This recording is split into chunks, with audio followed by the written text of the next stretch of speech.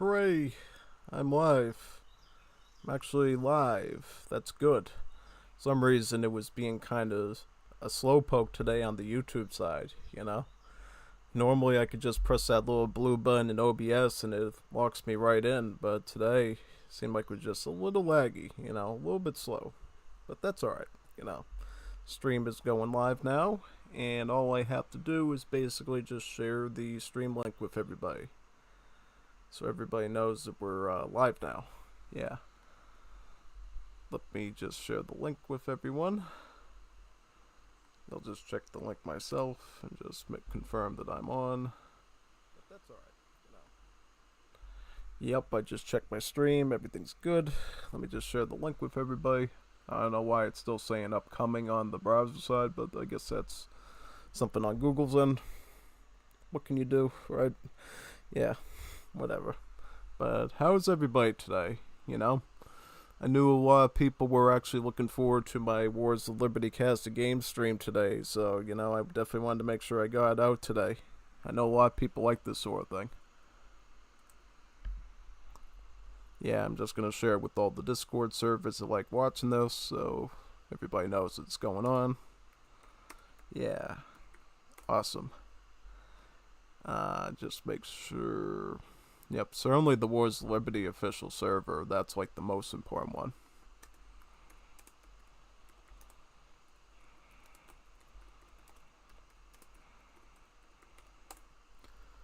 Then the Wol multiplayer server, probably the second most important one.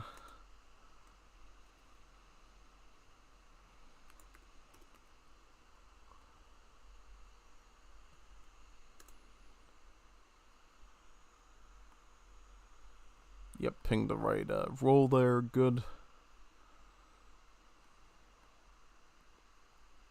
Basically ran through the music in Wars of Liberty, so you won't be hearing any music for right now, I guess. In Vivo. Juanito in Vivo. See?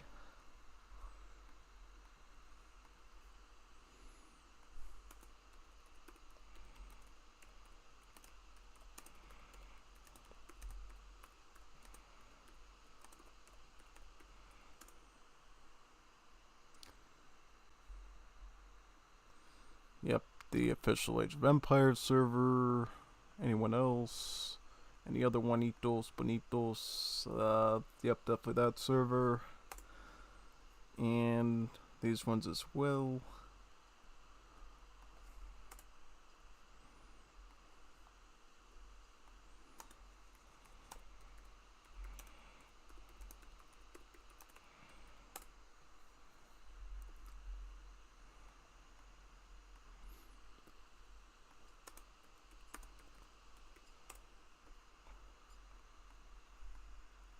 And that server, yeah, that one, yeah.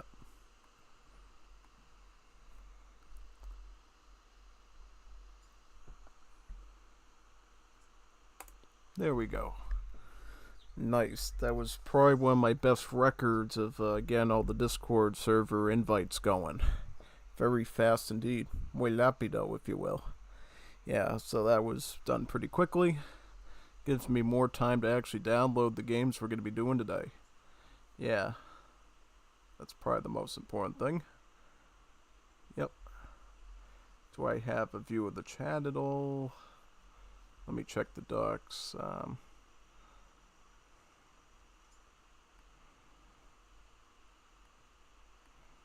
There we go. I could probably make this a little bit more grande so we can see it. Oh, there we go. It's awesome. Nice. Alright, so let's see how many games we got today to cast, actually. I know both Rommel and Kap did a really good job at getting those games to me today, so I'll make sure to download all of them, and we'll do all of them if possible. I'll just have to see where it begins, because we get this channel called Rex Games, if nobody's in the server, that basically contains all the game recordings.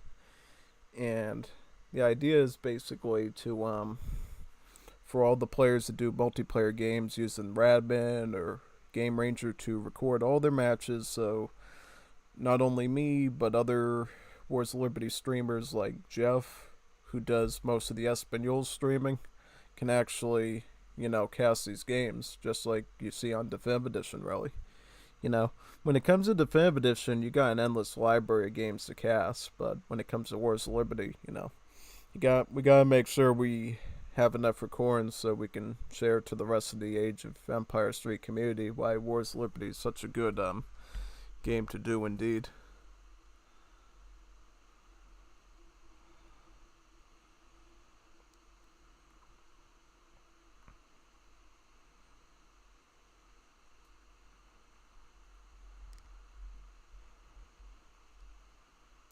Alright, I think I see where they start now. Good. Let's see, got 1, 2, 3, 4. So that's about 4 of them. Then we got 5. We got 6. We got 7. Just make sure we're in the right order. Yep, alright. Cool. Just make sure this is... Yep. Don't want to miss any of them. Gotta check yourself before you wreck yourself always. Chebaludo. That's another one. Palia de Hotos. That one. Duolo Exotico. Record Game 1. The most creative game record name in history. Record Game 1. Shadow General versus Black Dragon. Whole new one. Black Dragon playing Ethiopia. What? He's not playing Germany? We gotta see this. We just gotta see this one. And then short strategy. Germany versus Japan on Tassily. I kind of think I know what Kap is doing there. And I had to incur the wrath of that too myself, so I'll probably publish that game, probably tomorrow, Probably tomorrow at some point I'll publish that game. Hint, hint, I didn't win that one because it was a shot strategy, but still, it was a really good duel. I think you'll definitely enjoy it, Depending on how we see this one turn out, maybe I did a little bit better against it, Idea's pretty simple, though. You basically just spam a bunch of shots at your enemy. Because, believe it or not, Germany has a card in their home city that actually allows them to unlock shots at their tavern. So they can make it at any time, even if they don't spawn in for that particular map generation. Yeah. And for those that don't know what the shots is, it's basically a reskin Jaeger for Wars of Liberty. So, same stats of like the 40% pierce armor, same multipliers, range, attack, hit points, all that stuff, basically. Yeah, that's pretty much it. And basically, your idea is, instead of making skirms, just spam a bunch of those and really destroy your opponent. It's actually not too different from Definitive Edition with how the British work there, because with the British in Definitive Edition, they also have the Manor Boom pulp property that the Germans do in Wars of Liberty, but they also have a way of always getting access to the Jaegers through the mercenary contractor instead of a card like you do in Wars of Liberty. So it's sort of the same strategy, just a different way again. They're sort of, yeah, pretty cool stuff.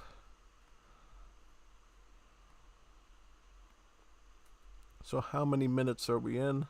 So we're almost at the 10-minute mark. So what I'm going to do now is just downloaded all those games. And we're just going to copy paste them into the save game folder on Wars of Liberty, and then we can start loading them up one by one, which would be phenomenal.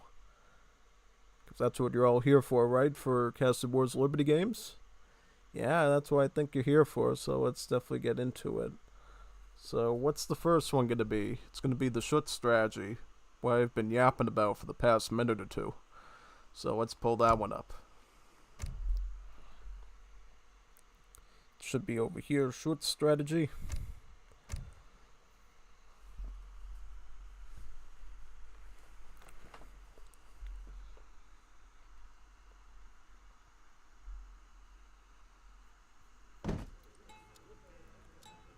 Alright, so the map is indeed Tasseley. For those that haven't played on this map before, it's pretty notable because you get these two parallel trade routes. You got one over here, and then you get an dual one over here, pretty much.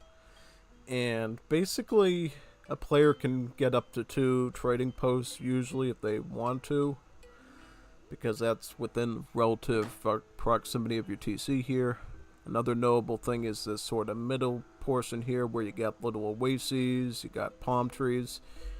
Yeah, this map was also done in the 5th edition, I believe, as well, but it actually had some Berber natives on it, I thought. Yeah, unfortunately, this map, with the lack of African natives, doesn't have that luxury.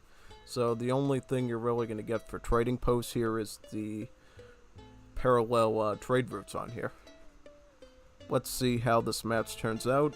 I'm looking forward to seeing how Kap actually pulls off his shoot strategy, personally.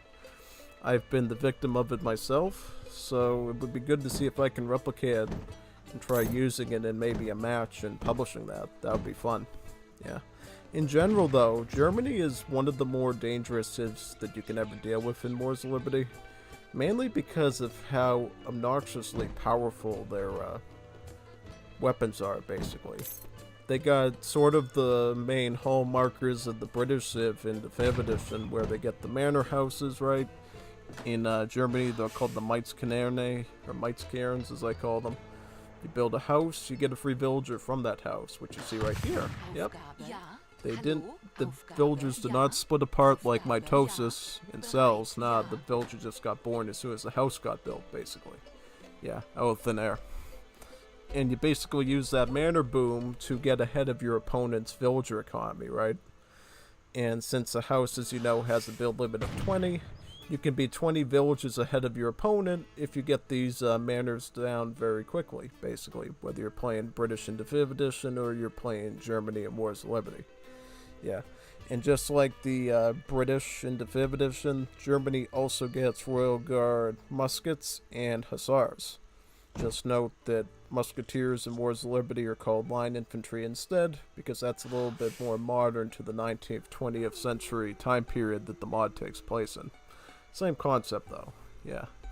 And Germany gets some added bonuses, like the Krupp factories, which is basically this big factory-like structure that costs about, I believe it's about 500 wood, something like that. And it produces artillery for free over time. And you can actually choose which artillery it produces. You can make the standard Falks, which, you know, you would call foot artillery in Wars of Liberty.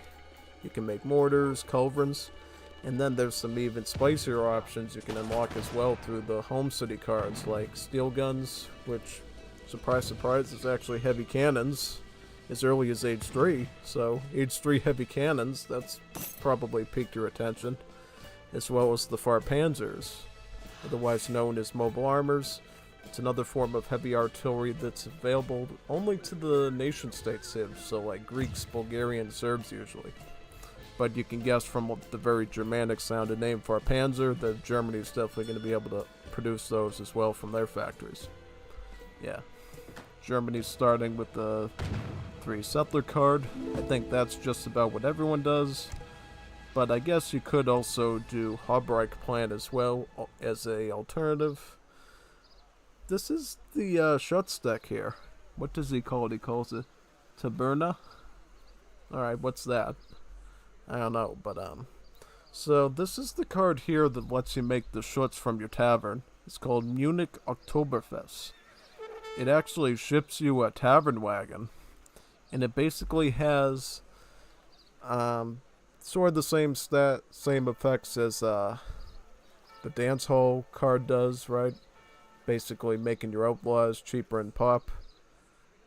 And it also enables Schutzen at your taverns as well. So, which you might remember from the 5th edition is, I think it's called theaters, I believe, instead of dance halls, but it sort of does a similar thing, but with the Ronin Samurai. Here it just does that with the Schutz, or the Jaegers, yeah, as you know them from the 5th edition. And the idea of this deck is basically try to spam out as much Schutz as possible. Yeah. The only thing you need to keep in mind is Schutz, just like the Jaeger, is an age 3 mercenary, so you do need a pretty quick way to get to age 3 to actually maximize it, right? And then from there, you basically support it with a lot of powerful shipments. Kap includes 8 skirms, which is a pretty solid shipment for any European civ.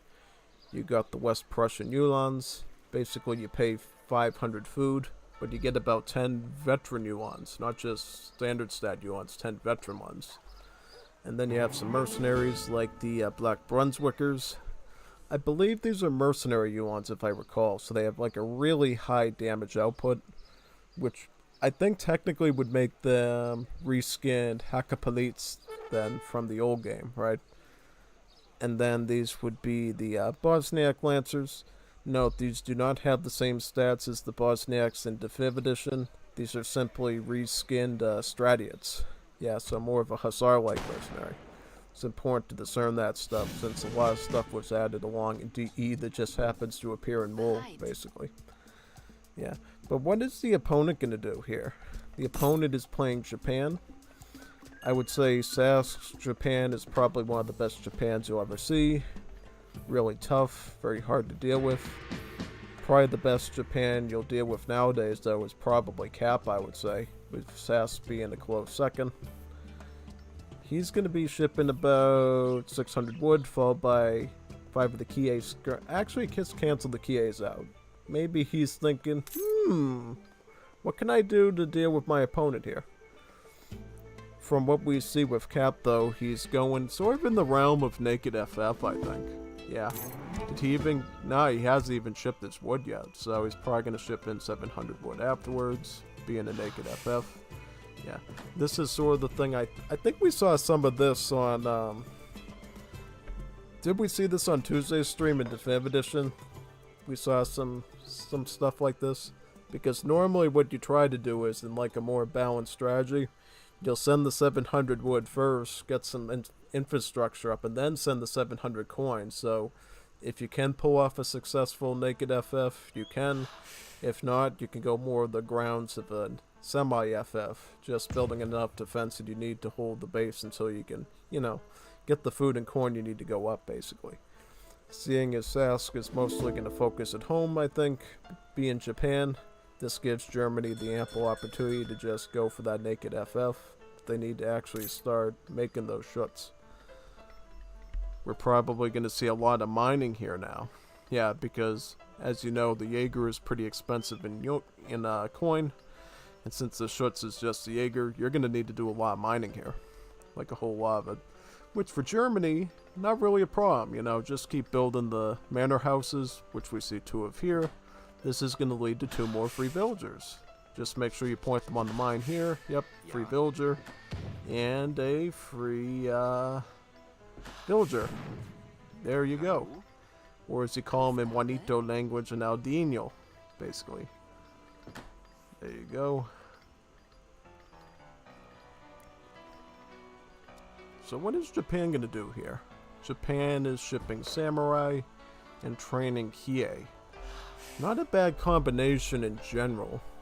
Basically, you use the samurai to be the anti-cav, and then you use the Kies to be a really strong early skirmisher.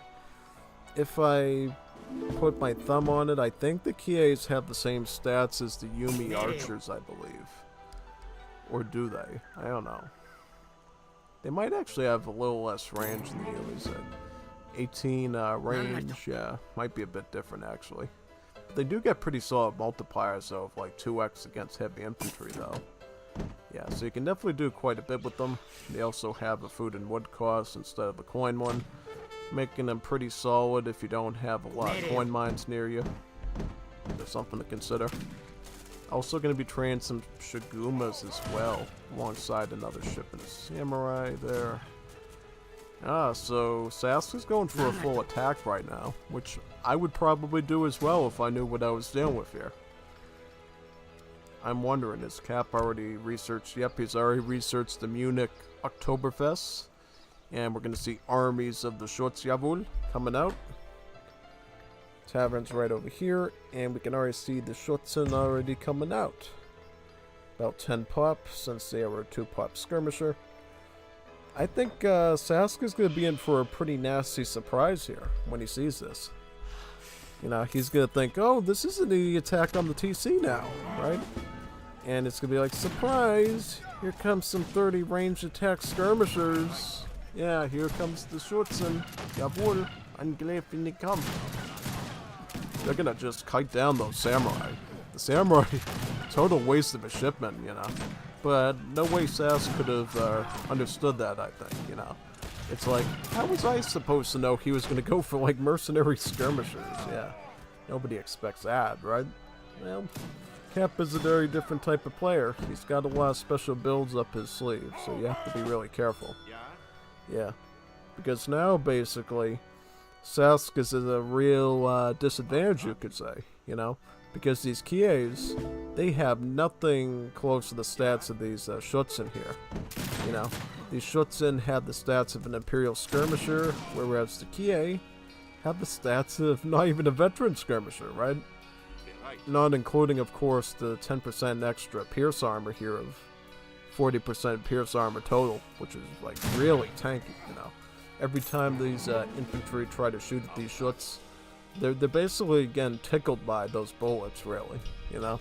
Because they're practically, like, absorbing, like, half that damage from it with that armor, which is pretty big, actually. What you see now is a shipment of about 1k wood. This would normally be done to probably, 1, get a barracks out, 2, get a Krupp factory out. Yeah. The way the Krupp factories work is, you start with a build limit of 1 in age 3, and it goes up by 1 with each age up until the Imperial Age. So by Imperial Age, you can have up to 3 Krupp factories, thus 3 big shiny factories making free artillery for you. That's sort of the thing, really. You gotta feel bad for Sasuke in this situation, though. It's like, literally nothing he can do here. Like, Imperial skirmishers against, like, age 2 skirmishers. What can he even do? Well, he can try this, make the Yakuza, and this was actually a really good response by Sasuke. These are, you know who the Yakuza are, right? They have their own series by Sega, Japan's Mafia pretty much, and they actually are a hybrid unit now. You know how in the old days you had the shinobi archers and you had the ninjas from the consulate, right? So basically, so they could add a new unit to the Japanese consulate, the Wars Liberty team took the Shinobi Archer and the Ninja and they made them all into one, basically. Yeah. So that's exactly what the Yakuza are. They're basically just a pistolier with the stats of a Shinobi, but the multipliers of the Ninja, making them great against mercenaries. Yeah. Does he have any more export? Because he should be tapping this button right now to get more Yakuzas out. And I didn't even think of that initially. That's something that Japan gets and nobody else gets, pretty much. So he really should be tapping down on this right now, trying to get more of those Yakuzas out, I think. I would actually move to my consulate and change the export gather rate to 10% instead of 0. Because honestly, I would rather give up resources and have my export gather rate be slightly faster, just so I could get an extra Yakuza out or two, you know, because these units you're going to want to mass up quite a bit, and then go for a push onto the Schutzen. It's still not going to be easy, mind you, since the Schutzen have a total of 20 range, but you definitely need to get a good army that's going, because if you don't, well, they're just going to kite you to death. Just one Yakuza with 14 range, that's like nothing. Definitely have to get your numbers up a bit.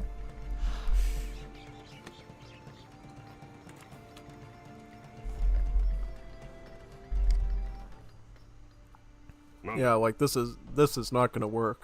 I mean, looking at these stats here, the damage against mercenaries is 23 times 5, which when you do the math in your head would be like 115, right? Which is still not really, it's not the best because of course these Schutzen are almost absorbing like half of that, but if you can get like 5 Yakuzas or even 6 of them shooting at one Schutz, that's enough to one-shot them. But if you only have one, that's not going to happen. Yeah. Also making Gunto Riders, probably the best thing you could do at this point, you know. Gunter riders at least have hit points on their side, they have speed, and of course they have multipliers against skirmish units. So they're going to be probably the best normal unit you can make against these Schuts right now. And if you can combine them with some Yakuzas, maybe you got something there. Who knows, you know. I definitely think it's pretty impressive. Sask knows the Japanese civ this well in Wars of Liberty to know that the Yakuzas are actually an option. Now that we don't see people make them very often, since of course it's been a very long time since we had the Habsburgs in the mod, you know. For those that don't know who the Habsburgs were, in the old days before Austria-Hungary, you know, there was a Habsburg civ where all the units were mercenaries. You know, so instead of like musketeers, skirmishers, hussars, you had Magyar hussars, panders, grenzers, actual mercenaries. And in the end, it was basically they had the same stats as like a generic European unit, I think, in the Imperial Age, as like their starting stats. And then you could upgrade them, you know, to Veteran, Guard, Imperial. But they were, of course, really expensive. You know, they cost a lot of extra coin. And for those cases when people actually played Habsburgs, one of the ways you could actually deal with the Habsburgs really good was basically just making Yakuzas with Japan, since they were just a really good unit to send up against them, basically. And in general, I think Japan was one of the stronger anti-mercenary civs, because not only can they get the Yakuzas, but they can also make geisha girls from the town center, who are also a female spy with multipliers against mercenaries as well. Something else I don't think you even knew about Japan, you know, because in general Japan is the same as they are in Definitive Edition in Wars of Liberty, but they get a lot of special units both at the consulate for the isolationism as well as the town center, which makes them a little bit different, you know. Between the geisha girls at the TC and things like the Yakuza, that's sort of what sets apart this Japan from the one that you know about, basically. So making some of the Bosniak Lancers, probably not the play here because these Yakuzas can one-shot these very well. But he's not doing that, which I'm thinking, like, yeah, you really need to shoot these Bosniaks first. Get the Bosniaks, right? And maybe you could pull back and get a bit more units. Mostly good, though, just has one Bosniak left. He's going to try to... How many is he's get? He's got about 4 of them, okay? So... I would retreat still, come back when I have a little bit more here, because if you have too few of these Yakuzas, you're going to lose that advantage really quickly. And what's even the tags on these? Just infantry tags, so they don't have skirmish tag and they don't have heavy infantry tag. That's pretty good, you know, that means that they don't suffer from multipliers from these, which I think is really important. Basically means they're only going to be suffering like 30 pierce damage, which, you know, it's a bad cut, but it's not enough to kill you, basically, you know, and I think it's really important since these guys literally don't even wear any clothes. They're just running around with all their big tattoos on, you know.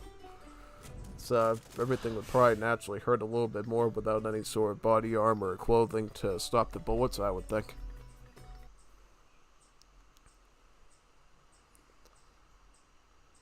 IMO, African civs are harder to learn than the rest. Don't really like them much.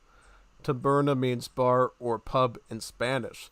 Oh, so basically because it's the, let me go back to Germany, it's because the card is the Munich Oktoberfest, and you would celebrate Oktoberfest at the bar or the pub in Germany.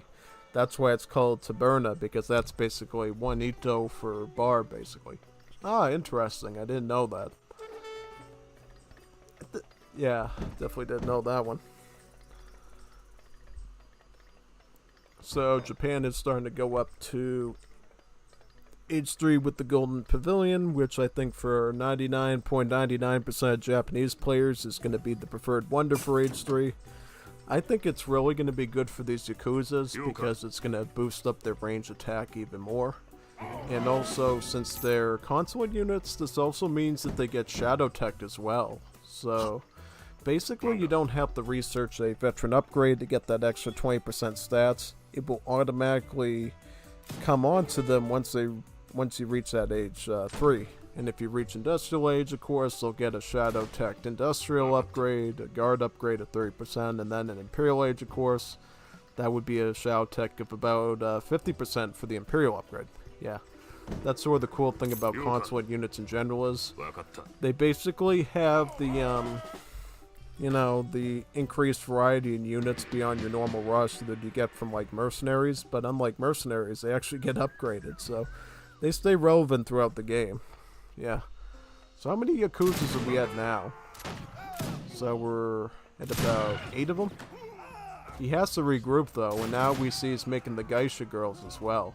So here comes the Geishas right here. Looks like they moved them to the monastery, is that right?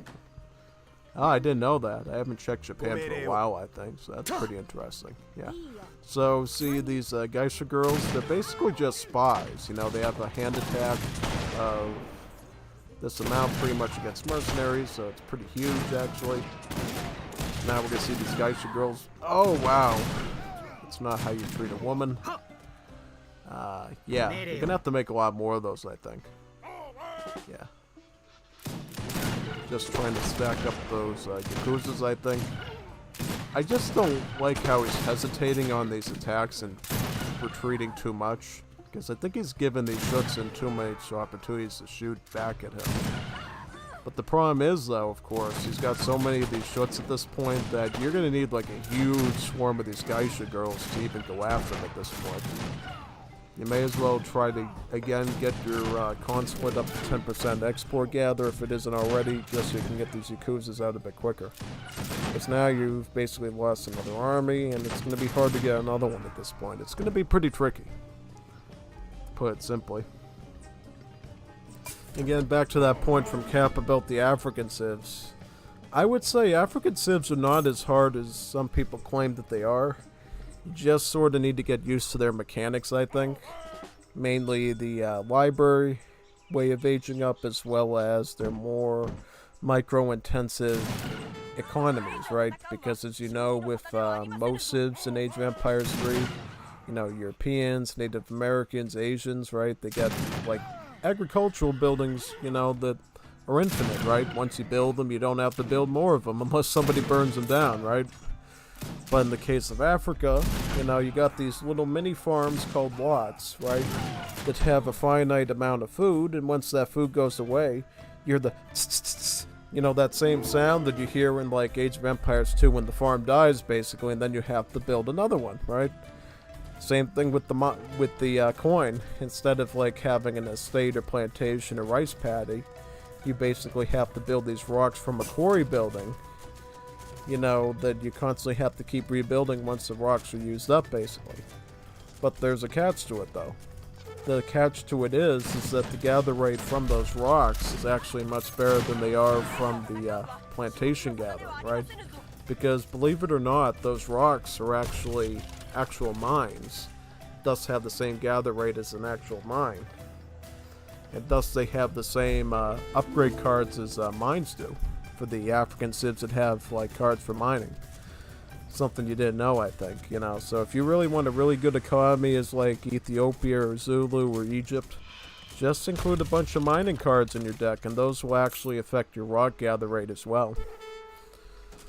I mean, you have to work a little bit extra up front to get their economy set up, but once you get it set up, it really pays off for the rest of the game, you know. It's just really good. That be it, you have to keep checking in, of course, to build some more rocks. But I find, though, at a certain point, it's not as bad, because as you get more and more upgrades at the quarry and the granary, which basically upgrades the lot farms, those natural resources will have more, oh yeah, check out the Black Brunswickers, by the way. Basically just mercenary Hackapelites, pretty much. Low HP, high attack. Thankfully, Sass was able to wipe those out, but will he be able to wipe out the, Oh, wow, wow, wow, wow, wow, wow. Very smart, Sass. Good job. You know what Sass just did? He just turned on the stealth mode for the Geisha girls. Yeah, did you know in Wars of Liberty that certain stealth units can actually stay in stealth? while they're attacking units. Yeah, I didn't think you knew that. Yeah. This is the case for the spy, the mafioso, and the geisha girl.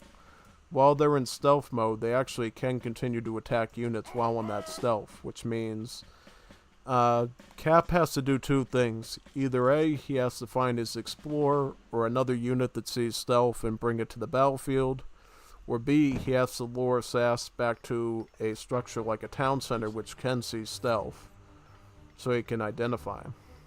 Yeah. That was a sneaky move by Sass there, and I think he just got himself back into the game now by doing that. Hi, Gringo. It's Jeff Argento, the Juanito Bonito that does the Español's castings for Wars of Liberty. Yeah, if you like hearing casted games in Juanito language, then you definitely want to check Jeff out. I mean, I'll try my best, but my best really isn't my best, so if you like hearing palabras de Juanitos Bonitos in your Wars of Liberty streams, then Jeff is the place to go, probably.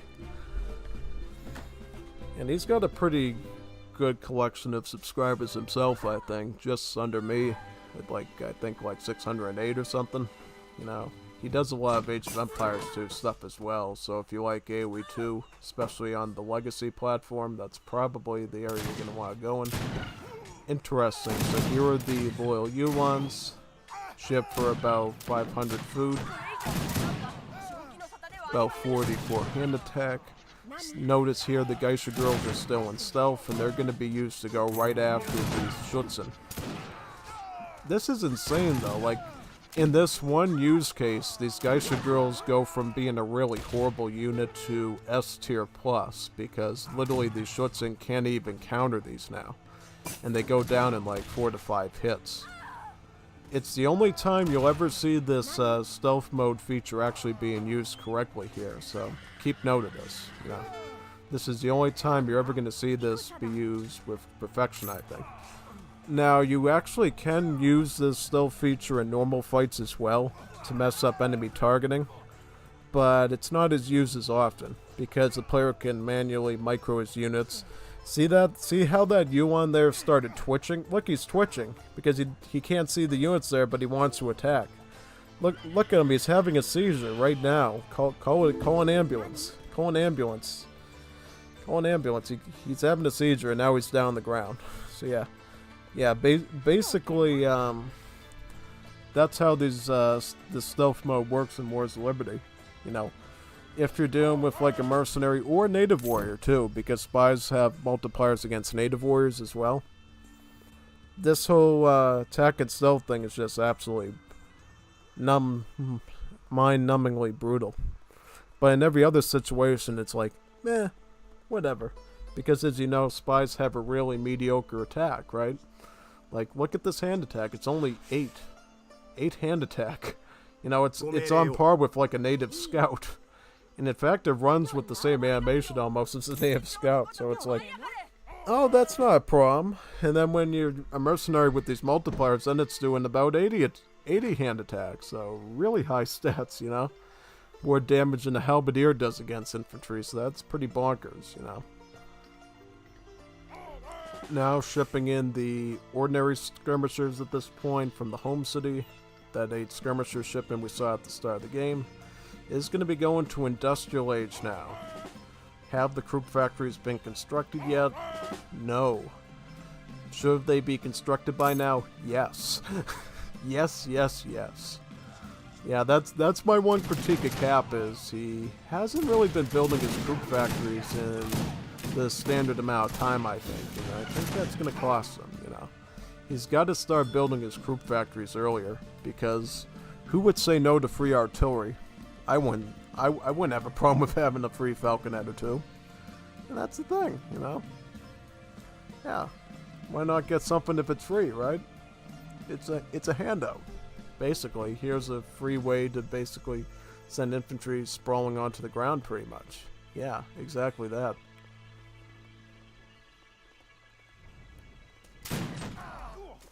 I don't know though.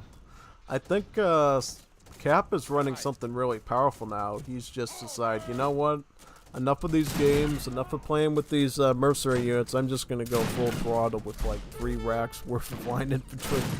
And that's the other thing you do with Germany. You just go brute force with the musketeer play, and that's normally enough to just kill players with.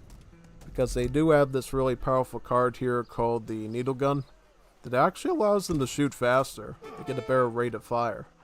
Yeah, so these musketeers, if you want to call them that, will actually do better than even the British ones. Which, you know, I don't think anyone would ever suspect that, but indeed it's true. Yeah. These Geisha girls did pretty good wiping out the last remnants of the Schutzen here. They're actually doing fairly well against the skirmishers since they have no hand armor, but it's going to take them some time to actually take out just a single line infantry. Yeah. Is doing a bit of good stalling work, I think. But I don't think it's going to be enough, though. I mean, does he have enough res to get some more stuffs? Oh, he's going to try shipping in some Kies. They, do you even get the veteran upgrade on this yet? I don't think so. Does he have like a castle? He's gonna put one down here, but this is like really bad placement. Like this is right in the enemy's territory. Really bad placement overall. Yep, see, now there's a Maycar for line infantry.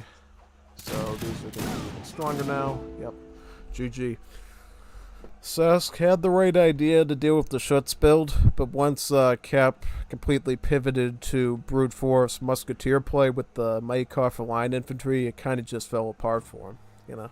And that's why you gotta have multiple options, you know. You gotta be able to upgrade your stuff and be able to change to it on a minute's notice, on a dime, basically. And Sask wasn't able to do that because he was probably on a mostly coin-based economy to afford the Geisha girls. And then once it became a necessity to go to a food and wood economy for the Kies, then he was completely caught with his Juanito Pantalones down, pretty much. Yeah. It happens, you know. It can happen to a player, certainly, you know.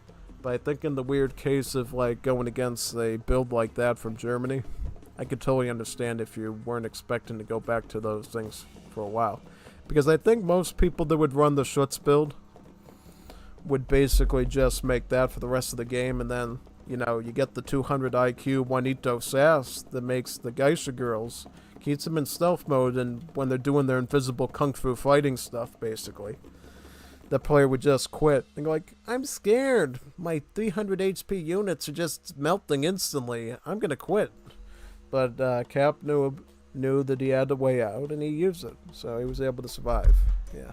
Good match, though. I mean, that's the type of match we like to see in Wars of Liberty. Not just a total beatdown, but players using different builds, different units, different mechanics to try to go back and forth like a tug of war.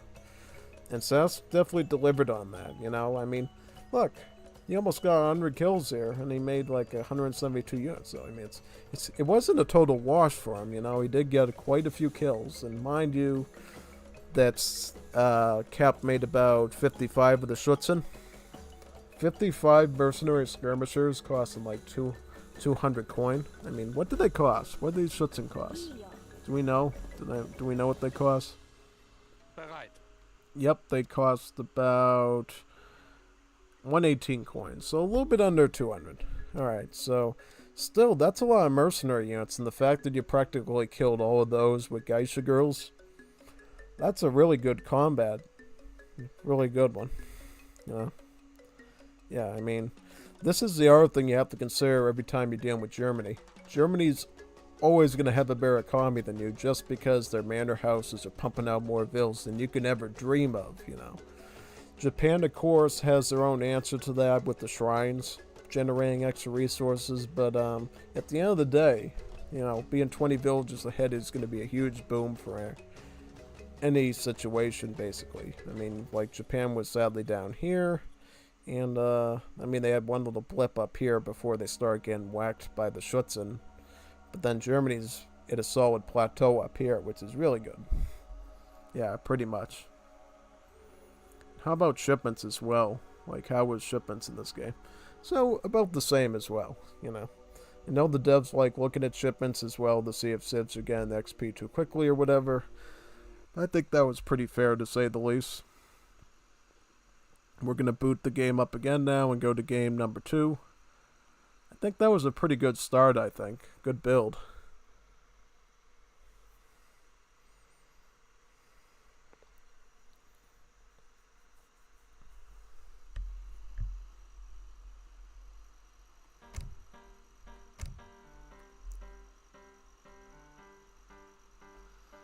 Alright, so now we're going to see Shadow General versus Black Dragon, I believe. It's called Shadow General USA versus Black Dragon Ethiopia. Alright, so that should be a pretty fun one to watch. You know, I don't think I've ever seen Black Dragon go Ethiopia. At least I don't think I have.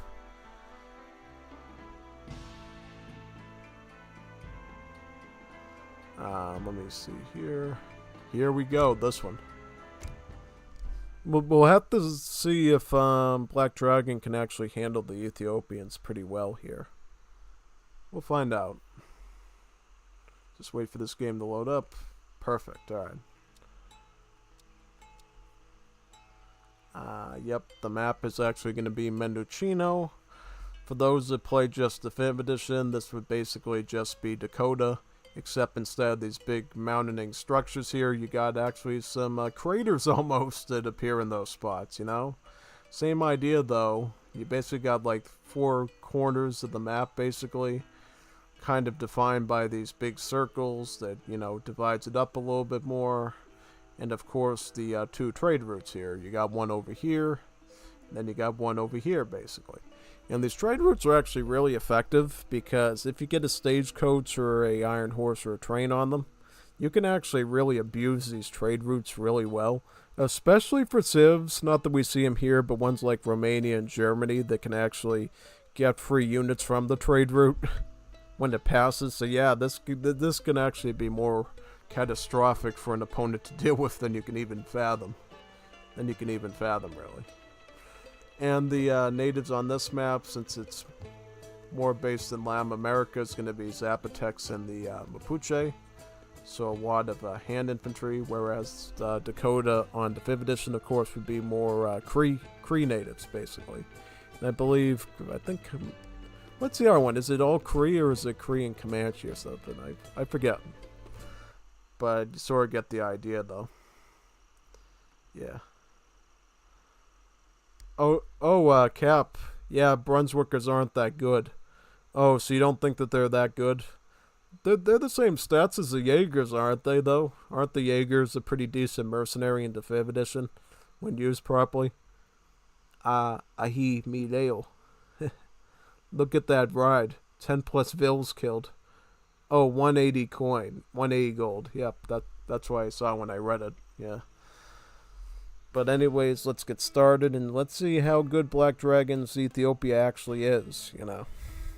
I think we've seen General Shadow face Black Dragon before as the United States, but that was when Black Dragon was still Germany and, you know, using the bonkers Germany stuff, basically. We'll see if Black Dragon knows how to truly unlock the hidden powers of Ethiopia, just like our Juanita Boliviana Eternity does, or perhaps Alucard does, you know. Because there's a lot of really strong Ethiopias in Wars of Liberty, you know. You just have to learn their special tricks. Yeah. Looks like he decided to demolish his original market and put it over here. Pretty good placement, I think. So, I don't know. Who do you think's going to win this matchup, civ-wise? Do you think USA is actually good enough to beat Ethiopia? Or do you think Ethiopia is just too OP to deal with? That's a good question, actually. And we also see going for the hunting dogs as well. Hunting dogs is a bit different for the Anglo civs like USA because it actually costs 100 wood instead of 50 wood and 50 coins. So you have to do a slightly different macro to get some of these market techs, basically. And likewise, mining hammer, which is the Anglo version of like placer mines, costs like 100 food and about 50 wood. Yeah, it's something you're gonna have to get used to, I think, basically. When you're thinking of like Europe and how much resources you have to get a certain market tech, you just have to readjust that in your brain a little bit when getting those techs for the Anglo civs. Yeah. And if I stand corrected, Anglo civs also get an extra mining tech as well. Most civs only get 2 mining techs, like a version of placer mines and an amalgamation. Whereas Anglos, they get a 3rd mining tech in Age 3, which costs about, I believe, 600 food and about 200 wood, which has a improvement of like 30% to mining, which is, for maps that have a lot of mines, like, let me think of a good example, maybe Black Forest perhaps, a couple of other ones, and like an FFA, you can really cap on that a lot. Not to mention United States, being the civ that has extra technologies, has about 4 mining techs actually, with the 4th one being cheap, but also, an added tack on basically, of like, I believe it's about, I'd like to say 8 to 11%, so more or less like an eco-theory level improvement to mining, which it's still good by the way, You're already getting like 3 mining techs, and then you get like a 4th one. So that could be pretty big for you to cap on as the US. That's sort of the thing that makes the US in this game is, they start out like, just like they did historically, a little weak republic, because I think the USA is probably one of the slower civs to get starting. But as you progress through the match, all those great companies and all those techs, all those special things like chainsaws and drills and all those things and pesticides that all the other places in the world don't have. You just get a much better economy, you get stronger units, all of that basically. Yeah. And another thing to know too about Anglo civs, instead of like actual explorers like Ethiopia gets, the United States basically just gets dogs. And they do exactly what dogs would do, right? They bark, they go, when you right click them, like if you select them here and you go like that, they bark. They also bite their enemies, as you can imagine, including in some very delicate areas. And to help them get line of sight of an area, you know what they do, of course, they leave a golden shower in the grass, marking their territory. And then they'll come back, you'll be able to see that area for a number of seconds, basically. So it's a good reconnaissance tool, basically. Yeah.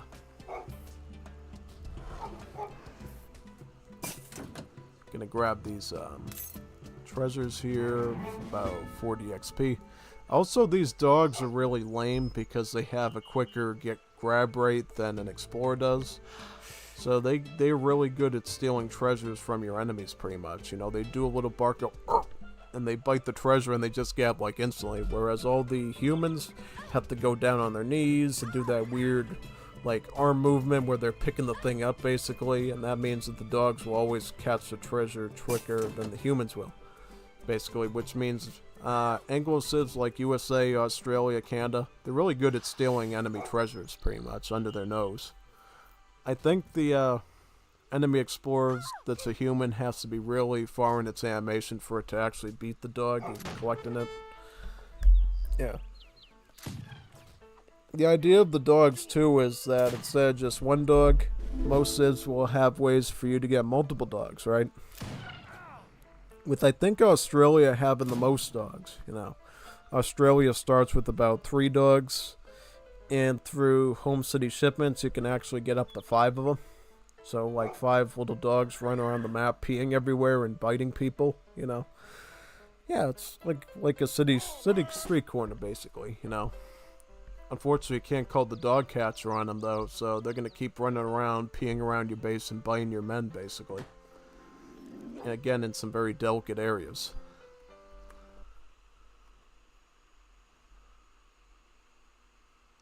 Best special effects, let's see, boy. Oh yeah. I don't know, does it actually show the dog actually peeing on the ground? I wish they could show that, like this big yellow golden puddle, even if it's like a big giant clump. And they go like, what's that? Oh, the dog peed there, it stinks. Yeah. It's always the best thing of dogs, right? Not letting them out of the house quick enough and they just pee everywhere.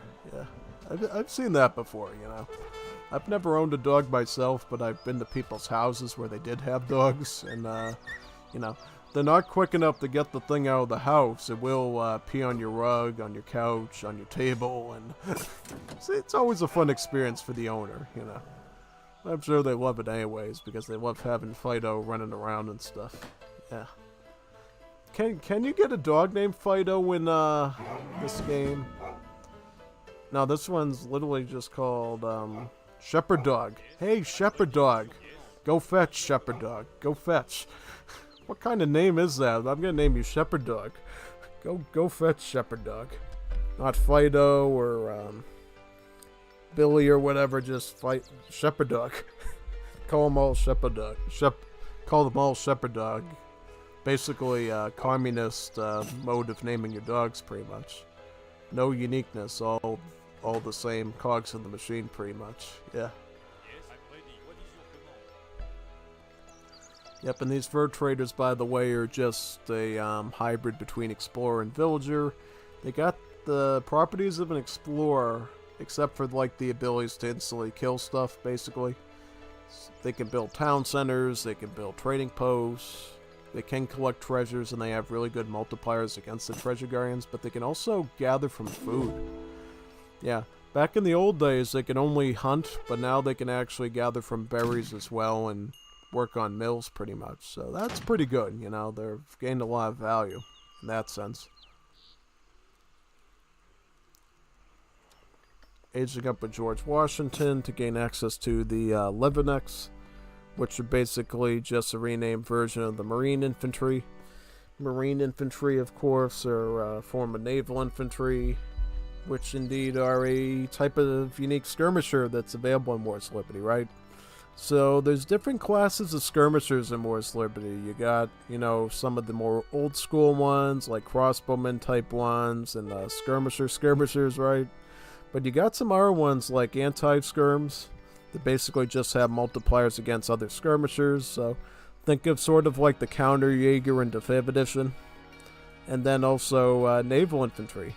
The way that those ones work is, instead of like the traditional multipliers, they have multipliers more reminiscent of the Marines in the 5th edition for the USA, right? So they have multipliers against siege units and artillery units. Yeah, making them really good for sniping cannons and also big bunches of grenadiers and sappers and stuff like that, pretty much. Yeah, which I don't think you're going to see a lot of here, since Ethiopia doesn't have grenadiers or basically petard type units, so it's really not going to be useful for that. But could certainly, well, they don't have any siege units. What am I was thinking about World War I age, but they don't even get that. They just get the plain old soldier and the combat medic, but they don't get anything like flamethrowers or anything like that. To get that stuff, you have to play as the European civs to get that special culture unit. Ethiopia does get a really cool unit though in World War I. They get the dispatch rider. It's basically just I believe it's a machine gunner on top of a motorcycle. Yeah, that also Egypt and Zulu would get, since they're also African, you know. Whereas the United States, they get the trench raider. I believe it's called the trench raider or something like that. It's pretty much a dismounted assault unit. Basically just being a quick infantry that has like a shotgun splash attack. Making it good against like mass units. Yeah, stuff you know, I guess. Is gonna start researching the colonial army from the town center. Basically what this does is it allows you to train your Marines at docks as well as at town centers, basically. Your Leathernecks, that is. Because with United States, you can only train the Leathernecks usually only from the barracks, I believe. I think you can also make them at your light ships as well, but this technology will allow you to train them at the town center and at docks as well. So if you like wanted to build a dock, whatever, in like this little pond of water, if you could somehow fit in there, yeah, you could actually, you know, get working Leathernecks out of it, basically. Yeah. Start shipping for miners as well.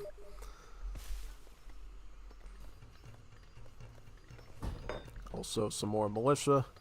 Yeah, militia are pretty good, you know. Don't be caught off guard by their guns. They're just crossbowmen with firearms, pretty much. You know, same multiplier, same sort of stats. I mean, I think they have slightly different stats than the crossbowmen, but they're the same, like, class of, like, skirmisher, basically. You know, slightly higher ranged attack. You know, some pretty okayish multipliers against the infantry, but, yeah. I think I got a call coming in, so I'll just check that real quick and look at the decks while I'm doing that call for you. Alright.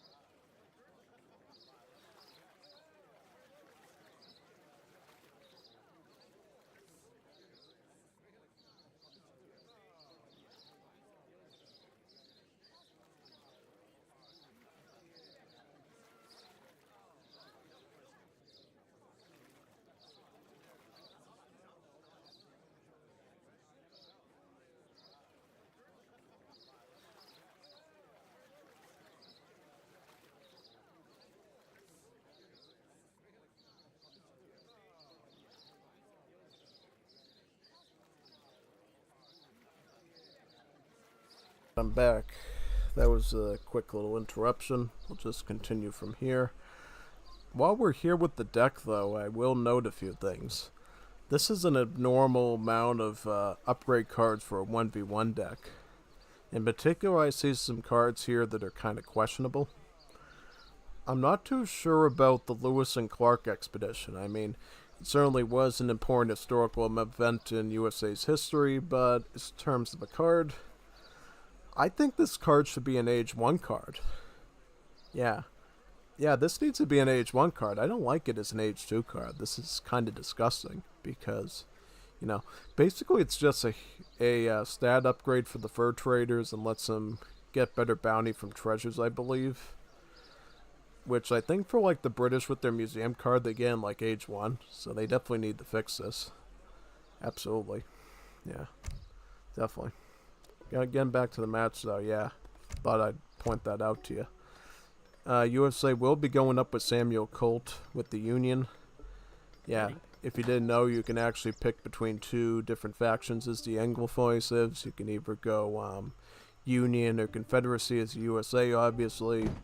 For Canada, it would be either the British Canadians or the Quebecois or the French Canadians, pretty much. And then for Australia, it would either be the Colonials or the Aboriginals, pretty much. Yeah. So basically, the difference is if you go with one particular faction, they'll give you a certain unique unit in that age. And then if you go with the other one, they'll give you another unique unit, pretty much. Yeah. For instance, with USA, if you go with Union in Age 2, you get the Leatherneck. If you get a Confederate politician, they'll give you the Louisiana Tiger, which is, you know, sort of like an Eagle Runner Knight, but it's good against infantry, pretty much. If that sort of makes any sense. It's part of a class called Assault, and I'll probably get into Assault versus Scout once we see a situation where it's needed, pretty much, yeah. Basically, remember that Assault units are like heavy cavalry, whereas Scout units are basically like light hand cavalry, you know. Light hand cavalry versus heavy hand cavalry, pretty much. There is a difference in Wars of Liberty. And Dragoons only have multipliers against the heavy, like the Assault units. You know, they don't have multipliers against the Scout units, which means, you know, Hussars are actually pretty well immune to, like, Dragoons. At least when they're getting shot at by them. Once they get in the hand, though, you know, Dragoons will have, like, multipliers against both the Scout and the Assault ones. Thus, they have to be a little bit careful. Yeah. Interesting stuff that you learn along the way, I think.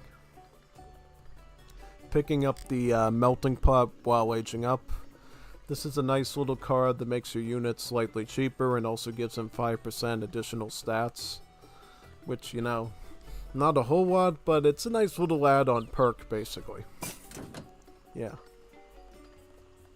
And where are we at, by the way, with Ethiopia? Like, what is the deck here? So, do we have Goa migration? Yeah, we see Goa migration. So, I would guarantee you that this Ethiopia sort of knows what they're doing here. At least if they get that card quicker, you know. Because that's basically what you really try to go with Ethiopia. You try to get Goa migration. And what it does is, it allows your town centers to produce villagers for free, which adds to your economy, but it also cuts the train time of... It actually increases the train time of the villagers, making them slower to receive, basically. Because basically, not only will you be able to receive villagers for free from the town centers, but you'll also still be able to train those villagers too. So we'll have two queues going on at the same time. Yeah. And certainly that'll be important here since Black Dragon's losing so many vills to these plain old militias. Gonna be intercepted though by the camel riders here. Perfect answer by Black Dragon. Camel riders, don't be confused by their appearance as camels. They do not have multipliers against cavalry. They're basically just Cossacks. You know, if you look at the stats, it's a 1-pop hand cav with probably more or less the same stats as a Cossack, really. Yeah. Very massable. You know, you can get a lot of these out in very short amounts of time as long as you have the res to do so, pretty much. And they're actually trained at the same building that the early infantry are here, the garrison, you know. You can make bowmen here, spearmen, you can make camel riders, you can make the firebrand, which is a siege unit. And then whatever sort of unique units that your Civ has in H2, like the Demofter or the Felahin or whatever it is, basically. Yeah. What cards have we seen so far? We've seen Geographical Society, reveals the location of all mines and treasures on the map. Yuck. I personally wouldn't get that as a card. To me, that's kind of a waste. Kind of a trap, just personally. Serfs, villagers cost less food and train faster. It's alright. Feudalism. Oh, apartments spawn a villager. Depends if it's one-time muster or if it's throughout the game. Throughout the game, pretty much. The thing you gotta note though is that apartments, you can only have up to 10 of them. Yeah. The way Ethiopia works is the more blue library text you get at the library here, the more population these apartments will hold, pretty much. And thus, by the time you get to like Imperial Age, right, your apartments are going to be able to house up to 35 population apiece, which means you only need really 10 apartments before it gets really extensive or exaggerated at that point. Thus, you're really only going to be able to get 10 extra villagers out of this card, which it's basically half of what Germany and the 5th edition British can do, really. Yeah. And they actually cost more than the British Manor does. Yeah, 150 wood. I think that's to round out the fact that they can house so much population apiece. Yeah, basically. And what other card was got? Squires. Yeah. Unlike Squires in Age of Empires 2 that basically lets your infantry move faster, Squires in Wars of Liberty simply gives your Ethiopian cavalry more hit points. Pretty much, yeah.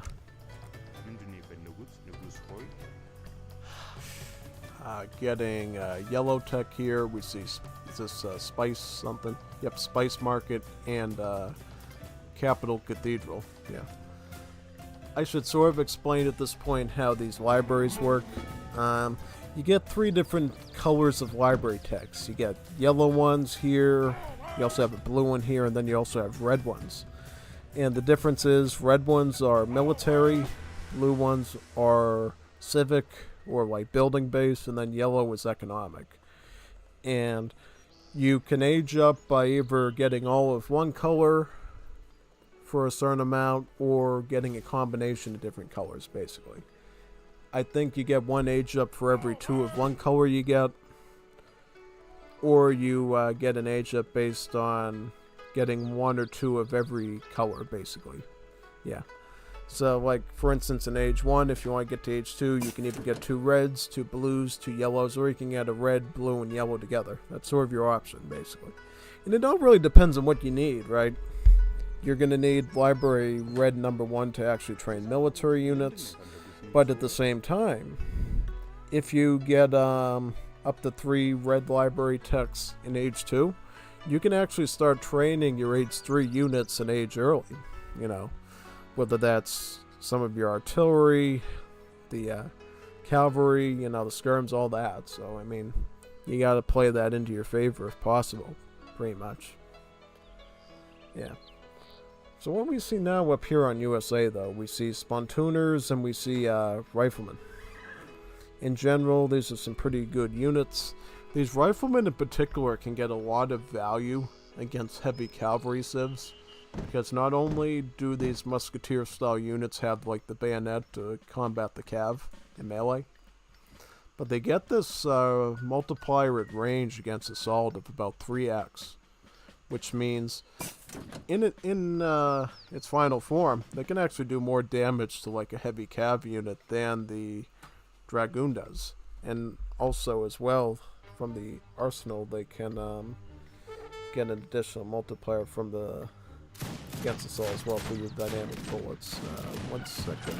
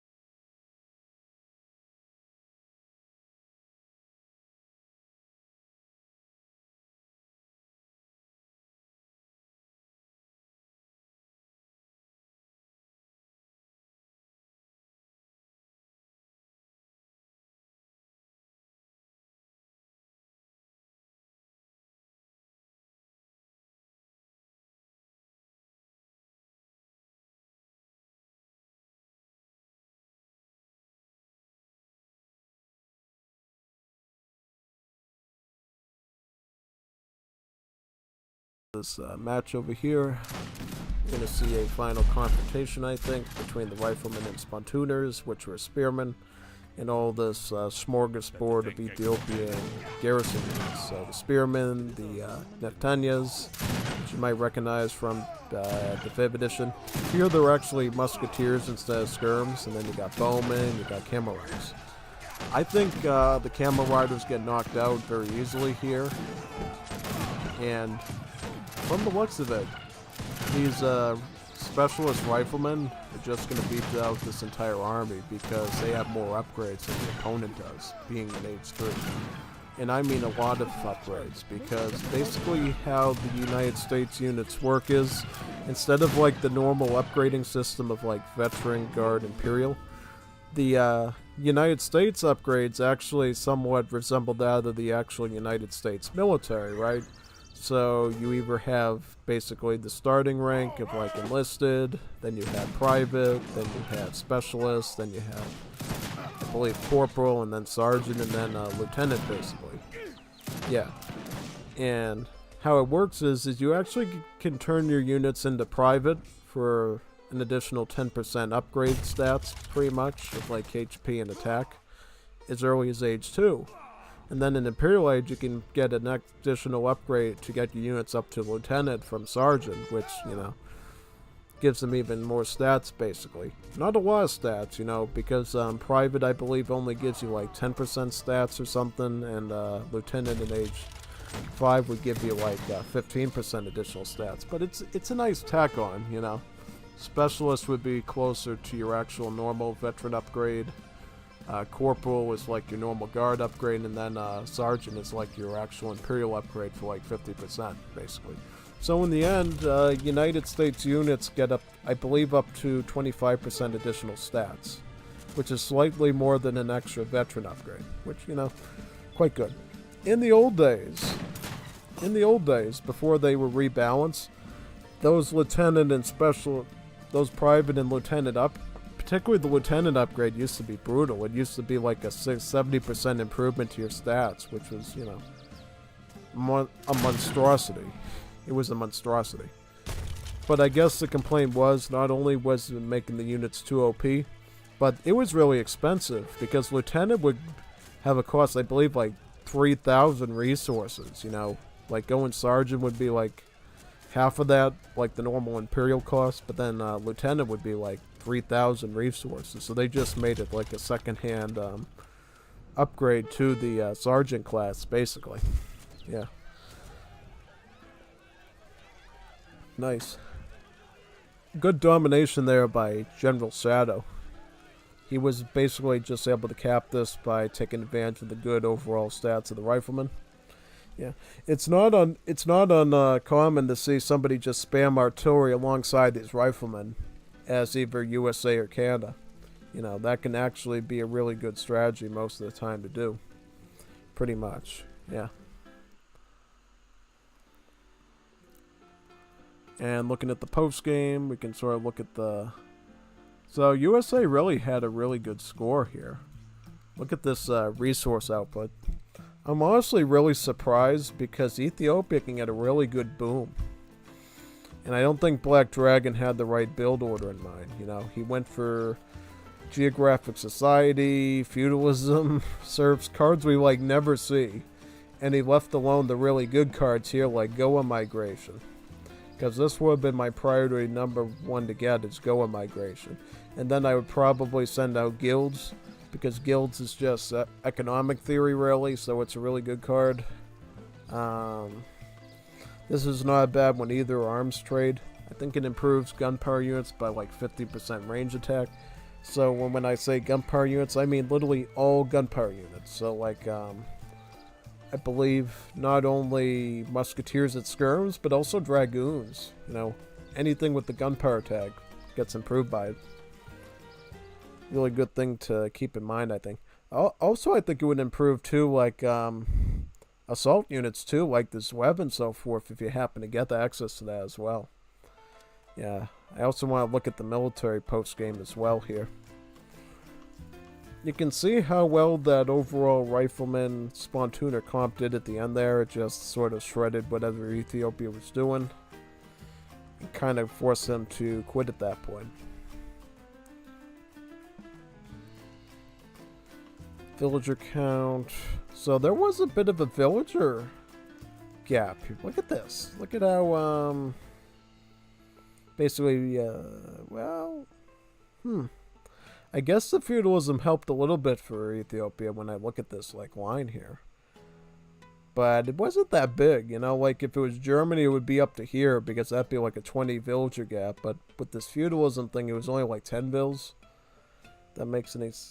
No... Yeah. And how about the shipments? Had more shipments.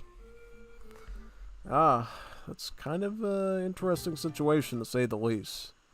Yeah, definitely. Kind of a confusing one at that. But we'll boot up into the next one though. Oh yeah, you saw my BG image from PvZ Heroes, I think. Do you want to look at that, or do you want to look at the black screen when I'm loading up the game again? Yeah, I think I'll just close it for now. It's cool though. I don't think anybody minds it. Yeah, that's basically the background I put for my PvZ Heroes games, basically because, you know, PvZ Heroes is a mobile game, so it's only like a little teeny weeny rectangle, and you gotta fill up all that extra space with something, so, you know, I just stick some big BG image like that around it to basically add some color and decoration and pizzazz to it, you know. Yeah. So what's gonna be game number 3 now? We got Record Game 1, the most unique name of a game in Wars of Liberty history. So, would it be Record Game 6? Yeah, I think so. I think it would be this one with Sask in it. Yeah. Alright, let's boot it up.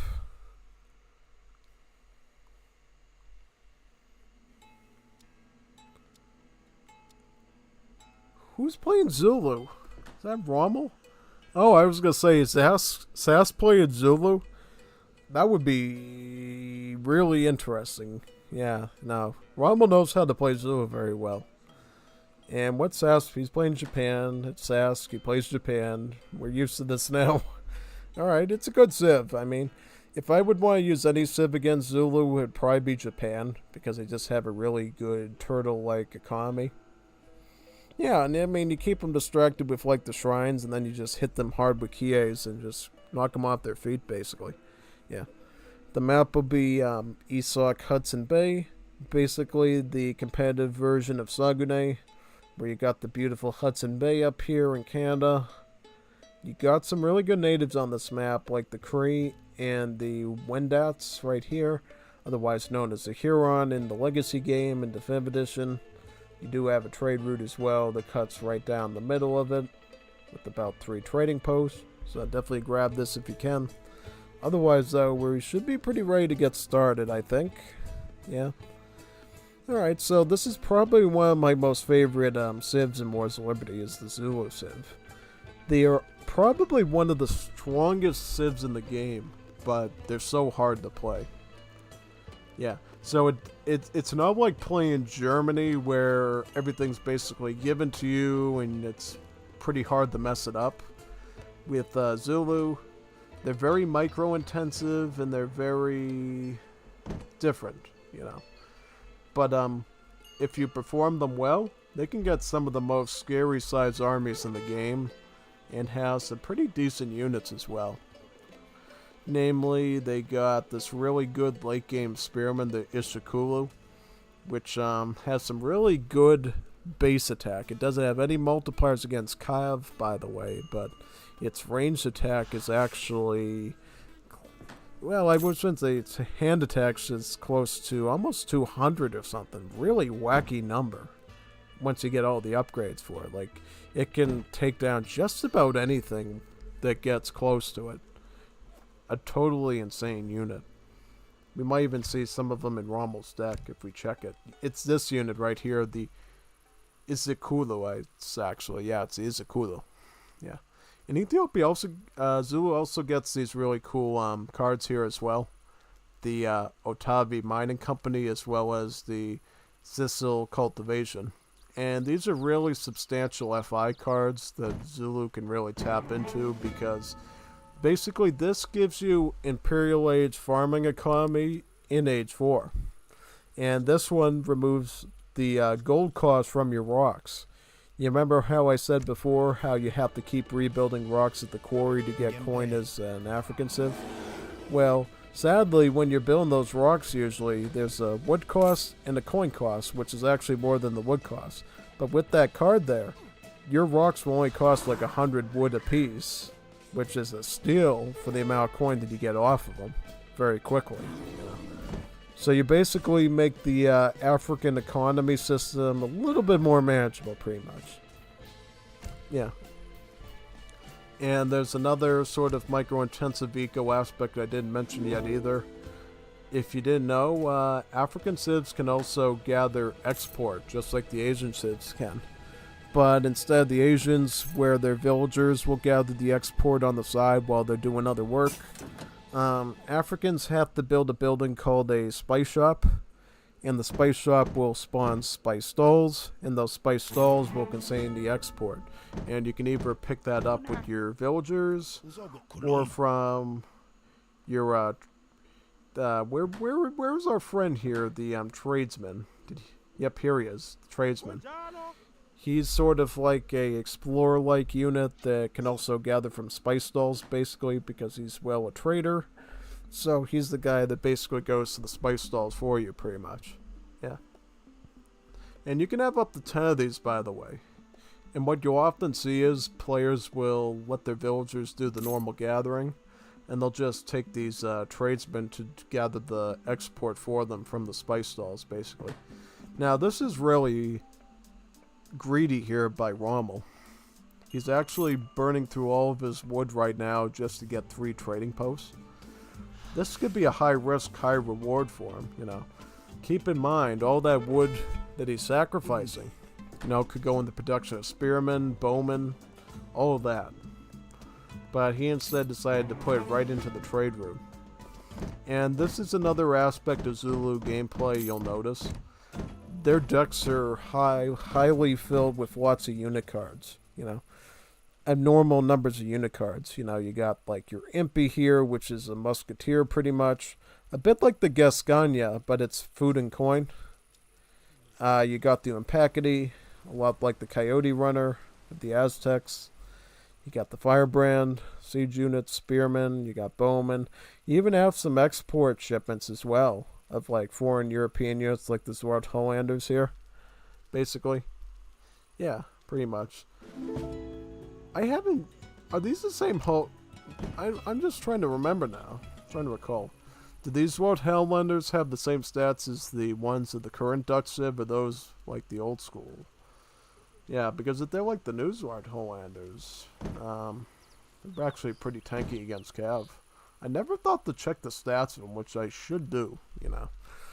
Whenever, you know, they add, like, rework a unit in their native Civ, see if they change the units over yet. Because if they did give it the stats of the ultimate unit Zwart Hollander, they should probably change that to Flankers, I think. That could be pretty good, you know. Flankers can be a pretty solid unit, you know, for the Dutch Civ, that is. My question is, what does Japan do here? Because we know this Japan is actually pretty good at, like, defending things. Actually stood up to Kap's Schutzen build, which is pretty phenomenal, I think. It's definitely not easy to do by any means. Yeah. So here we go here. We got a bunch of spearmen and one single impy. Just one musketeer.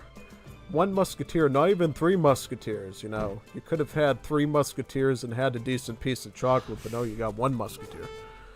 Oh, here comes the other ones, you know. Here's a shipment, I believe, of a shipment of 6 of them, right? Yep. And what's Japan going to do to react to that? They got the Portuguese consulate, I think basically to go greedy to Sugar Shrine. But I think Japan's going to resist here. They're going to get a barracks up. They're also shipping about 5 Shiguma musketeers.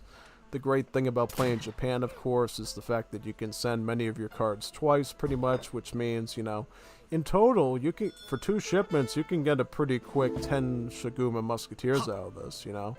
And likewise, you can do the same with the skirms here with the Kies. You also have your Daimyo, of course, or your Genshui here, Siago Takamori. And then you can also ship missionaries. And for those that don't play Wars of Liberty, you might be thinking, why is missionaries really important? Well, let me tell you that in Wars of Liberty, missionaries start out with the unction ability already activated, which means even without any unction card, your missionaries already have the ability to empower your nearby unit's attack damage, right? And in fact, the missionaries in Wars of Liberty have a very special way of showing which units they're empowering, right? You know how they're a bunch of, well, missionaries that are, you know, Christian and all that? Well, all the units they're being boosted by them will have a big shining light beaming down from the heavens on their heads to let you know that they're being blessed by the missionary to do more damage. Yeah, pretty cool feature, you know. Yeah. You gotta put these into the town center, though, because you're gonna lose a bunch of bills for free here. Watch out for this one. Watch out for the firebrands. You're probably gonna want to send out your emergency units to go after this, like right now. Because these firebrands are dealing 75 siege attack. which is not laughable, you know. It's really not. These are heavy infantry, right? Yeah. They also have a splash hand attack of like 2 with 15 damage and then multipliers against artillery. So it's kind of a wacky unit, you know. It's very different than the battering rams that you're used to with the Hodge, right? Those things can only attack buildings, whereas these, they can attack regular units as well, you know. In some cases, they can do really well against regular units. Here comes the shipment of 8 bowmen now. I don't know what Japan's going to do against this. It seems like they're getting really pressured pretty hard here. You know, this might be one civ that SAS can't defend against. It's having a bit of a League of B moment right now, I think. You know, it's just not able to keep up with this constant wave of Zulu shipments. You know, that's the thing that gives Zulu its reputation, you know. Not even the unit training. I mean, their unit training system is brutal. Brutally efficient, you know. Instead of, like, building a barracks, what you do is you have these little kids, right? These little Zulu kids. You know, they're a bunch of kids, right? They play with trains and Legos and, you know, cell phones with Skibbity Toilet and stuff, right? But obviously they want to grow up to be something, right? So you mature them and they turn into a soldier of your choice. Whether that's an MP, which you see here, they start jumping up on the ground, jumping up and down on the ground, trying to wish that they could become them, and then they actually become the MP, basically. Yeah, kind of a weird system, right? But it's one actually founded in actual human biology, right? Because, you know, with every other civ in Age of Empires, you know, units literally become born out of buildings, which doesn't make any sense, right? At least in this world, the Zulu children are actual real children that grow up to be actual adults and do adult things, basically. You know, whether that's hitting people over the head with the one club, or chucking spears, or stabbing with spears, you know. Normal things little kids grow up to become, right? Not firemen or astronauts or construction workers. No, they become Umpacades and spearmen and bowmen. Every kid's dream, basically. That would be pretty messed up, though. Imagine if they had like a one of those elementary schools with the kids that go on their PCs and stuff, and you know they had one of those teachers say, "What do you want to grow up to be when you become an adult?" And they're like, "I want to become an MP, like I saw in Wars of Liberty. I want to chuck spears at people." And you're like, "Okay, where did you learn that?" "I played Wars of Liberty. My daddy gave it to me. He wanted me to be the best Wars of Liberty player ever, and I play it 24 hours a day." "Oh, okay. That'll be a first if you have a kid in America that literally says, you know, I don't want to be an astronaut, I don't want to be a chef, I don't want to be a librarian, I want to be an MP. Because I saw the little kid grow up to be an MP in Wars of Liberty, and I want to follow in his footsteps. And also throw spears and chug spears at horses, you know. That's the life of a true warrior."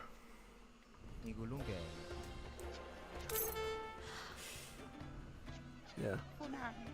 And another thing you can do too is you can stick the youth right in front of the enemy base and then just mature them closer to the front lines too. One thing you need to be aware of though, I think, the maturing process does count as a building construction in the code. So if you're within a mortar's radius of a town center, you actually won't be able to mature the kids. So you have to make sure that you stay sort of outside of the vicinity. Yeah. Something just to keep in mind, because if you don't, you'll be clicking, and you're like, why is my units not changing? I gotta report this to the Wars of Liberty Discord right away. And then they'll tell you, no, you gotta make sure that you put your units far away enough from the town center, because the mature process is like building a building, you know. Yeah. Yep, see these little kids? They want to aspire to be a lot with their lives. They want to be spearmen. And here's the spearmen they become. In all honesty, though, I think Sask has done a pretty good job at coming back from this, you know. I think if this is all Rommel can come up with at this point, Japan's in pretty good shape. I mean, Shiguma should have no problem dealing with this, right? If he doesn't idle, I think he's fine.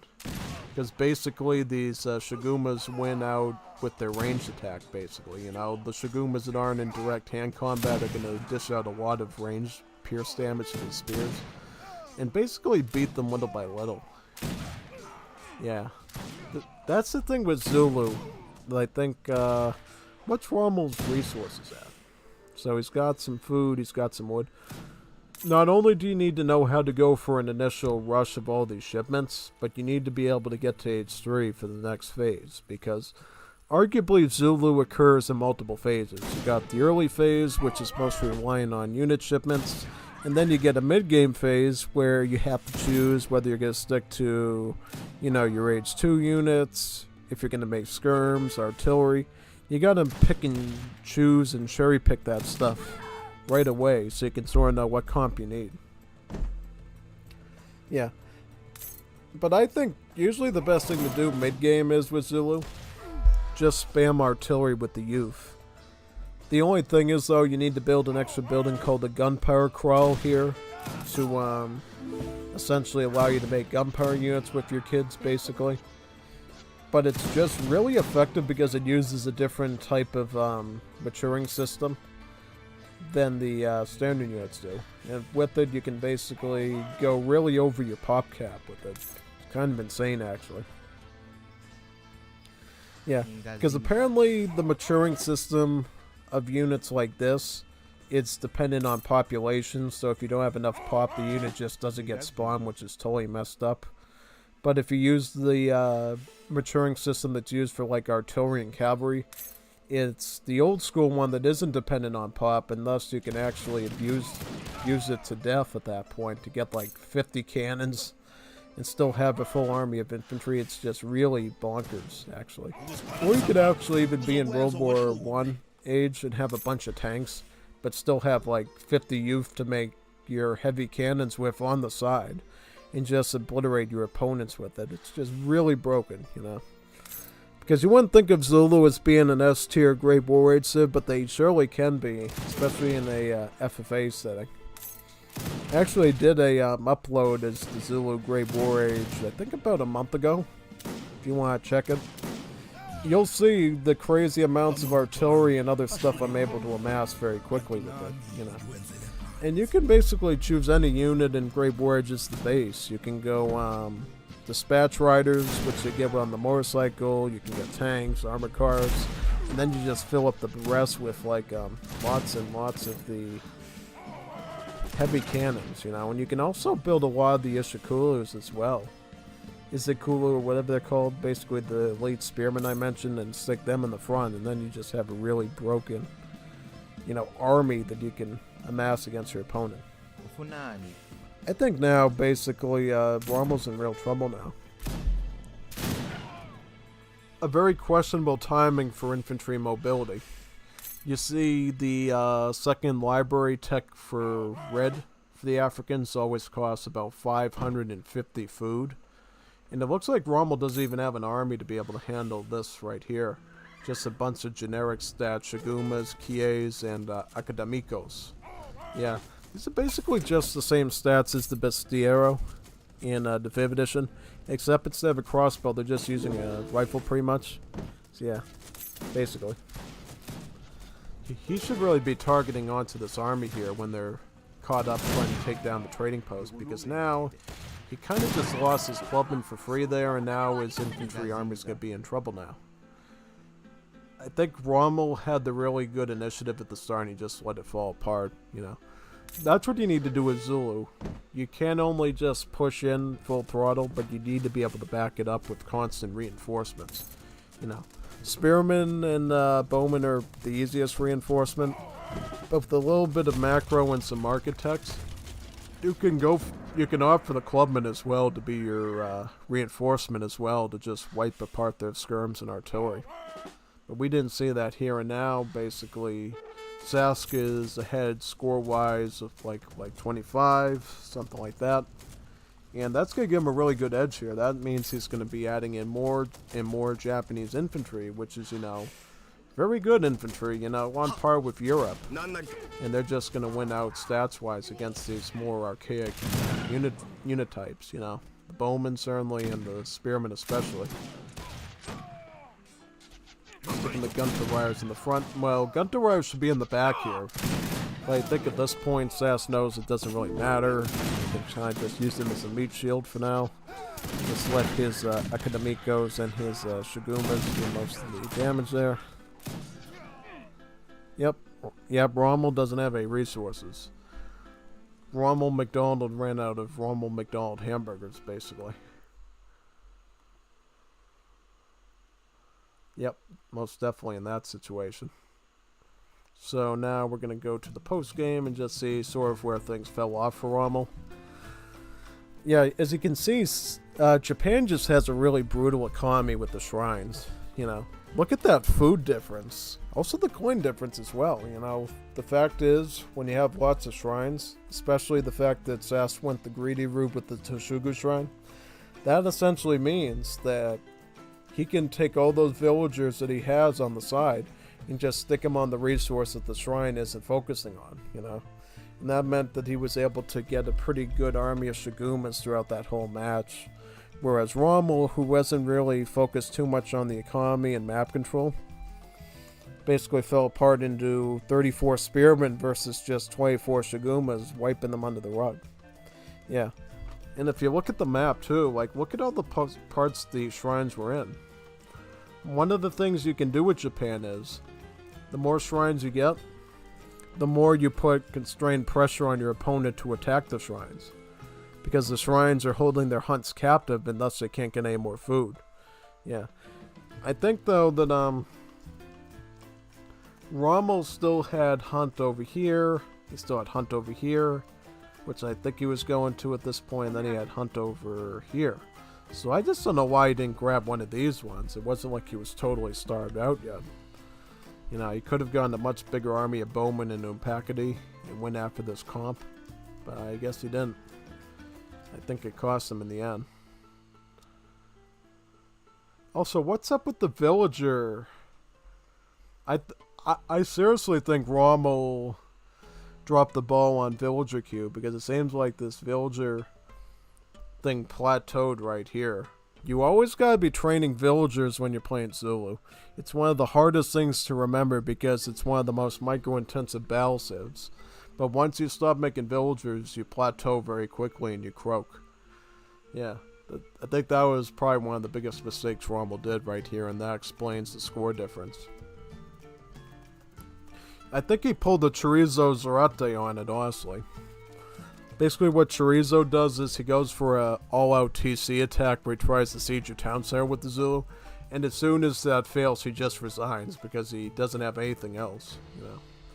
Fortunately, Rommel fell into that same sort of trap, I think, mentally, and he paid the price for it. Yeah. Alright, so we'll boot up. Will this be game number 4 now? Yeah, it's game number 4.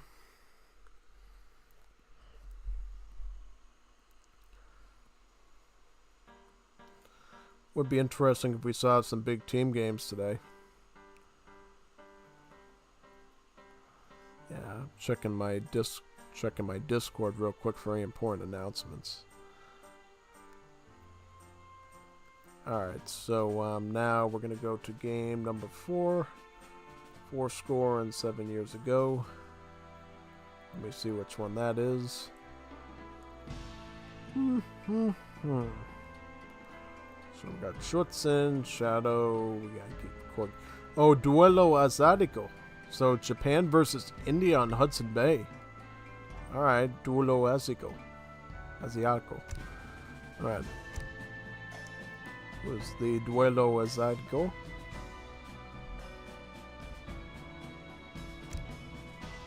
Here we go. Should be a pretty good one, I think. Oh yeah, I mean, these are two really good Asian civs, Japan and India. A bit of a different philosophy between them, but overall they just perform really well, both in Moore's Liberty World and in the 5th edition world too.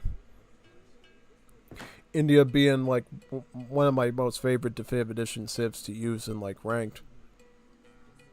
Yeah, and I think certainly both civs are going to be really good on this Hudson Bay map, since it has a lot of hunts, you know, a lot of hunts that India can eat, but also a lot of hunts that Japan can grab with its shrines as well, you know. Probably going to see a lot of the similar map tactics as we saw in the last game, but probably a little more balance, I think the big difference here is basically India gets to place an aggro fort down where they want, probably somewhere around, like, maybe here, and use that to try to plug up Japan from getting shrines around this area, thus securing some more hunts for India themselves, It's always been an interesting enigma doing Japan versus India in, like, ranked games, I've had times when I got totally overwhelmed by and swamped by things like the Ashigarus, that at other times, my elephant and Gurkha spam actually totally disrupts their mass, and I just completely swallow them, It's basically the same here, because Shigumas are no different than the Ashigaru, and India has basically the same roster as they do in Definitive Edition, Gurkhas, Sepoy, Mahout, Sawars, Emibarak, all those units. Only thing India has more of here is different consulate unit options, They got the same consulate allies, mind you, but just different units that they come with, Almonds are actually really powerful with Abyss Gunners and Humbarsi Grenadiers now, as well as Bombard Cannons later on. French come with Grognard Grenadiers, the Zouaves, as well as the Mounted Skirmishers, the Chaucer as Chevals. British with their Green Jacket Skirms, their Red Coat Musketeers, as well as Cherry Bum Hand Cav, basically. And then Portuguese. Well, Portuguese are probably one of the ones closer to the old game because they just have Academicos, Dragoons, and Culverins, I believe. Pretty basic, It's really the Ottomans, British, and French for India that have the really spicy console and unit options, I think. Yeah, basically.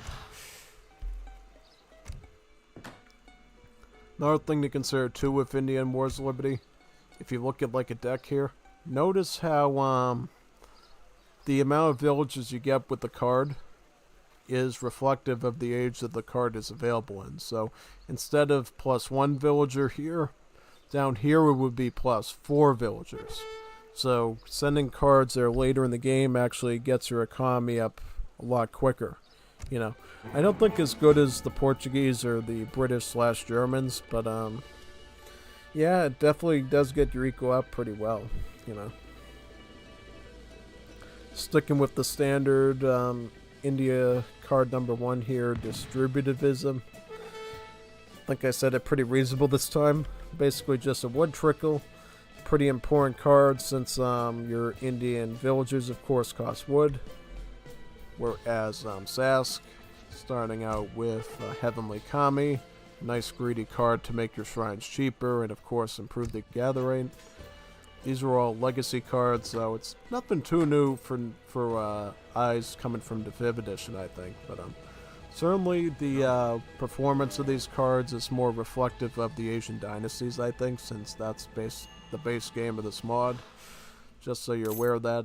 Certainly on the 5th edition side, I think they've made a lot of buffs and nerfs to a lot of these cards and strategies, whereas, in Wars of Liberty world, it's basically more akin to the Asian dynasties, with some exceptions where they actually did adopt the 5th edition functionalities, Because I remember they actually, for instance, back when Halberdiers were in the mod, they did actually make the move to give them the same stats as they do in DE to make them more substantial, Which, when it was around, it was good, basically.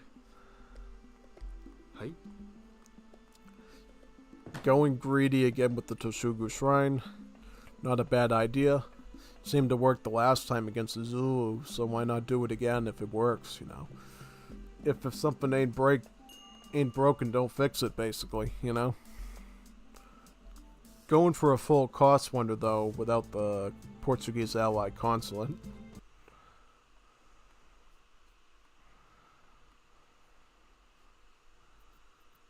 And what is India doing? Are they going aggro? Yep, defensive aggro fort here. Probably a little bit scared of what Sass did to him the last game, and he probably wants to play it safe. Though now he's got a pretty solid army of Sepoys he can start making. Oh, whoa. this cherry orchard went too far out to scout. It could actually die here. And then for some reason Sask idles it. You don't want to idle this rickshaw, you know. This is a good solid 5,000 food that you can actually get some stuff out of. So you probably should keep this thing living. Yeah. Considering your Japanese villagers are literally just pescatarians, you know. They can eat fish, they can eat cherries, but they can't eat meat. No caribou meat, no cow meat, no sheep meat. It's kind of weird, you know. But you gotta understand, you know, that's sort of how Japan was historically, where they had periods where meat consumption wasn't allowed except for, you know, fish and shellfish, basically. Even says it on the ESOC website, right, on the ESOC platform. So if you didn't know that through your history book, you'll probably find it out there. Just waiting for a lobby to fill up with people that just keep leaving. Yeah. Yeah, just like when I'm waiting for like a Risk lobby or an Arena lobby, basically. Yeah. It would be good to do some Risk and Arena again at some point, you know. I've been trying to get one in for a number of weekends now, but I'm always busy and swamped every time they're hosting. Use the smoke bomb there to get away from the Sepoys, which is pretty nifty. Gonna get a barracks now to try to defend against the Sepoy pressure. It will be seen if Rommel's going with the semi-FF of India or if he's just going to be going for an all-out attack with Sepoys here. India has both methods available to them. Just have to be really good in microing your muskets, obviously. You know, if you're pretty good in microing your musketeers, it's going to generally be a win-win for you. But if you're not that good at, you could certainly run into some problems. Absolutely. Especially if your opponent switches to more of like a skirmisher-like unit like the Kies, for instance.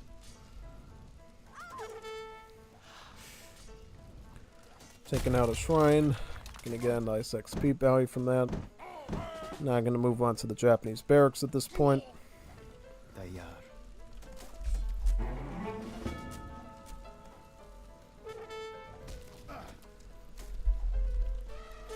Yep, this is definitely pretty fun to watch because I really like the India Sepoy play a whole lot because I feel like it just generally works most of the time.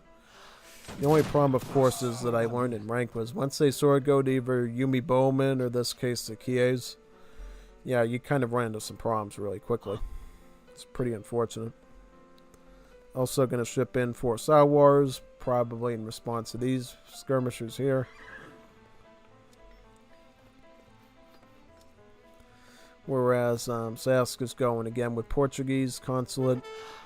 If the machine ain't broken, don't fix it. You know, if Portuguese seems to work well for him, you probably should just stick with that. It has a nice perk of making your buildings cheaper, which means your shrines will indirectly be cheaper and thus more spreadable on the map. Look at these polar bears trying to scratch the elephant's yacht at that point. Wow. Pretty scary, actually. Pretty scary. Kies, kite. Gonna have to leave that then. Probably gonna try to get a tsunami up to finish that shrine there.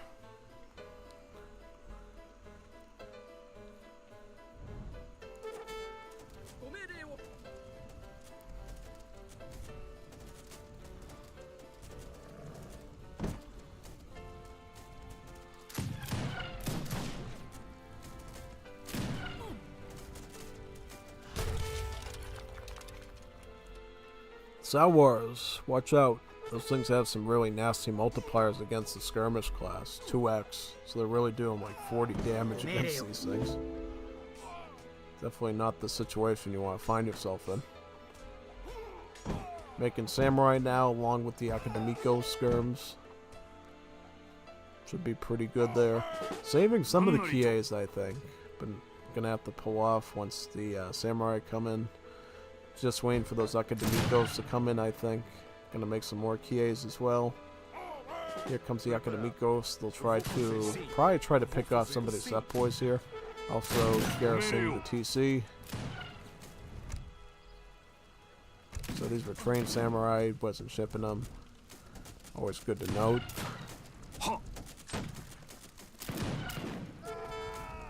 Why is only... Yeah, you gotta like move your army up front there. You're like missing an opportunity to get some hits on these guys here.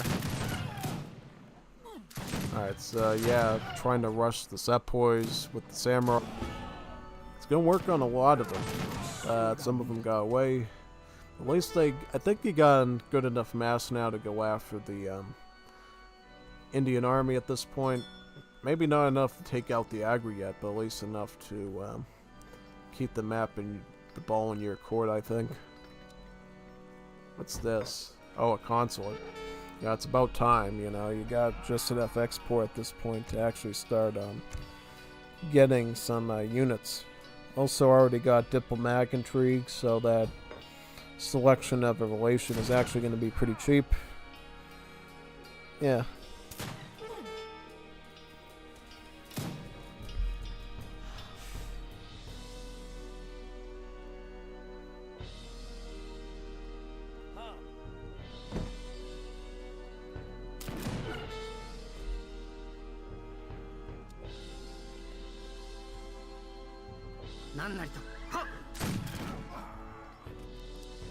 Good kiting there by Sass. He got a good number of those sepoys down. He just needs to make sure as samurai you're close enough here, because now you're getting connected by the Sawars again. Now you got your samurai caught up where you didn't want them to, and you might actually end up losing this whole army now. It'd be pretty sad and mad. Pretty sad and mad. Yeah. But you can actually try to take out one of them. Can you take out another?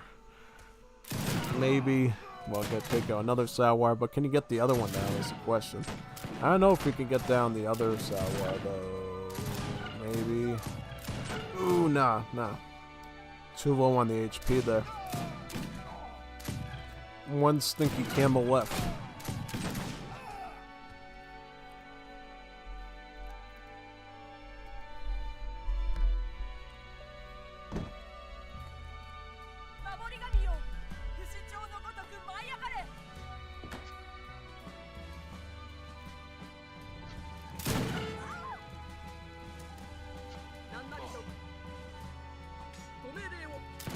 So what does Sass change to now? He's gonna go Saguma Musketeer at this point. Yeah, I wish we had some like Wars of Liberty suits here, like Korea or something. This feels like a standard Definitive Edition Japan versus India at the moment, honestly. Yeah, add something a little bit spicier, you know.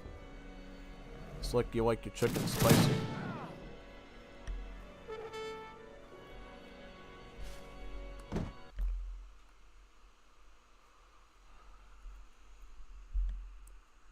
And the roomies are just OP.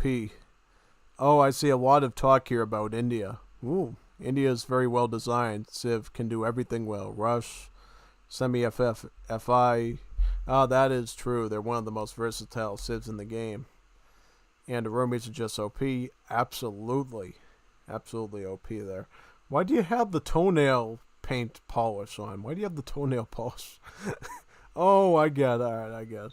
If you go aggro H2, you must be aggressive. Losses all the potential map control it could give you. India is a tough matchup for Japan in most cases.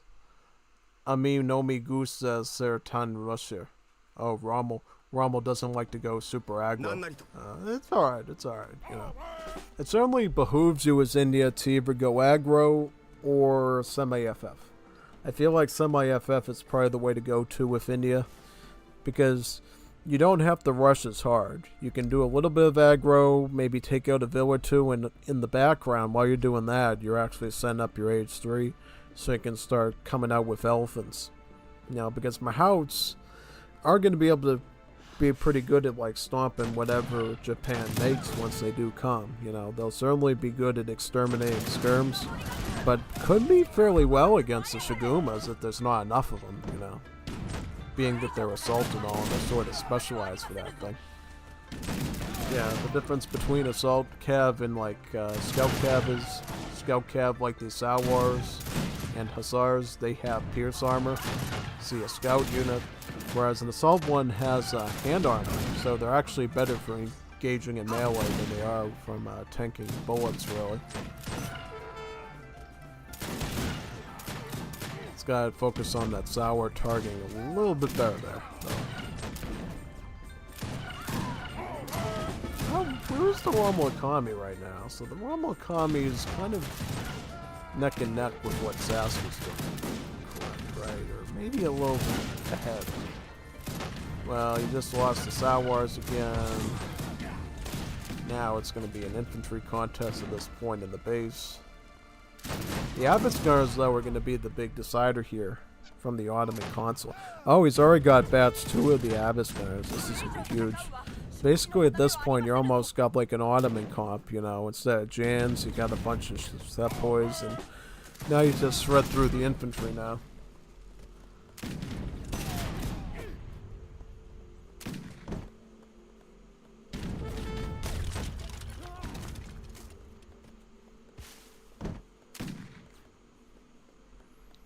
Yeah, I mean, gotta just have them retreat at this point. Ship some Kies as well. I think, though, India's on the better situation here because they already got 2 batches of the Abyss Gunners, which I think is going to make it really hard for Sass to come back from here. It's going to have to try pretty hard to target down these Abyss Gunners.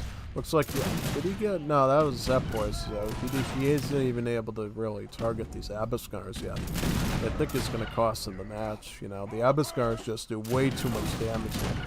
They eat through Shigumas like no tomorrow, and then even the Kies are also vulnerable.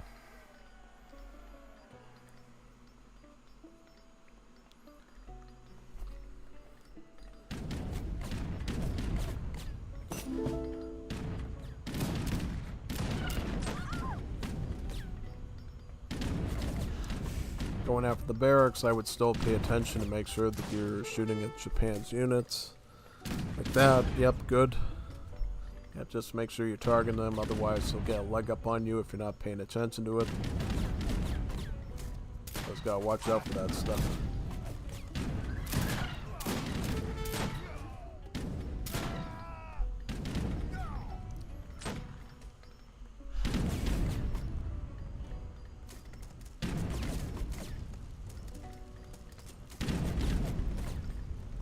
That barracks should be going down any second.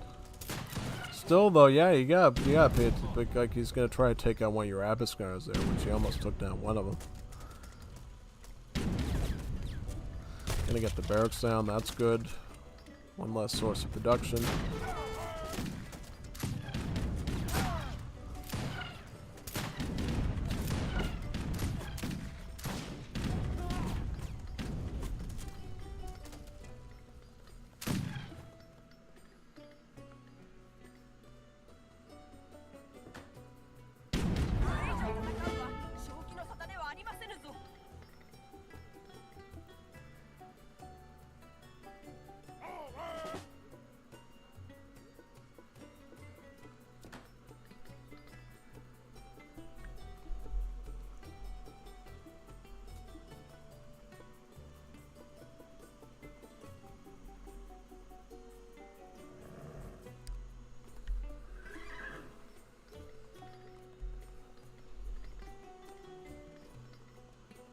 Oh, the 2 flail elephants.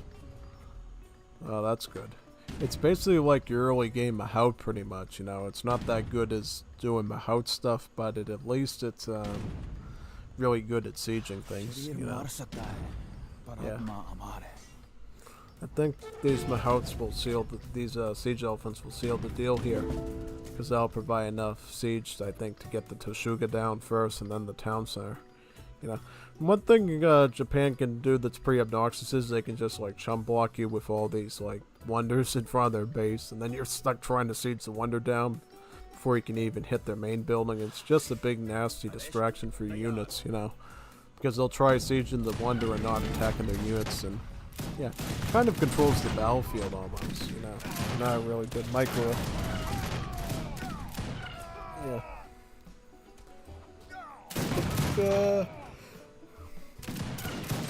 And it's cooked. And definitely more cooked than their sushi, which isn't cooked at all, right? Yeah, at least if it's real sushi, you know. I know some people say that something's sushi, but it's actually cooked.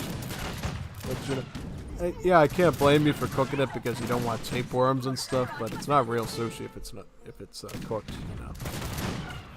But here, Sass is simply just cooked in general because he was fighting up against India here.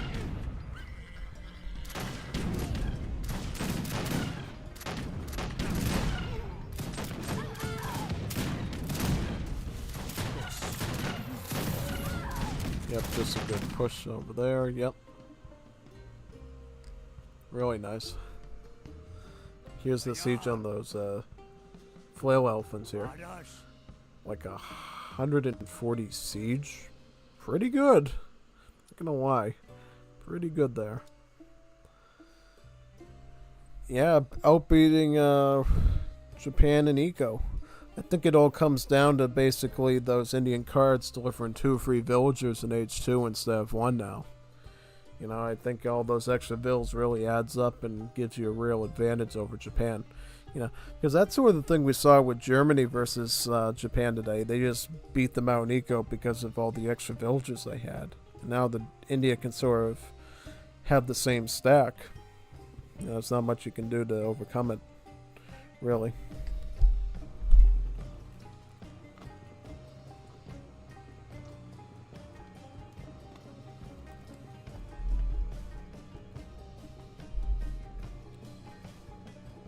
Yeah, I mean, kills. Yeah, India did really good there in like wiping out whatever Japan made.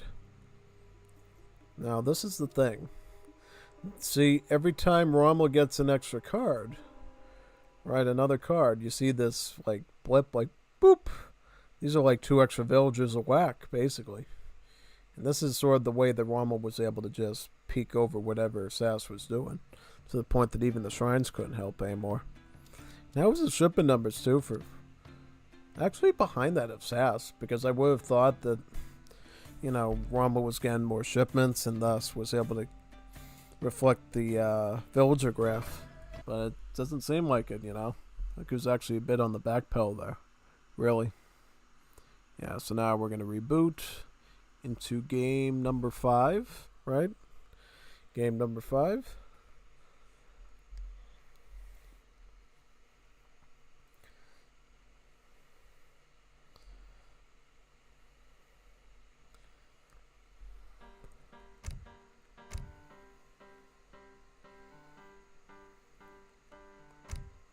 Oh, wait a minute. Whoop, no multiplayer. Yeah, it's my subliminal messages in my head like, oh, I want to play a Wars of Liberty game. Nah, we got to get through these classics, you know. These games need to be watched. And I need to watch them. Yeah. Which one are we doing now? We're doing Pelea de Hotos. Pelea de MCMRs. Is that right? Am I right? We'll see. Pelea de Hotos.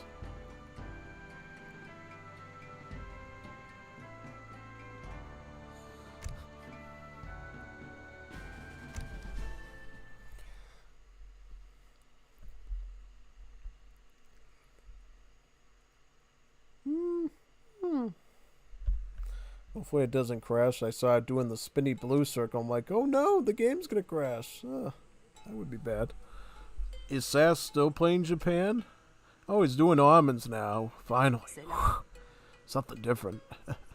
But now we see them going up against Haiti. Yeah. This is actually a bad matchup for Haiti. You know, I faced up against Ottomans as Haiti in the Liga A.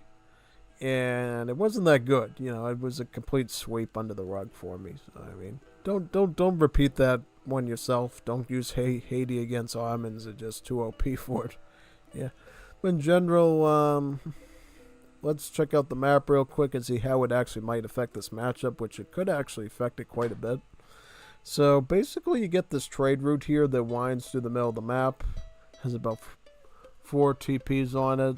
These 2 are sort of anyone's guess, and this one is really geared towards the players who are closest to it. You also have these low ravine areas here, where it's a little bit more arid, basically, but that's where the natives are. You got some, on this side you got some Navajos, and on this side you got the Klamath. Some nice skirmisher natives if you want to grab them, you know. In particular, I think Haiti since they have a pretty solid focus on food and wood, might actually go for some of these perhaps. So we'll have to see. We'll have to see if they do.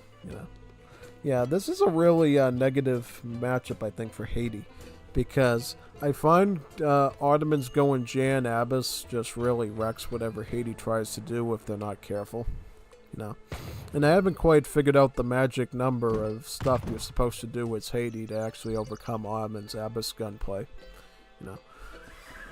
I mean, I think what you're supposed to do, and I'm not 100% sure of this, what I think you're supposed to do is go with the Musketeros, because they're kind of good against Abbas and they're kind of good against Janissaries.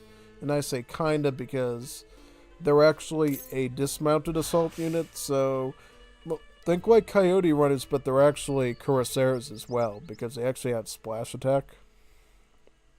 And if you stack a bunch of Musketeros, you can actually really overcome your opponent's army of infantry, whether it's heavy or skirmish infantry.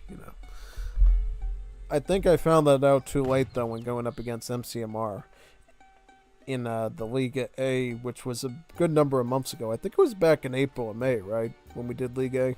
Yeah. Quite some time ago, before Chorizo's or after he shut it down for lack of involvement, I would say. He said people they weren't so enthusiastic about doing their games, and he was basically bottom of the ladder as well, so he was too scared to see the results when the league was over, I think. He was like, oh no, all the Juanitos beat me and I got like 1 point. Uno. Not dos, not seis, not diez, just uno, That's what it came down to, really. I think he only beat that one game when I was like Bolivia and he was Russia. That's like the only game he won in the whole league, and he didn't want that to be like his record at that point. So wanted to cut the losses short while he still could. Yeah, it's all right though. He's got plenty of time to practice for the next Liga. We should probably do another Liga for the Middle East patch. The one with the Afghans, the Persians, and whatever else, the Saudis, I think, and maybe the Uzbeks. Because that would be a really good one to just showcase and highlight those civs, I think. Which would be a pretty good boost to the mod, I think. Yeah, most definitely. So now we see 3 settlers on the Ottoman side. Ottomans, this is looking like a standard FF deck for Ottomans. You do have the Royal Decree, but you don't have the Mosque Construction card to make those techs cheaper. So it's not a true FI deck, I would say. It's sort of like more of an FF. You got your Safahis, you got your Mamluks, you got your Tufalks, you got your Abbas. So sort of like old school Ottoman FF play, I would say. So they went for their villas, and now they're going for their capitalism to get the coin trickle to help them with the FF. Probably to afford Jans and Abbas as well. Gonna go with the Statesman. The Statesman. That's an interesting one. Not the Core Master. So this is definitely looking more like a greedy naked FF, I think. Because basically the Statesman is the same politician as the Governor General in the Legacy game. So you get like 200 coin and an outpost wagon. That's just basically what the Statesman does. Whereas Rommel is going with the Arab immigrants. So Rommel's going for a full rush here. Yeah. I don't think we see enough Arab immigrant selections with the Haitians.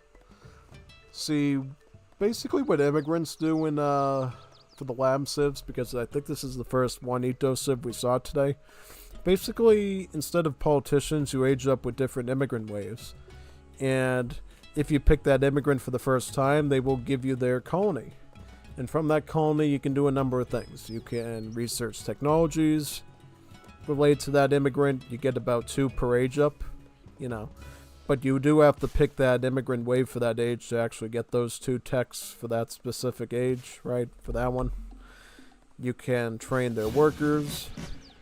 They tend to have one really good skill, which they're good at, and they're bad at the rest. And they can also build their own houses, too, that have a special property.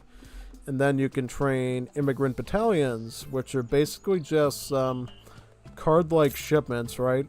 So they actually cost one shipment, and you get a number of units. And they're not regular units, they're actually classed as consulate units, so they actually shadow tech with every age up, which is pretty cool. Yeah, it's just a way of extending your army further than it normally can. In the case of the Arab immigrants, right, the first wave will actually give you a trading post rickshaw, which we saw go right over here. Also a bit of coin as well. And the Arabs in particular have a really nice option from their colony called the Gallegos, which are actually just immigrant janissaries. You know, they have I think they're slightly nerfed down versions of the Jans, I believe. Or they might be even, I don't know. We'll see. We'll see. We'll actually be able to compare it side by side, I think, because I guarantee you that Ottomans are also going to be making their Jans here. But it looks like Rommel's first shipment was actually pickets. An actual picket fence, if you will. Picket fence, get it? Picket fence, pickets. Yeah. Why are they called pickets? You know, I don't know why they call them pickets. They carry like picket signs. They have a picket fence. Why do they call them pickets? But overall, they're just pikemen with really good line of sight, you know. And they can actually see spies and stealth as well. If you check their icon here that says see stealth. So if you're dealing with that thing with the Geisha girls, which we saw at the start of the stream, and the Yakuza's going into stealth and stuff, yeah, these pickets would be able to see them from a mile away, basically.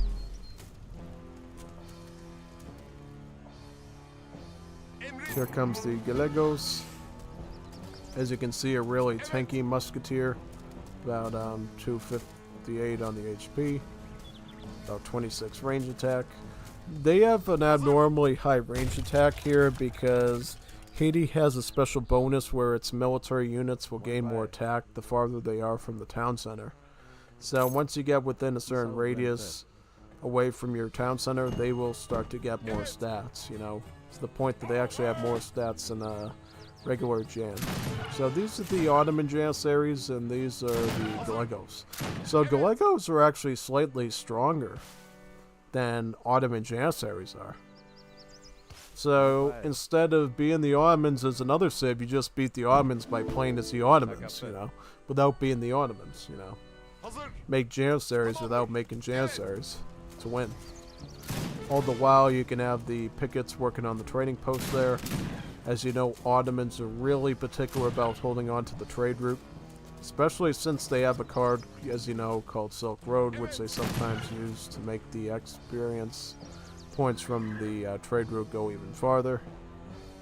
Yeah, I don't think Rommel doesn't have Silk Road here, right? No, not Rommel, but Sask. Does he have Silk Road? No, he does not. Alright. He is aging up with the Gunsmith, though. Gunsmith is the same politician as the Marksman in the Legacy game, so that would actually grant him some Abyss Gunners here. Good thing to decipher, because basically all the old politicians from Legacy had been wiped out except for the Danish Civ because of their weird Golden Age mechanic and Enlightened mechanic, you know. All the other Civs use all new politicians, basically. So you got, like, statesmen, and you got gunsmiths, and you got cornets, and philanthropists, and all that stuff, basically. Which is totally new. Yeah. It's a lot to get used to, I'd bet. I think in this case, though, if Rommel... Oh, okay, so Rommel's going to go for an all-in H2 push. I think this might be a trap that Sask is setting for Rommel, though. Because I think Sask is going to come out of the H3 gate roaring with Falconets, Safahis, and Mamluks. And this whole picket fence stuff with the pickets is just going to get picketed away. Really. Because he's already going to have like 4 Abyss Gunners here, which are going to have a very easy time gunning these Gallegos now. Rommel needs to get some other units really fast here. Like, look at how long these Janissaries can last against pickets. It's not even a joke. And now this is going to put Rommel on the back pedal, and he's going to have to retreat now. Yeah, this Gallego's barely even surviving now. Let's see what shipment Sask gets first now. He can get... Well, he's going to need a house first. Is he getting a house? Yep.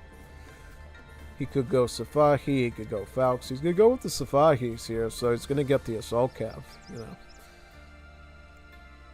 And these Safahis have hand armor, so they're going to be really good at just tanking reasonable amounts of damage from these pickets even, as they're delivering splash damage to them, you know.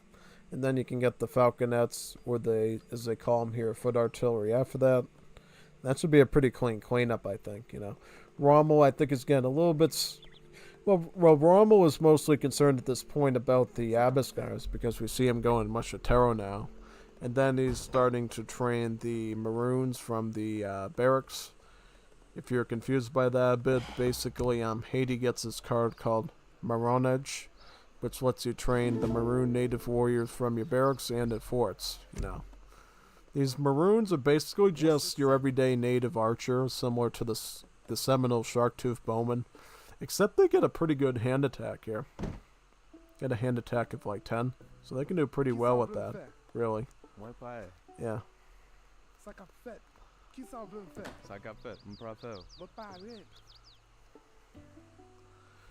I think Rommel's going to be in for a surprise, though.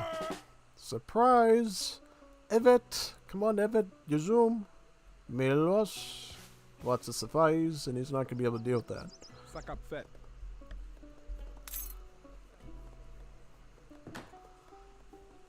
Yeah, I mean... Get your Civites in there. You don't want them to get killed. Well, the thing is, you can never truly kill a Civite, because once you kill them, they're still alive, and you can choose to either let them die for real, or you can turn them into zombies, which, you know, they stay villagers, but they just move slower. But if you vanquish them, then they become really dead, yeah. Because look at this. Instead of dying from getting hit over the head with the mace, the Haitian villagers sit there holding their kneecaps in their bellies like they were a little 5-year-old at the park, basically, falling in the pavement, you know, like, help me up, mommy, help me. And they're waiting for somebody to help them, and if you don't give them the food to survive, which you would think you pay like 10 food, well, mommy doesn't come to the day to save them with an ice cream cone, and they just die for real, like that. See, they're actually dead now, you know, no longer holding their kneecaps. Yeah. Gotta give them their ice cream when they fall in the dirt, you know, it really hurts. Yeah, basically. For Civites, yep, keep them in the town center. It's gonna help a little bit more with the garrison attack.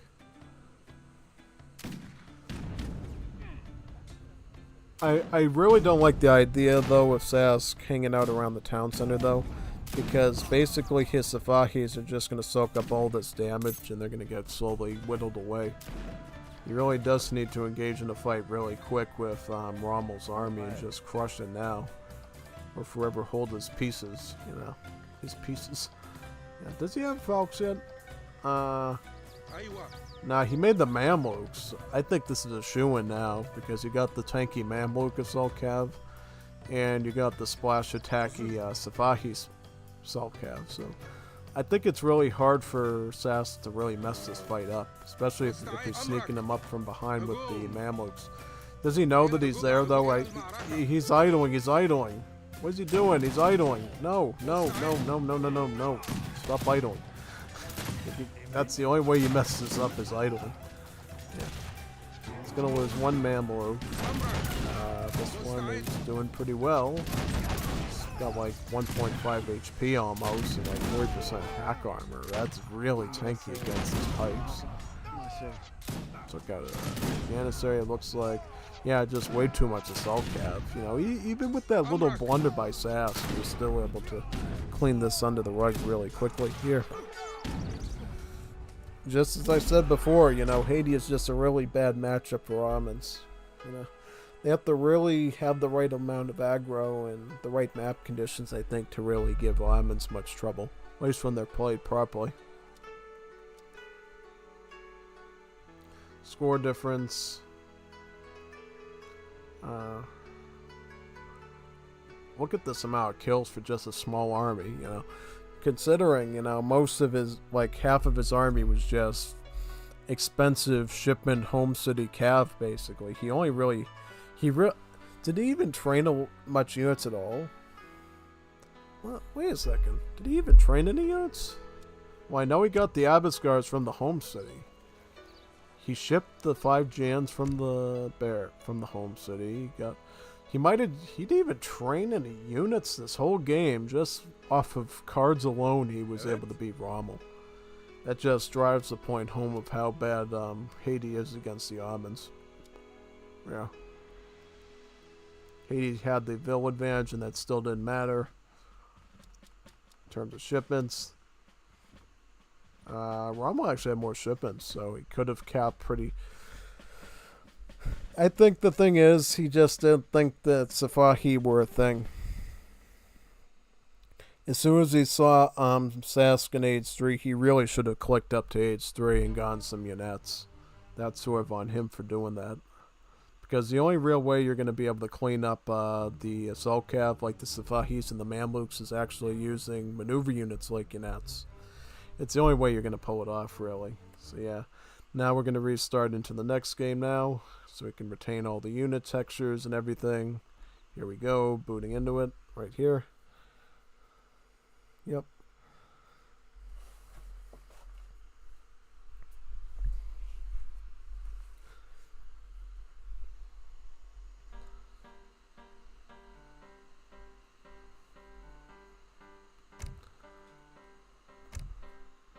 What's the next game called?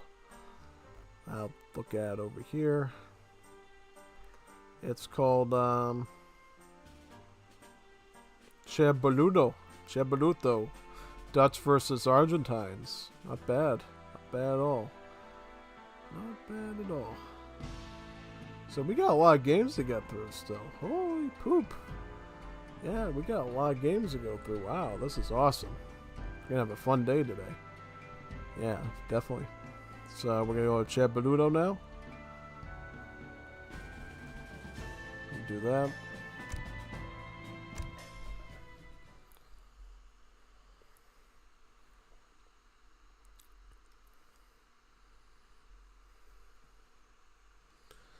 Load. Alright, so what's the map now? Is it the... Oh, it's the Manchac. Nice, I like the Manchac.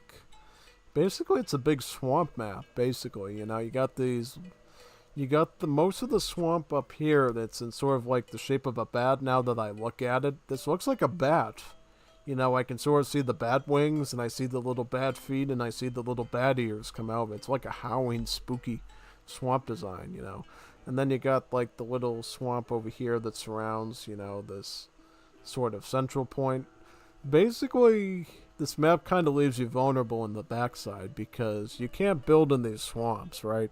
It's a swamp. You're not going to be able to construct anything really meaningful there in the 19th century, you know. So, taking mines like this that are underneath the swamp water can be really risky, you know. You can get raided and not have any way to garrison, you know. You'd have to, like, put a tower either over here or up in this little pointy point area over here. So you have to be real careful with that, absolutely. You know, in terms of natives, I believe it's all Seminoles, right? All Seminole natives here. Sharktooth Bowman, yeah. So basically just Archer natives here. Yeah. So who is Saska's playing the Rommel's playing Argentina and Sask is playing Dutch, is that right? Yeah. Yeah. Sask seems to have a thing about playing vanilla sips. Not a problem, but you know, he just does, you know. I would say, though, these Dutch are actually really different than the Dutch you grew up with. You know, we'll go into that right now here. Basically, these Dutch have a really weird mechanic now.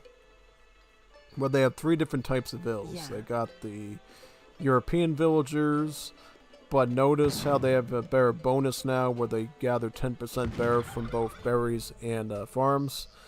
The Javanese laborers from Indonesia, in addition to having these nice Struggle of Indonesia voice sets, courtesy of me, giving them the mast and can, you know, gather wood bear by about 10%, as it says right here, bear for trees. And then these slaves here are good at coin-related tasks, 10% better gathering from the mines and from the plantations. Yeah. Commando. Yeah. Yeah, pretty much. And also note that these villagers do cost the resource that they're better at gathering at. So Japanese laborers cost wood, settlers Hello. cost food, and the slaves cost coin. Yep.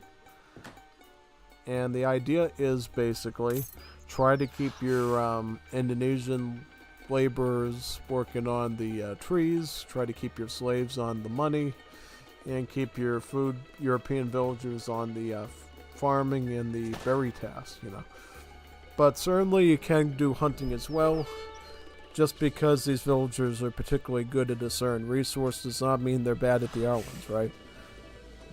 If they don't have any particular bonus at a particular resource, that just means they gather at the same generic rate as a normal settler does that. So, the fact that Sasuke's doing hunting here is absolutely appropriate, and he should do it, Yeah, basically. And sometimes, this is something I'll do, I'll put my initial slaves onto the mine, so I can just get extra slaves and save on food. And perhaps age up a couple of seconds earlier than normal, basically. Sort of the idea. So now we're shipping in about 3 Dutch workers. And basically, yep, these are basically just the Dutch versions of the settler that gather berry from the berries in the farms. What kind of deck, though, do we see in general? Looks like a pretty basic combat-y deck, I would say. You do have some basic eco from Royal Mint and Refridge. And you also have a lot of combat cards here. You actually have all the combat cards. You got all the infantry combat cards, you got cavalry combat, and then you even have ultimate unit combat. Because actually, the Dutch not only get 3 different types of villagers, they actually get 3 different types of ultimate units. 1 Indonesian one, 1 African one, and 1 Dutch one. Yeah. So basically that combat card in Age 4 will upgrade all 3 of those. And just like their villager counterparts, they cost the resource reflective of the villagers. So, the Zwart Hollander will cost coin, just like the slave. The Marchazi will cost wood, just like the Japanese labor, and then the Watchmeester will cost food, just like the Dutch worker or settler does. Yeah, aging up with the Statesman for a tower and 200 coin, whereas Sass will be aging up with the Polish immigrants. Polish tends to be a preferred favorite for more standard builds with Argentina, whereas those going for early escoltas, I think, are recommended to go with the Italian immigrants. Yeah. I think the thing that makes Polish really popular with Argentina is the fact that they're the only immigrant that has a trainable unit battalion in Age 2. In the case of Italy and Sweden, right, the Scandinavians, their immigrant battalions are more late-gamey units that you can only access from Age 3 and onwards. Whereas the Poles, they only get grenadiers, the Danube Legion. So they can actually tap into that very early. Pretty much, yeah. As for Argentina in general, first thing you'll notice is these gauchos, who have a really insane movement speed as they're mounted on horseback. Yep. And also, the Argentine Civ is really good for gathering meat from herdables, right? They can actually construct these buildings called a pasture, which you see mentioned here by this card, Seminones. Basically, the pastures will produce cows for free over time and will also help you fan them. But you can also gather from the pasture as a villager too. It acts as a mill building. So it's a really versatile farm building. And it actually costs the same amount of wood as your everyday mill, so it's actually not that much more expensive, really. It's really not. It's going to start with the shipment of coin, though, of about 770 coin. Yes, I said that, 770 coin.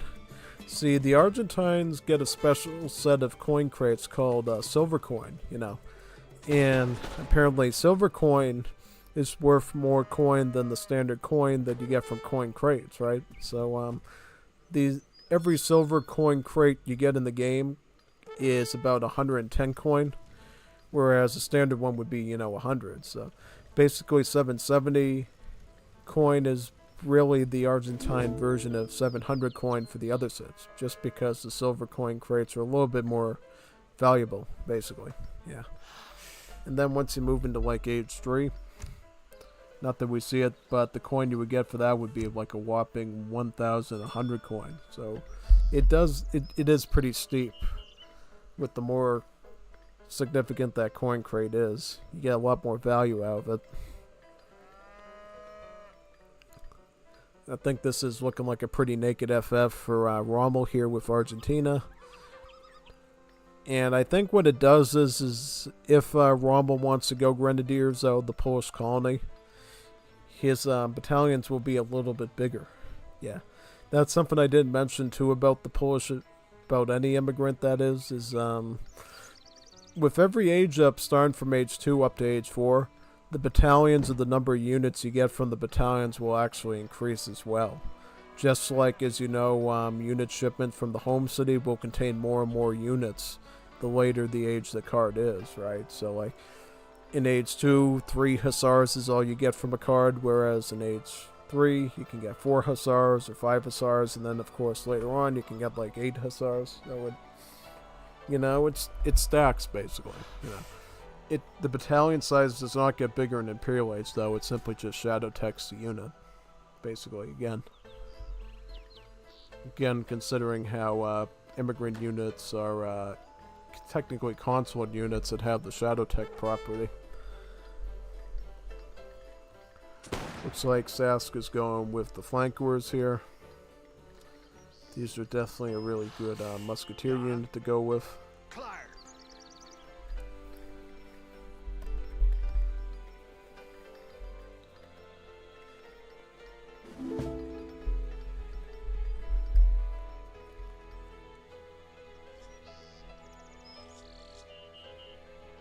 Commando? Going up with the steel traps as well.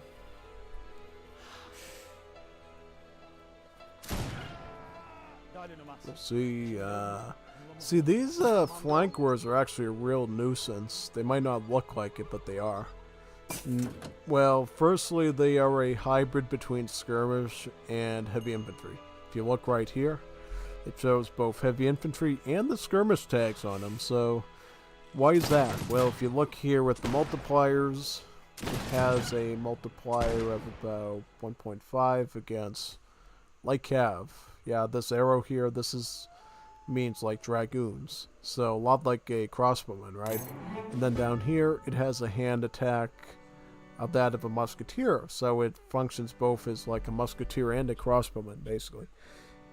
And instead of like having heavy infantry multipliers, what makes the flanker a real nuisance is it has 16 range and it has a movement speed of like 4.5, which with another card that we don't see here actually goes up to like 5.0.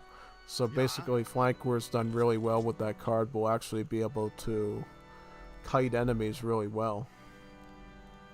I think the card is called Shutterage Mobile, I believe. Mobile, something like that.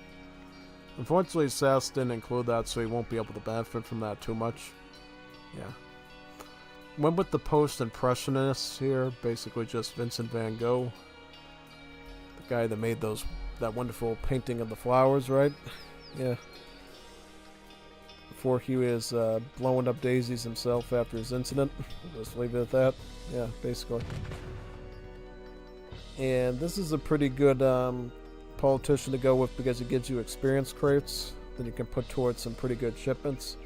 In particular, it looks like Sass could take advantage of 8 skirms. He could also get 5 hussars as well.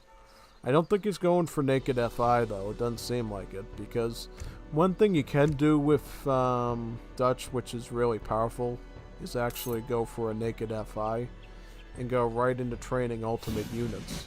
You know, making flankers, no, not flankers, but the Zwart Hollanders, the Washmeesters, and the Marchazis, you know.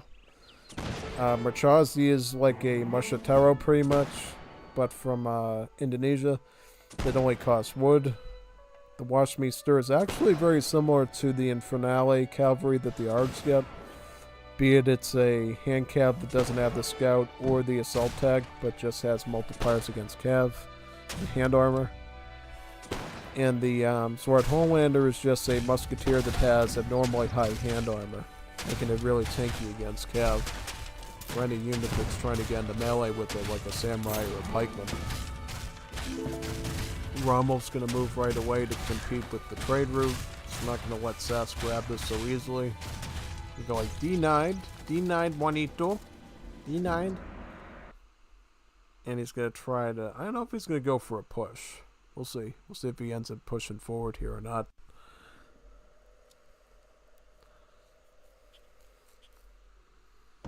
Let's see.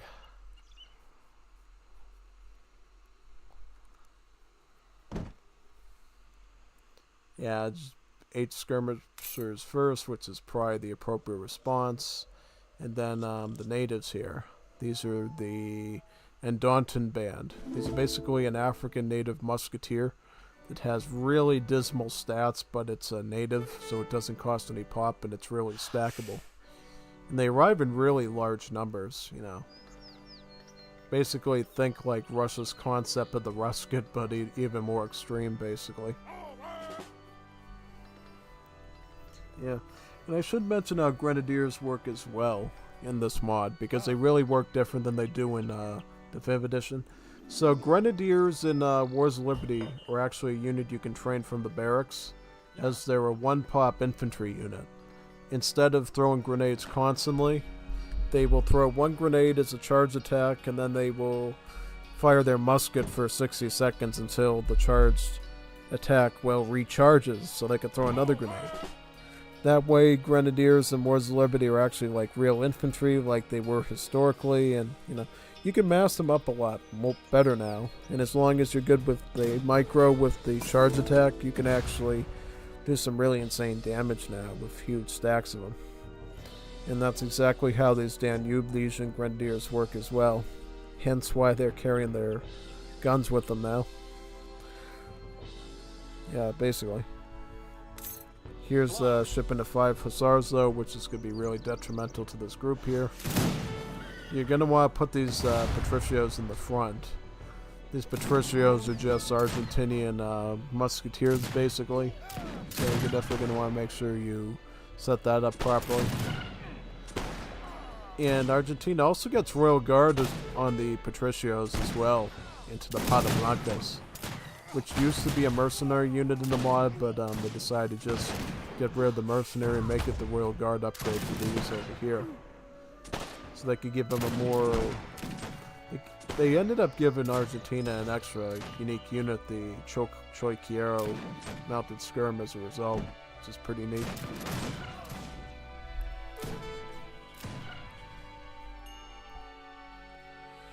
Looks like Rommel has added the Italian immigrants in too, as you can see from this Italian colony here. These are a Italian immigrant unit here called the Tatterdemalion. I think it's Tatterdemalion. Oh, it's Tatterdemalion. Tatterdemalion, yeah, Tatterdemalion. Basically, it's got the same stats as like the Spanish Lancer from the 5th edition. You know how Spain has like the Lancers that have like 3x against infantry? That's basically what these are, you know. Because that unit no longer really exists in the mod, so this is sort of like the remnant of that concept, really. And yes, they are assault because they specialize against heavy infantry with having a full infantry multiplier. In general, any hand cab that has multipliers against heavy infantry or all infantry is going to be assault most of the time. Just because it fits into that archetype of being like really good in melee. Just trying to see what Saska's doing pressure-wise. Well, it looks like Sask has his Hussars over here, but unfortunately Infernales are going to counteract them. As you can see right here, Infernales do 40 damage against Hussars, basically, because shock tag. You see shock unit there? That's cavalry, you know.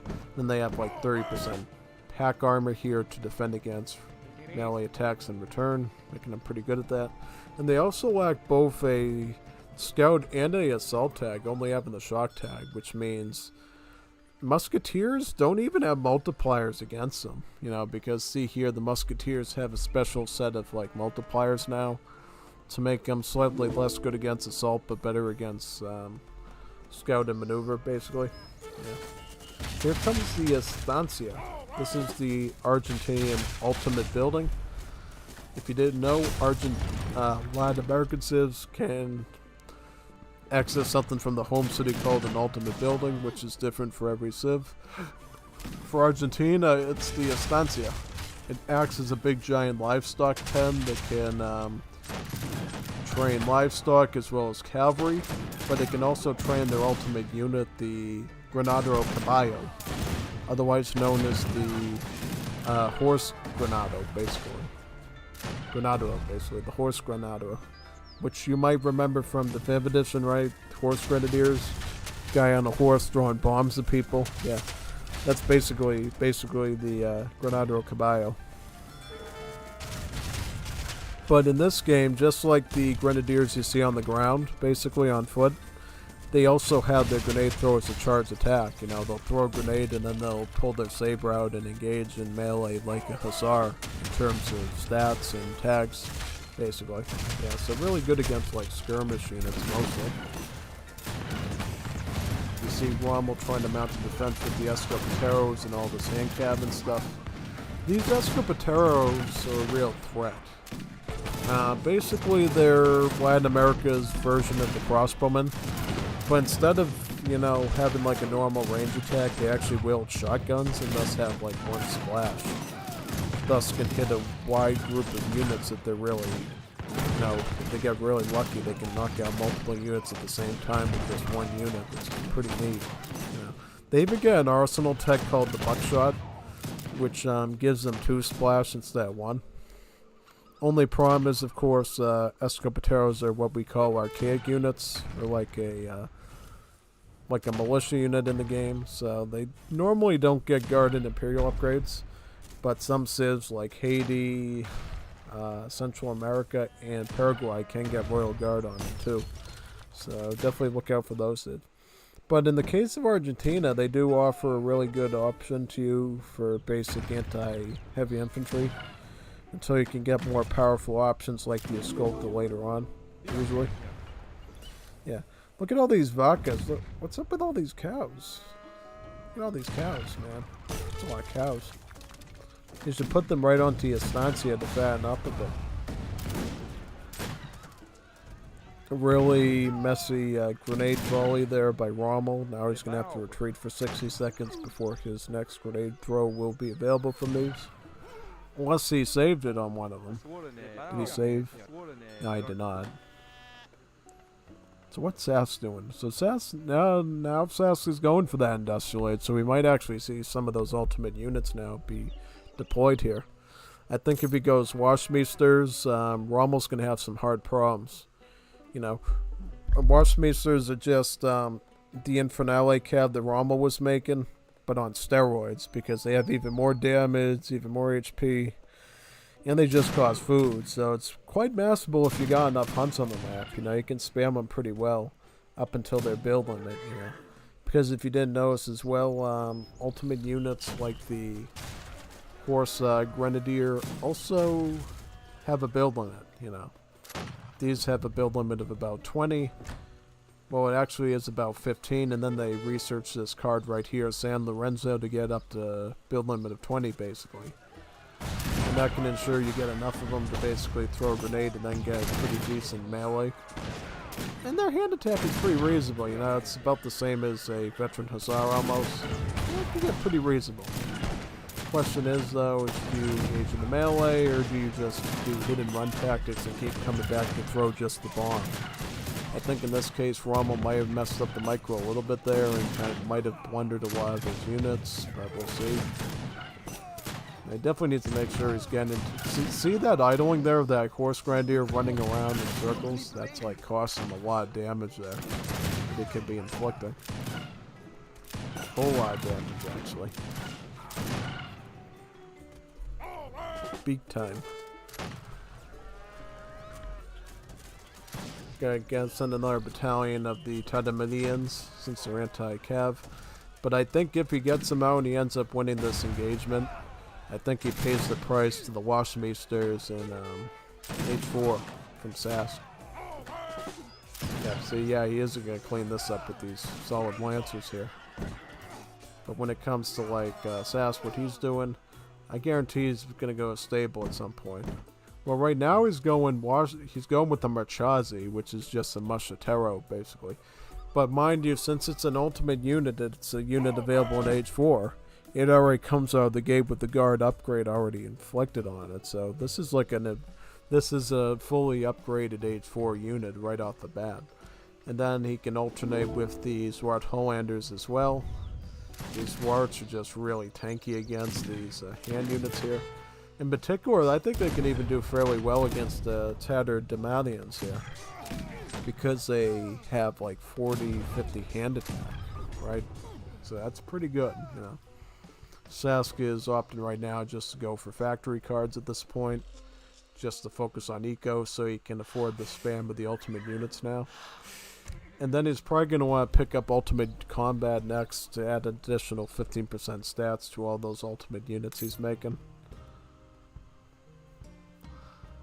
Yeah, just about 2 Marchazis right now. Not a whole lot. Well, they're actually pretty strong. See, they get 2 splash, whereas a normal Mushatero would only get 1 splash. So these can actually slice and dice pretty far around themselves pretty well. Yeah. So these are the Zwarts here. 40% hand armor. That is really substantial. You rarely ever see Musketeer type units have that much tankiness in melee. This will make them like the preferred unit to deal with Rommel's Cav, probably. Not to mention they're pretty reasonable HP and other values as well. And they actually get more anti-cav multipliers than usual, as you can see. 4x against the scout line instead of 3. 2.6 against assault rather than the normal-ish 1.6, I think it is. Yeah, so it's definitely pretty substantial. It's gonna, Rommel's trying to sneak up on him now and try to ambush this gathering area for these villagers. But now it's gonna tip off Sask where he is, and then he's gonna be able to engage with them now.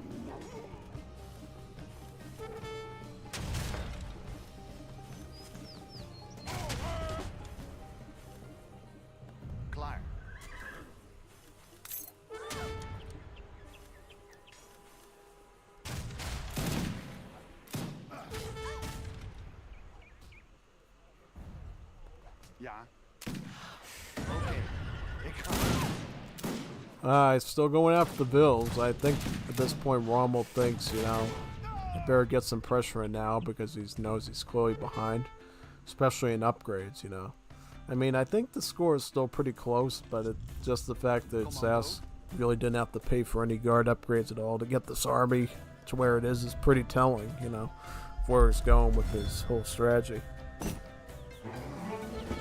The only problem with going with ultimate units, of course, though, is again they have a build limit. So I mean, you're only going to have a finite size army of all these ultimate units. You know, you're eventually going to have to add in other stuff like flankers or grenadiers or hussars or something along those lines. Here comes the ultimate combat now. So you're going to see these Zwart Hollanders get even stronger now, along with these Marchazis here.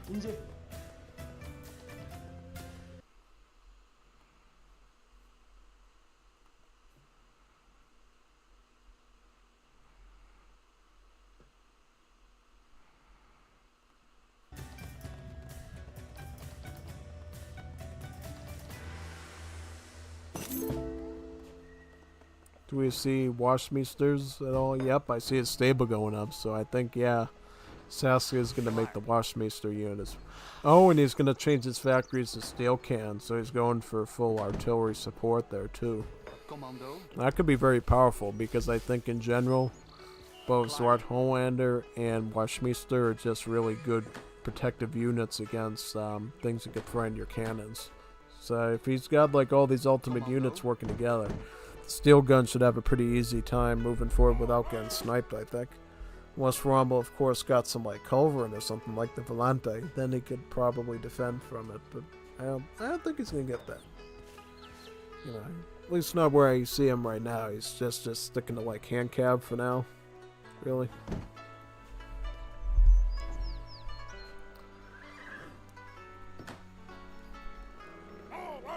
So it's mostly just horse grenadiers, right?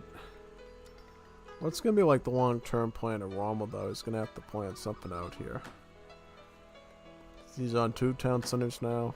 Okay, that's good to know too. Means basically Rommel's trying to at least expand his economy a little bit here. Training cows from the estancia. It's tough to remember sometimes, and even though this unit makes your horse grenadiers and all your stable units basically can also make cows as well. Yeah. Preparado, pues.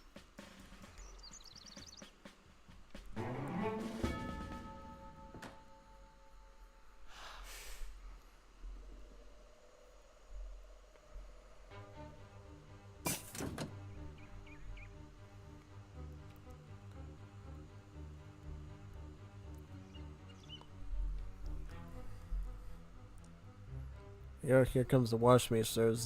These are fierce. Like, look at the stats on them. They get like 50 hand attack almost, and then they get like multipliers against Cav.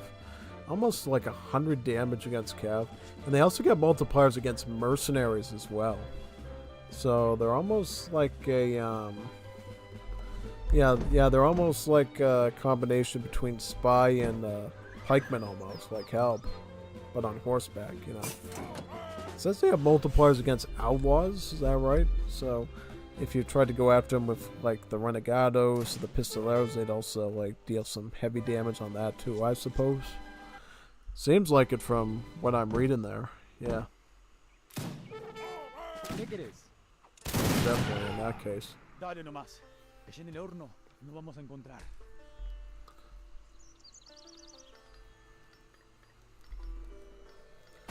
Ooh. Look at that. Inserted kebab, basically. Poor innocent villagers going flying. Getting tossed like ragdolls by those explosives.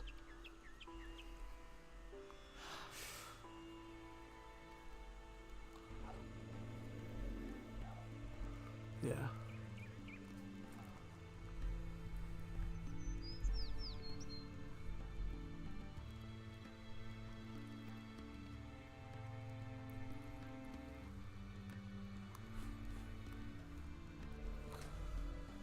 Starting to upgrade the pastures now with fallow, and then they get another upgrade as well. The pastures as a farming upgrade are pretty mediocre because they only get like 2 upgrades instead of the usual 3. But when it comes to you know, what they do is the herdable building, they're phenomenal because of course they spawn cows for you over time, so you don't have to make the cows yourself and put the food investment in them. It's best to probably get close to like at least 4 or 5 pastures, I think. If you can get like 6 or 7 or 8, that's even better. Just so you're constantly pumping out cows. You know, mainly you need to send Similones so your cows will come out quicker, and then you have to send Saladeros, basically, which basically has the cows arrive in a semi-fattened state. You know, so they come out a little bit fatter and they don't have to fatten up as long, basically. And then you get a card called Butchers, which you don't see here, which actually is the same as the Fulling Mills card the British get in the 5th edition. It improves herdable gather rate by 300%. 300%. So, not 20%, not 30%, but 300%. Yeah, and it is from Legacy, so it's not OP, it's not unbalanced, it's not, you know, not the World Devs eating special brownies or anything with a funny smell. It's really based on a real Legacy card. Yeah. So it looks like Sask was able to beat him with ultimate unit play. Yeah. When the chips are down with Dutch, you can win games with just ultimate units, you know. Ultimate unit play is definitely enough to win games with, you know. And then you back it up with the steel cans, which is even more formidable, and then you can of course add other stuff like skirms, which Sask even upgrade to guard. And you got a really good build to work with, really. Yeah. In general, though, I think Seth's economy was just in better shape from the get-go because he was really... Well, let's look, actually. Let's see how good diligence Sask had to put his vills on the right resource. So if we look at Sask from his point of view, his POV, Climb. he did make sure to keep For settlers Zamalai, on the for berries, Zamalai. which is pretty smart. As far as You here, guys leave he did have some settlers on the mine, but mostly slaves, which is good. How about wood? Wood. Did he have any wood gatherers? Anywhere? I can't tell. He might not have gathered any wood Commando. anymore, but I didn't see Hot any Hopper. jobs. Yeah, make sure if you're going to do wood gathering, you use the Indonesian laborers to do that. Yeah. Yeah, basically, having these on the hunts is Claire. okay. Yep. Just trying to see how well Sass was like managing his bonus and getting that extra gather rate squeegeed out, basically. Seems like he did relatively well at that, I think. Seems like it anyways. Alright, and let's look at villager count. Yeah, Sass was just doing really good in that. But Rommel was catching up at the end, you know. I think that fight really just broke the camel's back. Or the Sakul Fiero's back at that point. And in terms of the shipment numbers, yeah, Sass was really hitting shipments. I think, and that's how he was able to cap early on with getting those factories out in his FI, as well as getting ultimate combat to really make those ultimate units the ultimate units to use, you know? The ultimate solution, really, to your problem. Yeah. Now I'm going to boot up the next game now. Got a lot more games to go, I think. Yeah, most definitely. And by the way, I ended up deleting my Wars of Liberty directory for 1.1.1a because I didn't think there was any more good recordings there. Save some disk space, so it's gone forever. Oh no. No, you can get it back anytime you want. You know, you just have to use a manual updater a certain way and, you know, do that type of stuff. Yeah. Basically. It's a good skill to learn in case, basically you know a patch is coming out for Wars of Liberty, but you need to cast games from the previous patch. It's a good way of making sure you don't end up losing all that stuff, basically. Yeah. So what game are we on now? Now we're on Black Dragon and Kap versus Tiata and Sakul on Kamchatka. So an actual 2 versus 2 now, so no longer 1v1. Yeah, this is going to be pretty good, I think. I think the teams are pretty balanced, honestly. You know, Kap is Kap. Captain Kap. The best Kap ever. And I think Kap can hold his own, basically. And I think he could certainly handle Sakul and Tiato all by himself if he had to, you know. But a little bit of support from Black Dragon never hurt either, so we'll see how that one turns out. Why does it show this game downloaded again? Did I download a duplicate of that or something? Oh, so, what about this new one?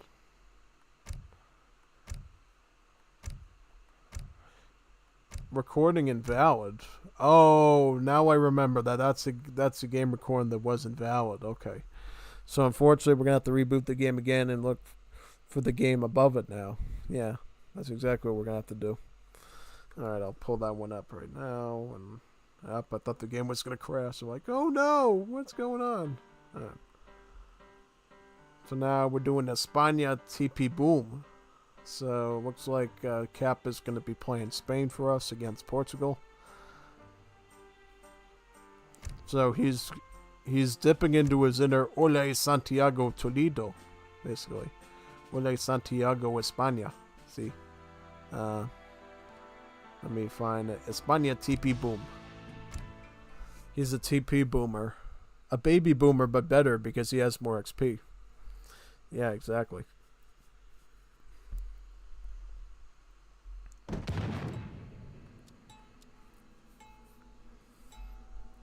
Alright, so it's going to be Spain here. Sal's playing Portugal. He plays a pretty mean Portugal, so this should be a pretty good matchup. This is Colorado, Rocky Mountain High. Yep, and where South Park takes place, so very good memories. In general, though, this map has a really cool trade route that works like an S through the map, like a backwards S, basically. And the TPs are certainly off the beaten path, but they can be captured, you know, in terms of like natives. I think it's Comanche, right, if I recall. Yep, Comanche, which is always a pretty solid native because it ends up making your text somewhat cheaper in coin. And of course, their Comanche horse archers are a really good maneuver unit, you know. I think in particular, it's going to be really important for Kap to be able to use these because he's going to have to keep up with the Portuguese, which have really brutal dragoons, as you know, with their Genitores card, or as it's called in the 5th edition, the Order of Avis, basically, which gives it more range. Yeah. So we're going to have to boot this up and see how it turns out. Alright, so we got Spain over here doing some sort of T-booms, trading post-boom strategy. I imagine Portugal's probably going to go for like an FF. You know, that's what Portugal always does. You know, because of course they get the wonderful age-up bonus of getting a covered wagon, which means another town center. So if you can FF, that essentially means you have like 3 working town centers queued up constantly if you can afford that greed. You know. And then, of course, if you can go for an FI, you're talking like 4 town centers. And yeah, for some reason in Wars of Liberty, they capped it off at that, and they don't get a covered wagon in age 5, which I felt was pretty peculiar. I guess people were so angry with dealing with the Portuguese that they said, you know, I'm tired of dealing with like 5 town center Portugal, so just let them have 4. And I think that's fine, you know, 4 town centers is way enough, I think, to boom. Even for the biggest baby boomer out there.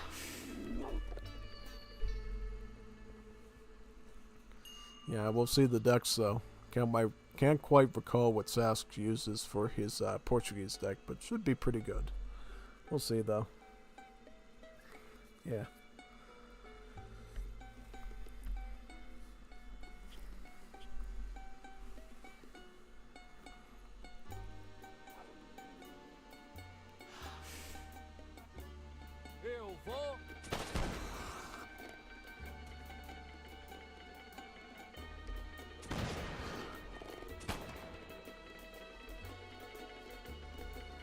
Grand Capitan. Oh, Capitan, because he's Cap with the K and he's a Capitan. Ooh, that's neat. I like that. I like that name, Grand Capitan. It's so bonito-y. Yeah. It's so cappy, too. So what is Spain going for a deck? So it's called Estito Dad. So it's totally based off of the Asian dynasties, basically. Well, one thing you see here right away that you don't see in the Asian dynasties is cuirassiers. Yeah. Did I mention that cuirassiers are now a common unit for the Europeans? Yeah, they are. A number of civs get them. France, of course, has them. Spain has them. Danish have them. Italians have them. Who else has them? Trying to think who else gets. Austro-Hungarians get them. Germany gets them. So a lot of civs. And then some civs have sort of like their own variants, like the British, where they don't have any splash, but they have stealth. Yes, they have stealth. Imagine like heavy cavalry with stealth. Totally legit, right? Well, isn't that what they did with the Tajunki Prowlers? Yeah, that's what they did with the Tajunki Prowlers with the Lakota, right? But in the case of this, these are like fully fledged cuirassiers with a lot of HP, you know. So it's not a pretty sight, you know. And of course, it's a European economy behind it, so it's really not fun to deal with. Absolutely not. All right, so now we're gonna see an age up with who? The Statesman, a tower, and 200 coin. instead of going for capitalism, goes for economic theory. So that's kind of an interesting play on the Spanish Greedy 2 ship in Age 1. Now, most people would go with capitalism, but no, Kap. I'm surprised because he's Kap. You think he would go with capitalism for being capitalism, but nope, goes for economic theory instead. Which is a little bit better if you're looking for more food and wood then. I saw that this recording was called TP Boom, so he's probably going to play Super Greed on this map and try to grab all these trading posts. Yeah, because the thing is because the trading posts are so far away from, you know, the town, I think you can grab them all if you're really quick and really greedy on the map. And just get some really good shipments. Because you see, the way the deck is designed, you get lots of unit shipments here. So you can go 2 Falcons or foot artilleries, and then you can follow up with 3 cuirassiers or 5 hussars. So you got options, you know.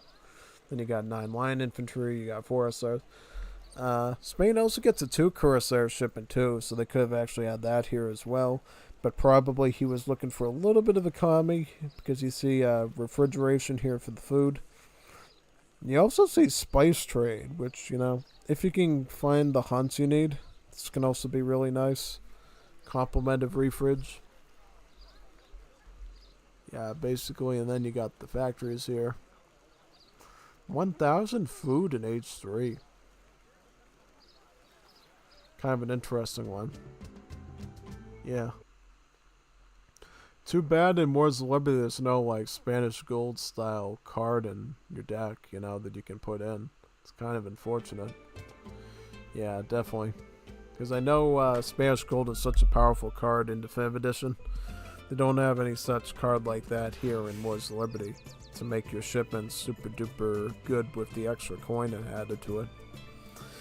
If they end up adding something like that to the Spanish rework when they start reworking Spain and some of the other European civs, that would be a pretty nice addition. We'll see. We'll see what they do.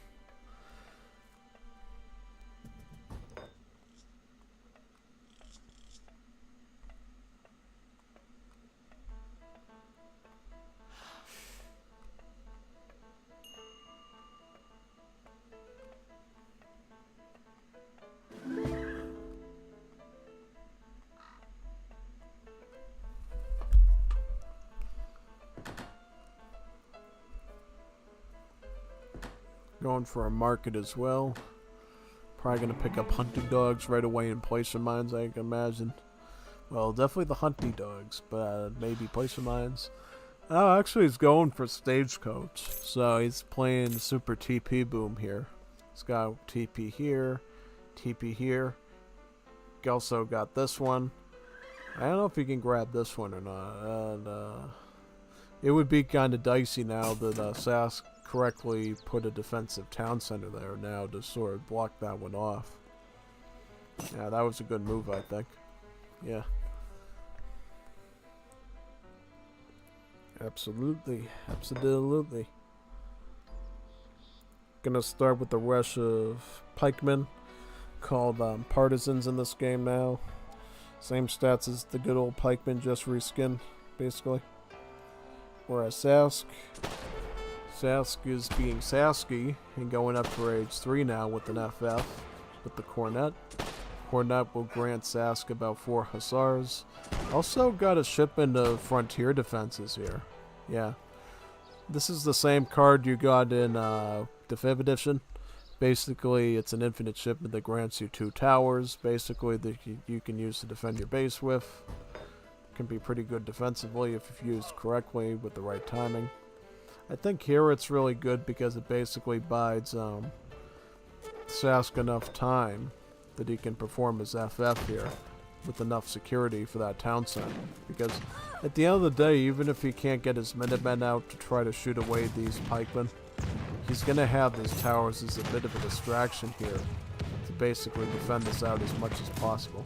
But unfortunately, the angry dogs here are named Frijole, Pollo, and Don Gato are basically going to start biting these poor villagers now. Give them rabies, probably.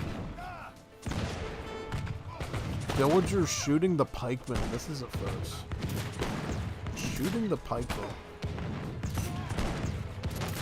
He lost the villager to the doggos. That's not nice. Not nice at all. Not pleasant one bit. So where's covered wagon number 3 gonna go? He better not throw it in the front and throw. That'd be pretty sad. Well, he's gonna build a barracks now so he can get cazadors right away.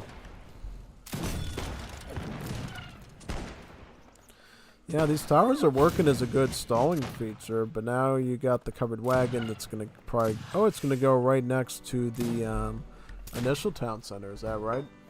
It's gonna go for another shipment of frontier defenses there. Why no 8 cazadors in this deck? That would be a pretty good card alongside the 7 cazador. I think he put the town center way too close now, because now he's probably gonna lose. You gotta stamp. Start slicing and dicing these pikes. You gotta. Oh no! You wait. He idled them too long. He idled the hussars way too long there, and now you can't even attack them with them anymore. So I mean, that's very unfortunate now, because now a 2 town center Portugal is going to be much more manageable to deal with than a 3 town center Portugal. So that's 1 less villager queue that's going to be throwing them ahead of you now. But now, I guess at least Portugal has the cazador at their disposal to try to clean this up and force Spain onto a different game at this point. We'll see though, we'll see how it turns out. Just going for sheer pikeman sieging numbers here against these skirms. Could work. Interesting how he went right for the other tower though to try to deny some HP off of it. Pretty good long-term idea. Using cover mode to try to stall some time there with the armor there. For those that didn't know, cover mode actually gives your hand unit 50% harsh armor and pierce armor, at the cost of making it slower and cutting its attack in half. So basically, if you put units in cover mode, they're more likely to be able to survive longer in a sustained melee. At least when it comes to dealing with like range attacks, you know. Yeah. See, this is why I think Sass should have had like 8 cazadors as well, because he probably could have held out against this and forced Kap to do something else. But now, since he's only got like the 7 cazadors card, you know, this could incentivize Kap to keep capping or capitalizing on what he's been doing and keep going after you. Could be wrong though. That's just what I think, you know. One thing you get away with a lot with the Portuguese is having lots of ego cards like Sustainable Agriculture, Refridge, Royal Mint, Ego Theory, all those. Which is pretty rare. But now Kap goes right into hand cav, which I think is where the real trouble is going to start, you know. Do we have any settlers down here? Now, this town center is pretty vacant, thankfully, so I don't think Sask is going to lose too much from that site. But he's probably going to want to go after these pikemen now. Or, nope, he's going to turn back and try to... Yeah, here's the thing. If these hussars are going to be distracted on the bills, you may as well take some time to try to shoot some of them now. But now he's kind of idling a bit here, which is kind of unfortunate. Good thing that he's sort of targeting the Minutemen, which you probably don't care too much about. But yeah, try to preserve these cazadors if possible, because that's going to be your key way of dealing with the pikes. Taking out the hussars now. Is Cappy going to be training? Oh, he's ready for H3 now, so he's going to start to go up with the political exile. I'm trying to remember what the political exile gives you. I think it's oh, it's the same. Oh yeah, it's the same as the exiled prince. Yeah, so it's like a quick age up. Yeah, I'm surprised he didn't go with the heroine. The heroine, you know, not heroin as in the drug, but the heroine as in like a female hero, basically. That would grant him about like 1 falconet. A 1 falconet bonus for an H3 politician is not bad. Then you can ramp it up with this and have like 3 cannons, you know. But maybe he's looking for speed here and just wants to get the 2 falcons and the cuirassiers going right now. Yeah, see, he's already starting to queue up the cuirassiers, which, unfortunately, Sask is he going to double down on, like, getting that stable down or something? Because if he doesn't get it down in time, we're going to be dealing with, like, splash cav there. Alright, see, he's already got skirms coming. Does he have enough to, like, get this? Yeah, he's gonna have to abandon this. Alright, well, can he at least get the fort going? Because if he can't get the fort going, I think he's kind of in trouble here. Yeah, he's gonna try to get it up, though, I think, yeah. I mean, you can use the fort to try to shoot the stable down too, so you don't have to completely demolish it. You just need to stall yourself enough time here for this fort to go up at this point. Yeah, try to shoot as many of the pikes as possible here, because now he's going to go right for the fort. He should have played it a little bit more over here to stall himself a couple more seconds, I think, of getting it up. Does the fort even go up now? I think the fort doesn't even go up now. Doesn't seem like the fort goes up now. No, he's going to be denied the fort and he's going to have to resign here. Yeah, if he put it over here, he probably could have gotten the fort up, I think. Could have at least gotten some range damage into these heavy cabs. So now he's not going to get. Yeah, Cuirassiers at this point, like a splash cab like this, way too much at this point to deal with.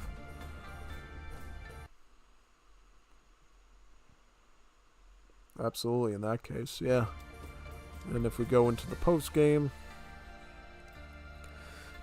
this whole Kap trading post boom, I think, really did well for him.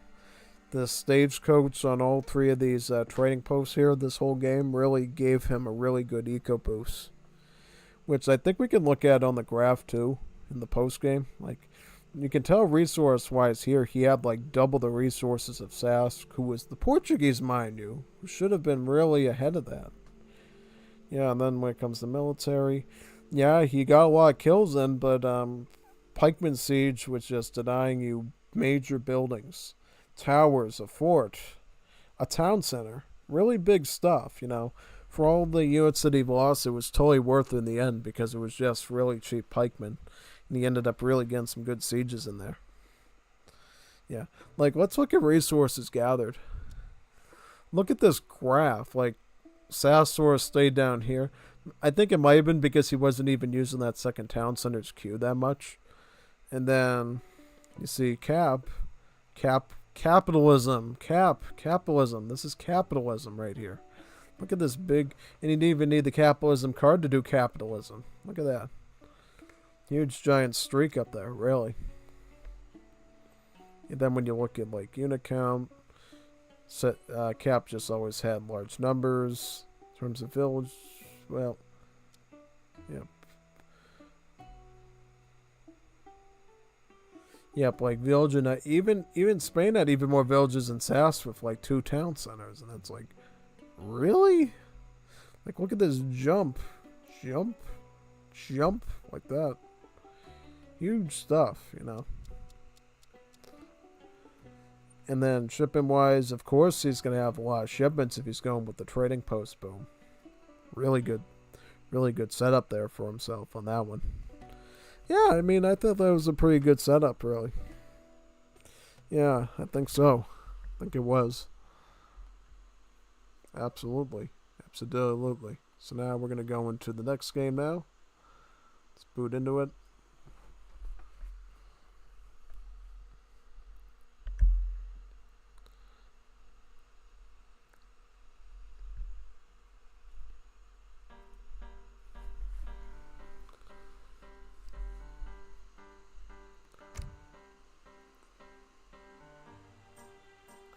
Let me go into record games and see what the next one is.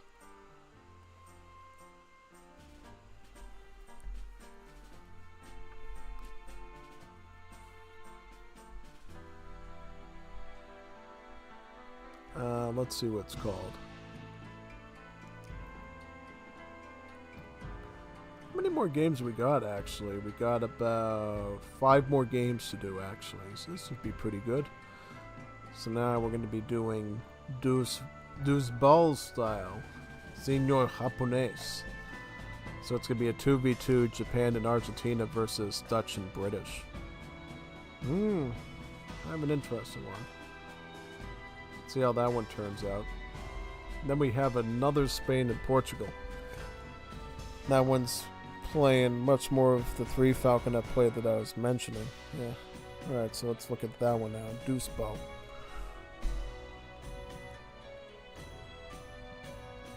Deuce bow style.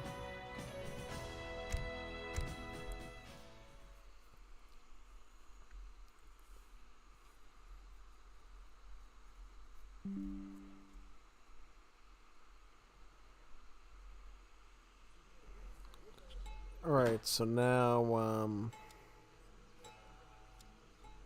okay, so we got Japan here as Kap. Kap is a really strong Japan, by the way, pretty solid. And then we got Sakul as Argentina. And then as the opponents, you got Mehmed Khan as the British, and then you have Mandalore as the Dutch. Interesting. You know, I think just looking at this, what we're going to see is we're basically going to see Kap doing like a really strong Gensui-led assault with Japan, whereas Sakul's just going to spam a bunch of Infernales, which is totally fine, you know. Sakul really likes spamming Infernales because it's just a really good, well-rounded unit that's good at fighting Cav. But can also go toe-to-toe with infantry a lot of the time, particularly skirms, when they're not ready, you know, when they're not masked up. I mean, it's a pretty solid strategy. But before we get into the gameplay, the map will be Alaska. It even looks like Alaska. Yeah, it even does look like Alaska. And Sarah Palin can see Russia from her house up here. It's true. Yeah, right up this cliff probably. Yeah. So yeah, a lot of fishing opportunities here. It wouldn't surprise me if Kap actually capitalized on this Kap to get some fishing up here, you know. You know, basically take advantage of all the fish and whales this map has to offer pretty much, yeah. So yeah. And you certainly get a lot on the land as well, basically. A lot of huntables on, and then you get some Nuka natives as well. This is a map we see a lot in the 5th edition tournaments, and I'll start the game anyways, but yeah. Just continuing, this is a map we see a lot of times in the 5th edition in like tournaments, you know.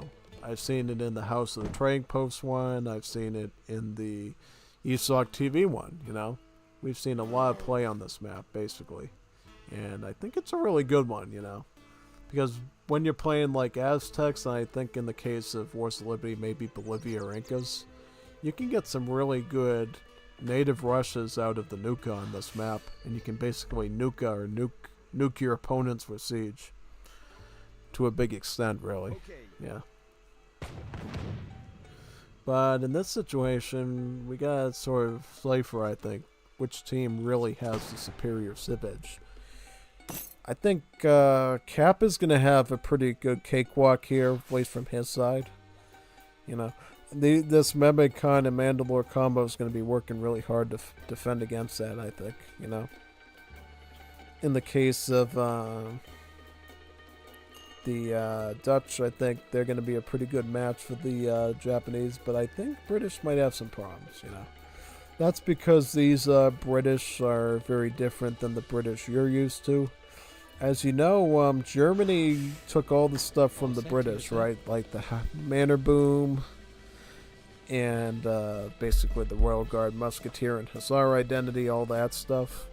So what does British get in return for losing all that stuff? They get marriage. Yeah, they get marriages and divorce. Marriage and divorce. Yep. Marry somebody for 2 months and then they take half your paycheck and the kids, basically. That's what happens to the sad British. Yeah. So yeah, basically instead of like age up politicians, you age up with marriages. And what the marriage does is the marriage will grant you a property of that European civ. So let's say you marry Spain. You know, Spain will give you a shipment. Marrying the Swiss will grant you 2 banks, right?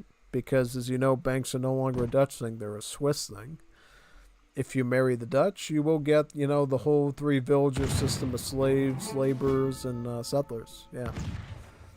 And some other cool ones like Belgian marriage giving you access to their Belgian African natives. And Russians lend your redcoats build forts, just like National Redoubt card. So the marriages can be pretty cool when you combine them, you know. And this property was actually taken from the Habsburg Civ, you know, the good old Habsburg Civ, where incest was definitely best, and people had 3 eyeballs and missing jaw lines, and you know, arms, third arms growing out of their backside of their spine. You know, Habsburgs really had some great offspring, basically. Yeah, and they decide, you know what? Let's take that and let's apply it to the British royal family, because that's exactly what they did as well. You know, and that's what you do in this. You know, while you get the good Civ bonuses, you don't have to deal with your kids having 5 eyeballs that the royal family does for getting into that marriage for you, basically. So the British royal family is really working for you as hard as the settlers are, just in pretty unexpected and painful ways. 300 wood? Well, funny thing is, normally if you saw something like this, you would laugh out loud and say, what is this man doing? Why isn't he sending like 3 settlers? But something you'd be surprised to learn is, British, for whatever reason, no longer get settler shipments. No, they don't. They don't ship villages anymore. So what they get instead is they get 3 truckle cards that they can send. They can send all 3 of them. So Colbertism for food, distributivism for wood, and then capitalism for coin. So what Khan decided to do instead was, I'm just going to ship myself 300 wood. And I think on this map, it's probably not the best thing to do, you know. I think on like a map that has a lot of trade routes, it might be a pretty good snazzy option. Because here's the thing. British are really good at sending unit shipments, I think. Because they get a lot of different unit shipment options that are infinite. Like the Green Jackets, the Scott Greys, the Household Blues, all that stuff, yeah. And I should mention, British don't have common European units except for, I think, the artillery and the navy, basically. You know, all their barracks and stable units are all unique units, you know. So they get redcoats instead of musketeers, green jackets instead of skirms and crossbowmen. They get cherry bums instead of hussars, household blues instead of cuirassiers, Scots Greys instead of dragoons, and artist rifles.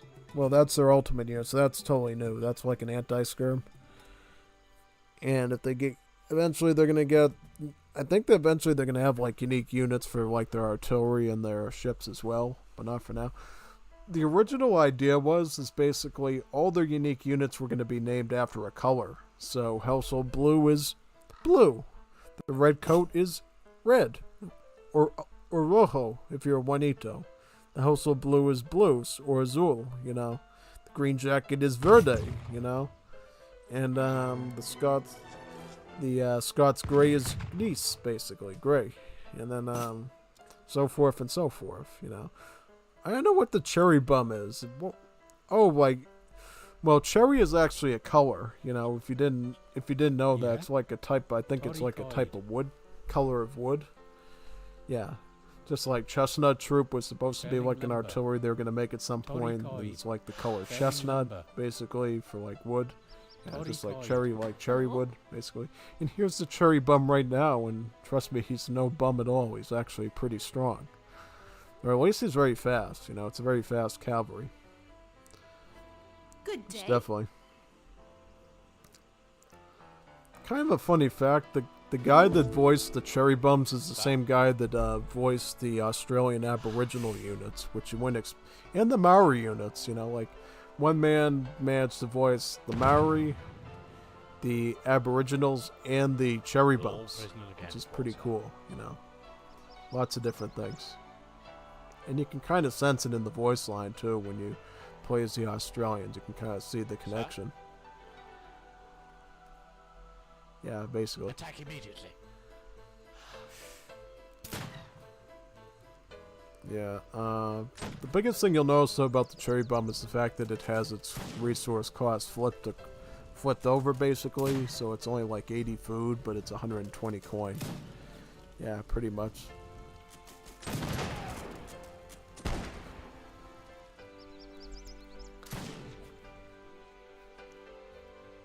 Just gonna defend that tower.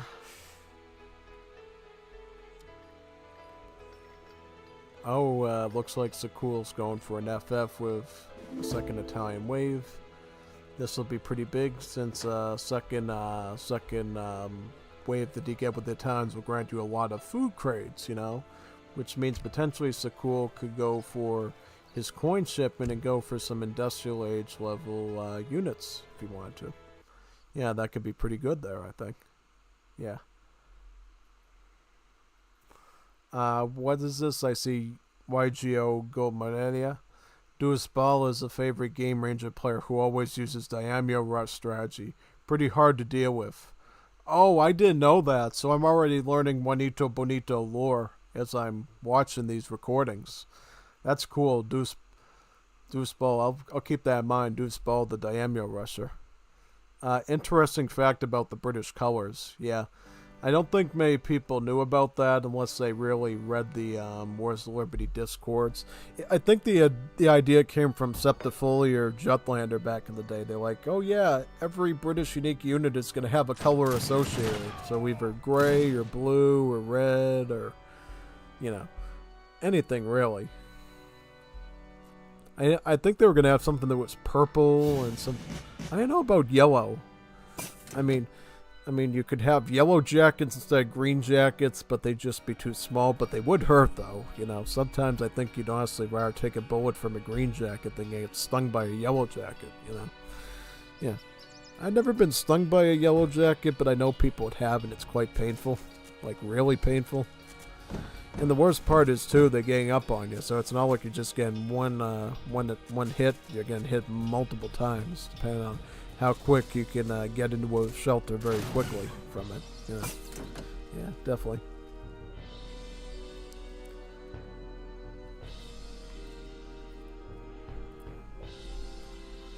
Yeah, I think there was actually even a kid one time who tried Swan, one of them. He started crying so much. Yeah. He cried more than people do when I play a Zulu in the Liga and they're the opposing opponent, you know.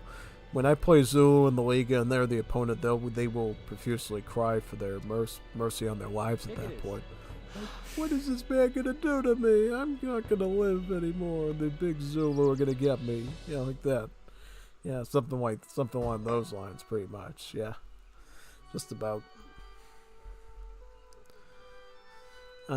Yeah, it's going for FI. Yeah, I see the 1.1k silver coin crates coming in. Yeah. And as expected, it looks like Kap is playing the Deuce Ball playstyle with the Daimyo Rush. But these are no Daimyos, they are Gensuis, which is a more modern type of Japanese general. This one here, Siago Takamori, is basically the one you can get from Age 2. And just like in the 5th edition, you can have up to, I believe there's up to 4 different Gensuis you can get, yeah. You can get 3 from the home city, and then you get the 1 from the Shogunate as well. And surprise, surprise, Korea actually gets their own Gensui as well, because the Ultimate Expeditionary Force of the Japanese Consulate ends up giving you a Daimyo or a Gensui. So there's about 5 Gensuis in the game, 4 of them for Japan and 1 of them for all the other Asian civs that happens to get Japan as a consulate ally, with Korea being the first one that exists. But probably other ones I can imagine too, maybe like the Philippines or whatever, or Taiwan will also get Japanese allies as well.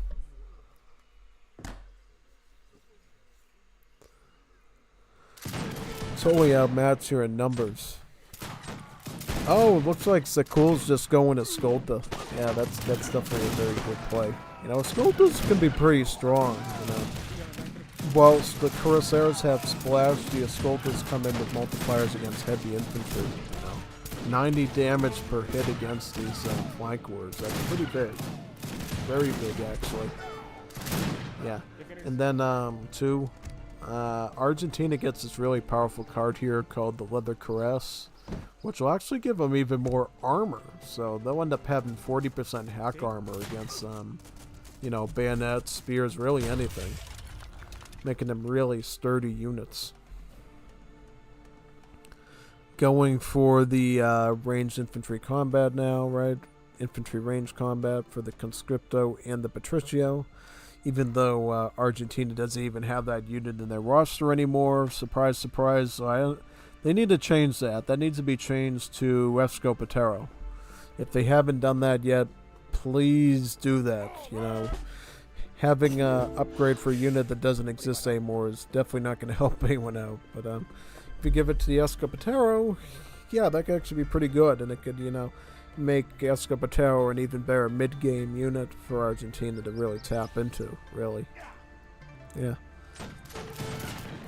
Absolutely. My question is what is, well, Mehmed Khan seems to be kind of behind. Oh, he's going for H3. He probably knows he's going to have to get, like, Scots Greys or something to deal with these Escoltas, and he's just playing it safe. Which isn't safe because they're literally attacking you right now and you're in total danger for your very existence. Yeah. We'll see. Well, he's training Green Jackets, and is he going to ship, like, Scots Greys or something? Well, we see Mandalore sending Hussars over there. Yeah.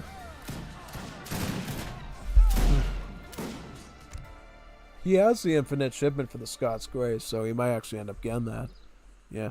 He's got a lot of infinite shipments here, and I love this. I love seeing this from Mehmed. He should really have the Victorian Cross card here, though. Because what it is it's the same as the Virginia Assembly card for the 5th edition with the USA. So basically, you get one shipment, you research it, and then it gives you 2 shipments in return. So you basically get a free shipment for just waiting to send your shipment for a little bit longer. And it doesn't play at all with your experience points, so if you're already getting towards shipment number 3, it's going to let you do that too, which is pretty neat. Yeah.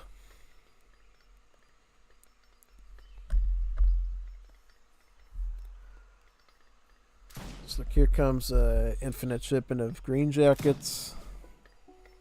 Just like the Green Giant, basically. What is your command?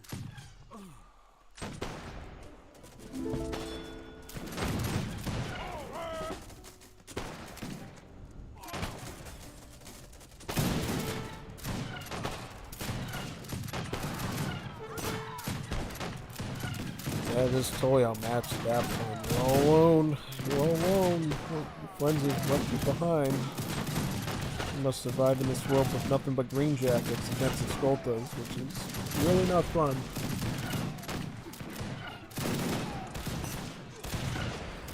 Yep, it's over.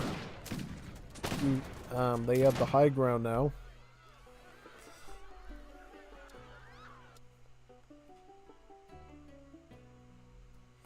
Yeah, there's just no beating Kap when he's Japan. Not even China can do it. I tried doing it with China and that couldn't even do it. Yeah, that's what I mean. It's just really not feasible. Absolutely not. Absolutely not feasible to do. By any means, nah. Absolutely not. Yeah. So now we're going to go to the next game, I think. There's nothing too much that we need to see here, right, for the post-game stuff, right? So we'll get into the next one now. Let me boot that up.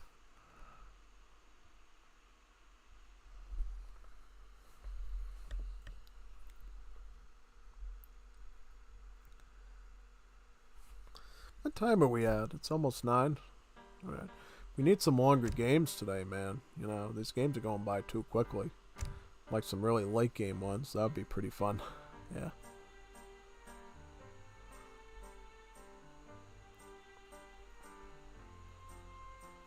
Oh, we got a 3v3 today, too. Is that right? Or is that from, let me see.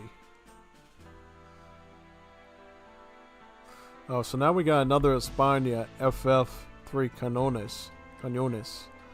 So yeah, that's basically using a politician I talked about called the Heroine for Spain to basically be able to send out like 3 falconets instead of 2.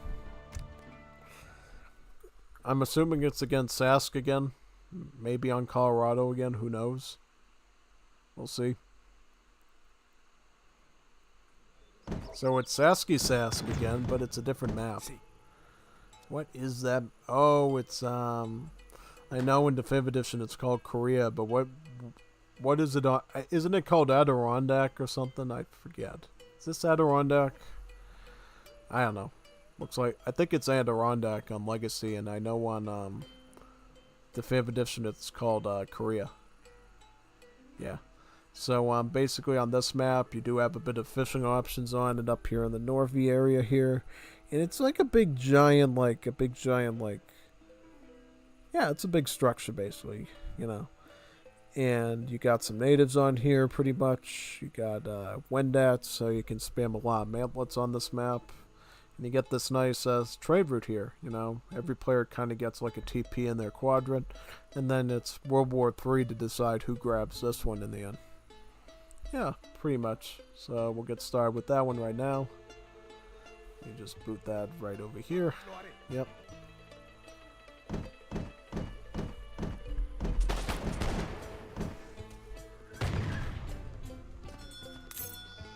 Basically. Yeah, so I think we're going to see sort of the same thing we saw in the previous game of Sask, Portugal versus Kappy, Spain. Only this time Kap will be changing around the age up, you know. He will be going for the heroine instead of the exiled leader, basically, political leader, pretty much. So instead of going for like a super fast FF, he's going to be going for a more slower FF to get an extra cannon, basically, across the finish line. Yeah. Will the deck be the same, though? That's the question. We'll have to see. And what's going to be the policy in terms of grabbing trading posts? Is Kap going to be as greedy with the trading posts, or is he going to try to play a little bit different, you know? Is he going to get eco theory again, or is he going to go for the capitalism trickle? That too. We'll have to wait and see. I like how he's using the doggo there to help out, take out some of these black bears.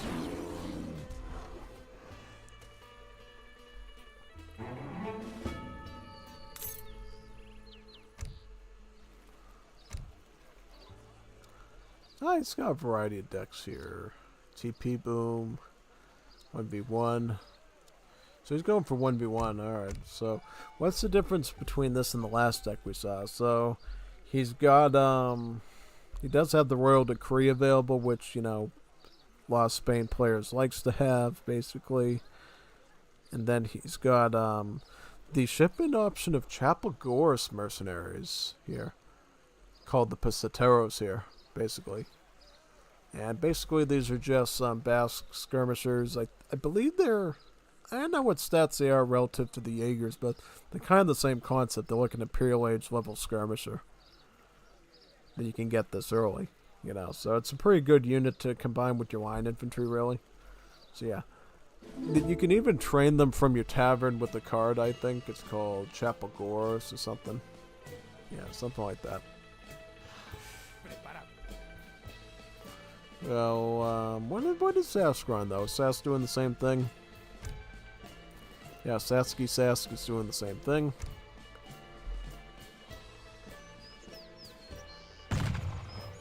Yep, this should be a pretty interesting fight, I would say, for the very least. Let's see how this goes. That's a lot of sheep. That's a lot of sheep. Maybe he should go with that, that sheep politician that the Portuguese got. Yeah.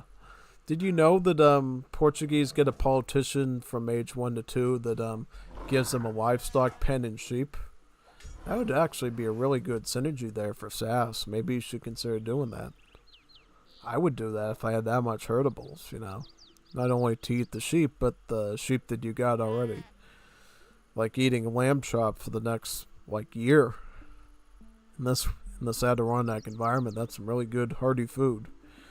Oh, yeah. Guarantee you that.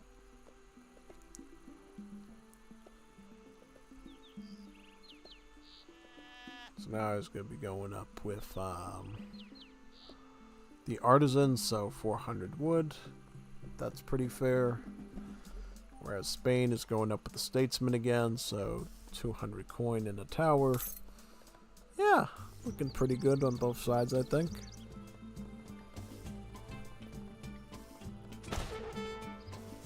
Yeah, so I'm just wondering what Spain's gonna do. Are they gonna like do some sort of combat like they did last game? Or are they just going up to grab that cannon right away and going for like a greedy naked FF to spam artillery? I suppose one thing you could do if you're like really crazy is you could put like one Falcon in here, and you could really get like a four cannon attack in the form of 2 shipments, really. But, you know, almost like a full queue of like cannons from the foundry at that point, just missing one, really. Yeah, could be pretty good.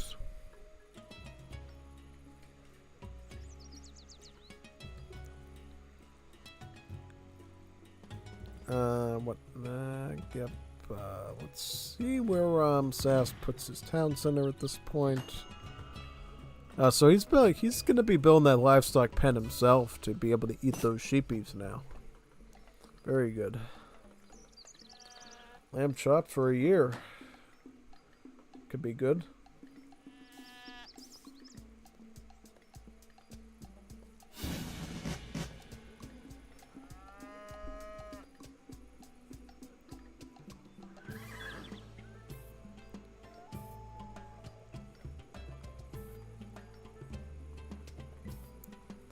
Alright, just gonna put it right over here.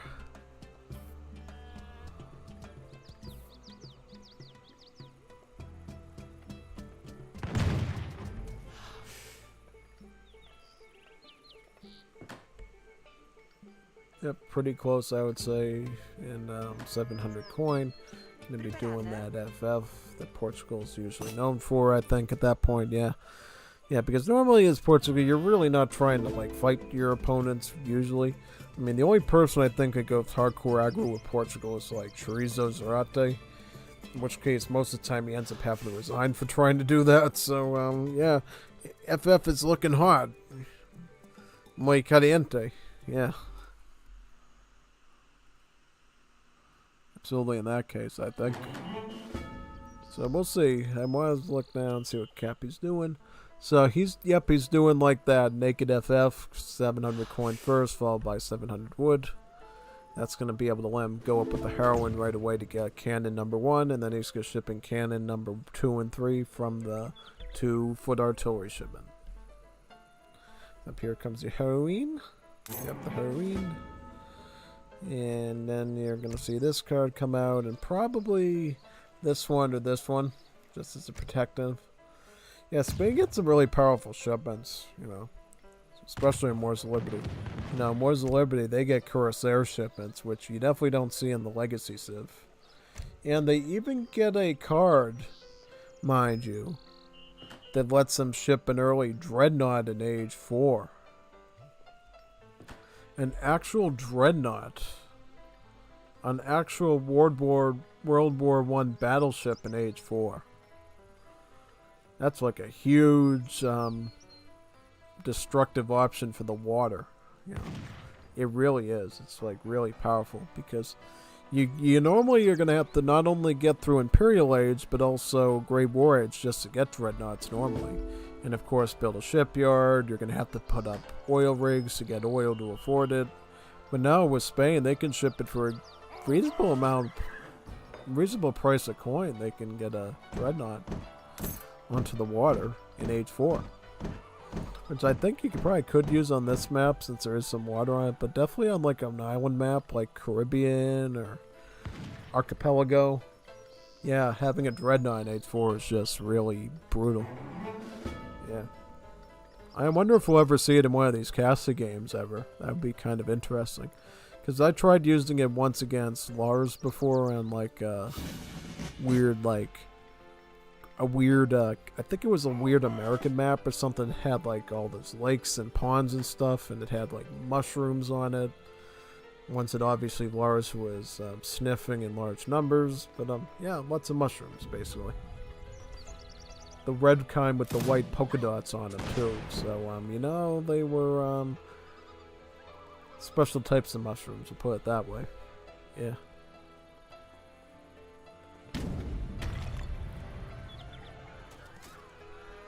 Yep, we already see that one falconet in action right now, or foot artillery, depending on what you want to call it. Here's some line infantry. Also going to go for the veteran upgrade to the line infantry as well. And I think after that, probably is going to go for 2 cannons to seal the deal. A question, what does Wol have to kind of counteract that? Well, he's not even in age 3 yet, so he's kind of a sitting Juanito Benito at this point, or a duck, whatever you want to call it. Just about.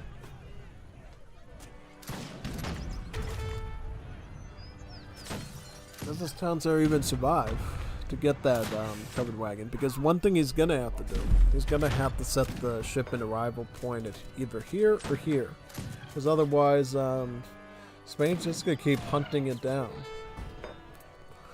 Building a tower manually. Is he? No. Whoa. But why is he's going towards trouble? You run away from trouble. You don't run towards trouble. You let trouble find you. You don't try to find trouble. Doesn't make any sense.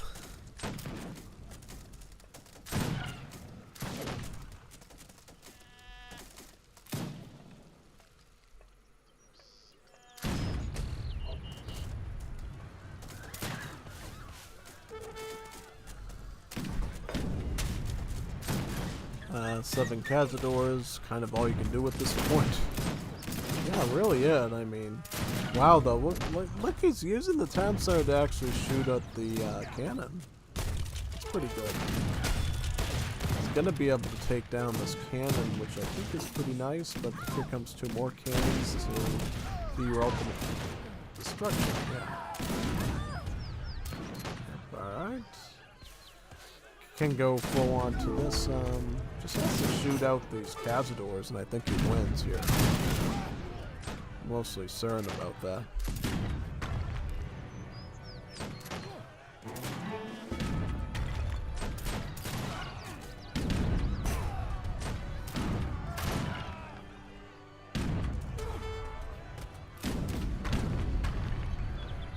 Yep, bada bing, bada boom. GG. There you go. Yep,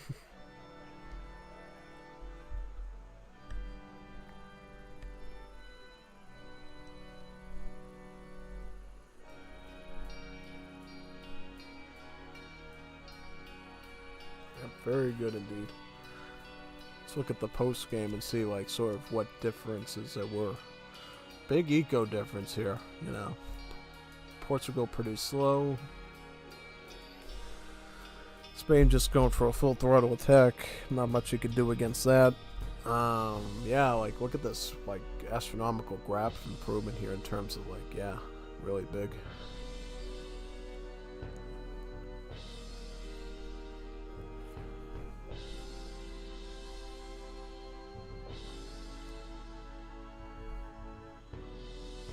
Terms of villager, yep, way ahead in village. This is kind of scary to see because, you know, Portugal is supposed to be like the one go whew, with all those villager queues, and not even able to do that here. Yep, shipping after shipping, it's Spain. What do you expect? Even without that greedy trading post boom, I mean, they get natural shipments coming left and right, really. Yeah.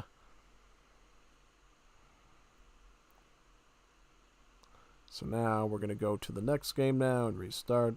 Let's close this. Close. Alright. So let's boot the next one up.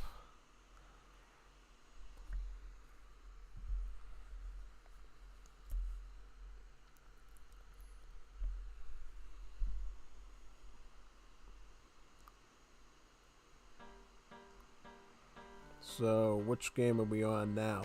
Let me see. Me find out.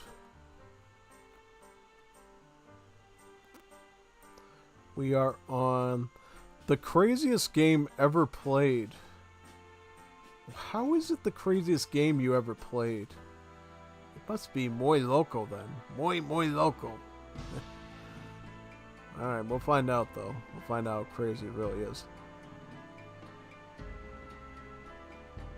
Alright, let me download that. Actually, no, I already downloaded that. Let me just find it. The craziest game ever played. Must be muy local then, right? Oh yeah, I can imagine. Must be muy local then.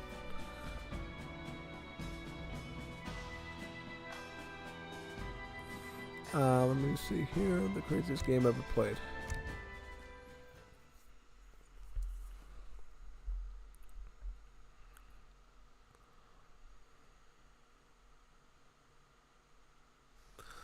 Alright. Oh, we're playing on Hawaii. This is definitely a crazy game. We're playing on Hawaii today.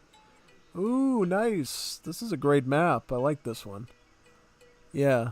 This is a really fun map to play. So basically how the map works is you're on the map in Hawaii, right?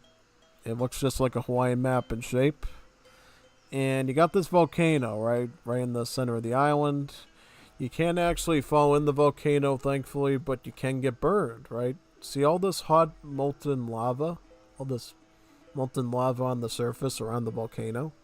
You can actually get hurt by walking on this with your villagers, your military units. So try to get around this lava. If you don't, it will definitely sting. Other than that, though, you get these really cool structures on this map, which let me see if I can find one.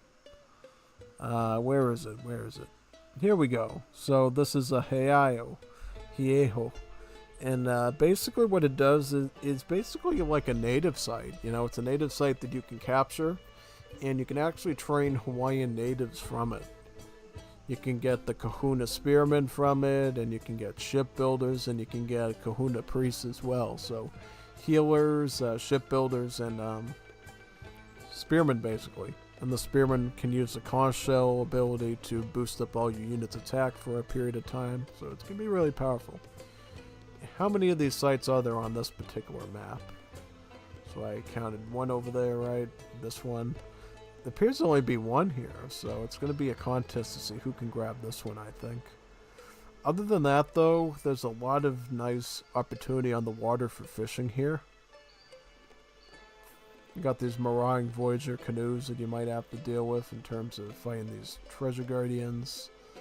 And you also start the game with 2 outrigger canoes as well to help you do a bit of fishing right from the get-go, basically. But also a really good defensive unit in terms of being a decent naval vessel, a Polynesian seagoing canoe, basically, that you can use to defend the water as well. So yeah, let's get started. Looks like General Shadow is playing Canadians at this point, and Black Dragon is playing as the Germans. Jawohl. Alright. So yeah, this is going to be a pretty interesting one, you know. I think General Shadow is going to have a much better time playing as the Canadians than he does the USA. Canada, in addition to maple syrup and extremely left-wing politics, has some really nice unit stats, you know. You know, the Tripodida Marine on the Quebecois side is the Marine infantry that also works good against other units because it's low HP, but it does a lot of damage, you know. Really good combative unit, basically. And they also got some other good units too, like the Metis Rebel, the Fencible, the Mountie, and all those basically. So I think Canada has a better unit selection than even the USA does in terms of its unique unit options. You know, I mean, I'm not saying the USA is bad. I mean, I like the Texas Ranger, the Sharpshooter, and the Buffalo Rider used to be pretty good. It's kind of, yeah, it's like a Mountie but colored chocolate, basically. If you can kind of understand that, yeah, basically. Yeah, pretty much, but yeah. As for Germany, we know what Germany is. It's a total monstrosity of like British Civ bonuses and other bonuses all mixed into one. Mariner houses called Mites Cairns. They produce free villagers, Krupp factories, all that stuff. Lots of unpleasantries, basically. Yeah. So we'll see how this one turns out. Right, he's not imagining things. He's actually killing rats right now. These are actual rat. Did you know the rats are actual treasure guardians in Wars of Liberty?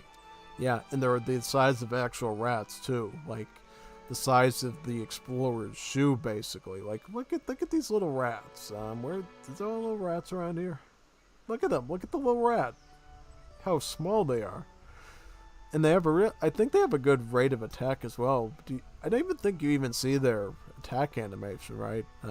But the thing is, because they're little rats, you know, you just have to stomp on their little heads and they just die, you know. They're not that strong. It's not like fighting a grizzly bear. Imagine giving the rats the same hit points as like a grizzly bear or something. Like the most ferocious rat ever, basically. Yeah. Kind of funny if they took like a French map and put these on it for Ratatouille or whatever. Stick a bunch of rats on it. Yeah, it'd be pretty interesting. Yeah. Do they actually have I think they do have rats on the European maps as well, but they also appear here on the Polynesian ones as well.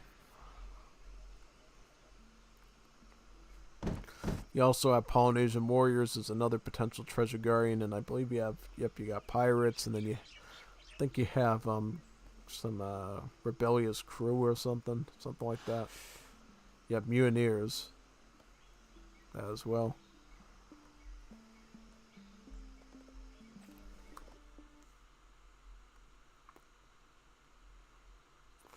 Yeah, very loco. See, muy loco. Yeah. Looks like General Shadow will take advantage of the map's water, which is probably recommended, and is going to start getting some fishing boats on here. Does he have any cards though to help him with that? So he's got two something. He's got Team Fish Market, and he's got he's got Fish Market though. That's pretty good. He doesn't have Skewers, right? He also has Advanced Dock. So I mean, not only does this make your docks really effective with all the bonuses they have in Definitive Edition, but it also allows your fishing boats to basically produce something called a fishery. And a fishery is basically just a floating fishing platform on the water that can train more fishing boats. So instead of having to make a secondary dock for economy, you can just make one fishing boat and you can take it anywhere on the water, right? You can put it over here.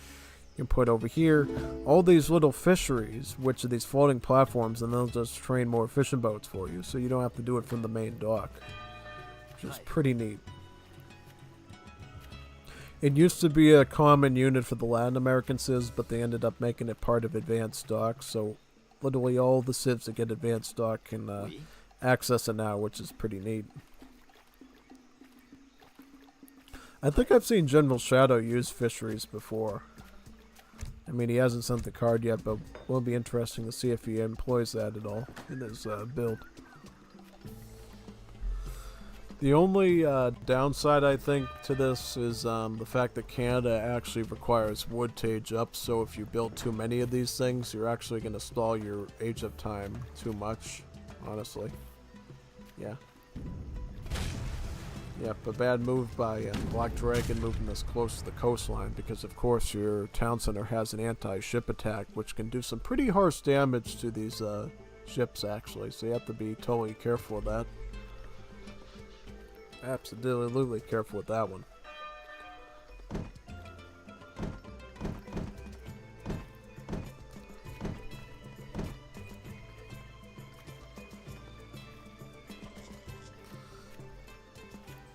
It's funny. Look at the oars. The oars are moving, but there's no people operating them.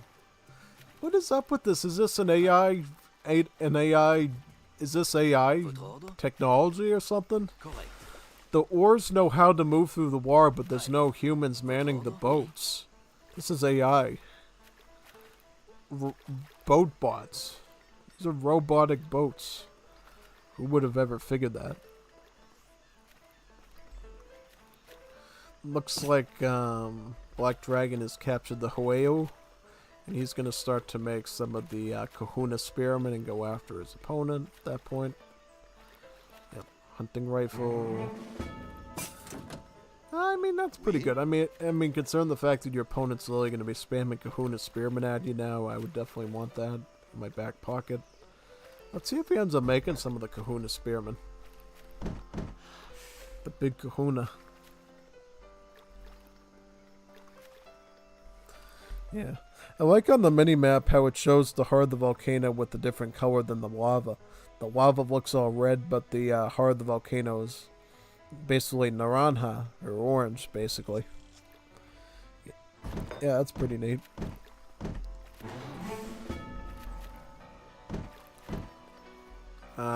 That's a lot of villagers to queue up. I think I complained about that in another game I saw, Black Dragon, looking at the game view I was casting. I'm like, you know, man, you really shouldn't queue up that many villagers, because you might need that food to perhaps train military units. You know? If you need, like, some line infantry or hussars, now you're going to have to go click, click, click, click, click, click, click, click, click, to, you know, cut the queue down just to get a couple of hussars going. Which I think is kind of mundane, you know? Yeah. Well, this is pretty cool. We see General Shadow taking advantage of the new ability of the fur traders to actually gather from berries now. So instead of walking against the hot lavas trying to look for animals, they can stay safely cozy in their town center area grabbing breadfruit. Does it taste like... Why is it called breadfruit? Why is it breadfruit? Starchy fruit spread across the Pacific by the ancestors of the Polynesians. So, is breadfruit basically bread? Bread but also a fruit? What is breadfruit? Never heard of it. Well, I haven't heard of it until I saw Wars of Liberty. Then I learned what breadfruit was. But I don't know what it is, basically. Yeah. It's weird how these are listed as guardian, even though they're actually huntables that you can gather for food. Yeah. You have to be careful getting them, though, because if you walk... Here's something that can... Oh, no, the dog... Fido's having his feet get burned by the lava. He just lost HP. Yeah. That's one thing you have to watch out for on this map with the huntables is you can accidentally hunt them in the wrong area. And then your villagers will literally walk over the lava like they don't care, and they'll literally burn to death without trying to save themselves. Yeah, you're gonna need some more doggos to deal with these pirates, man. Way too many. Way too many. Looks like Canada's gonna be making some militia again. It seems to be a favorite unit of his. Definitely. He's trying to get these villagers, I totally understand that, but you're going to need like some infantry. Because the thing is, you can get a lot of these shepherd dogs to help you attack treasure guardians. In some cases they work really well together, but individually the dogs are very weak. You need to send them in like packs, you know. Certainly Canada can get, I think they can get up to like 4 of them, I believe. Australia 5, and then USA can get, I think they can get like 3 of them. If I recall, I'm trying to remember, like 3 of them. Yeah, they can get 3 of them. That's right, 3 of them. I don't know what the other sets are going to be able to get, like South Africa and India and stuff, because they're going to be Anglophone sets as well. So I don't know how that one's going to go. Hey. He's gonna walk right through the lava too. Isn't all the smoldering smoke up here a sign that you shouldn't? Look at these He's sitting in the lava. What is he doing? He's getting burned. No, don't do that. You've got 3rd-degree burns. You're gonna be scarred for life. You might even have to go to a hospital now. Wow. I don't think they have, they don't have stuff, they don't have hospitals back in those days that can deal with that type of burn, you know? So if you get burned, you get burned. You're cooked, actually cooked. Actually cooked there. Can you believe this guy just walked over the lava, just stood there for like a second or two? Like, hey, I literally see a burning fire here. That's just totally a place I want to stand around in. You know? Like, maybe you don't know that you're gonna catch on fire. Look at the rats! You're getting eaten by rats! Imagine getting killed by rats. Like, the rats are eating them. Oh my, look at the rats! Oh no. And they're probably gonna eat the dogs as well. These are some insane rats. This is like Ratatouille stuff right here. These are not normal rats. It's all because he walked through the fire for like 20 minutes.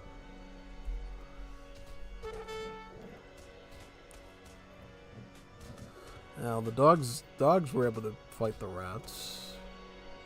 Then he's gonna get this here. A huge coconut crab worth 360 food. Too bad you can't age up with food with Canada. Yeah, he's gonna have to start chopping some wood for that. Does he grab it? Does he grab it? Does he grab it? Does he grab it? He's not grabbing it. Why didn't he grab it? Oh, he's doing a bit of naval warfare there with his schooner named Caribou. Probably after Caribou.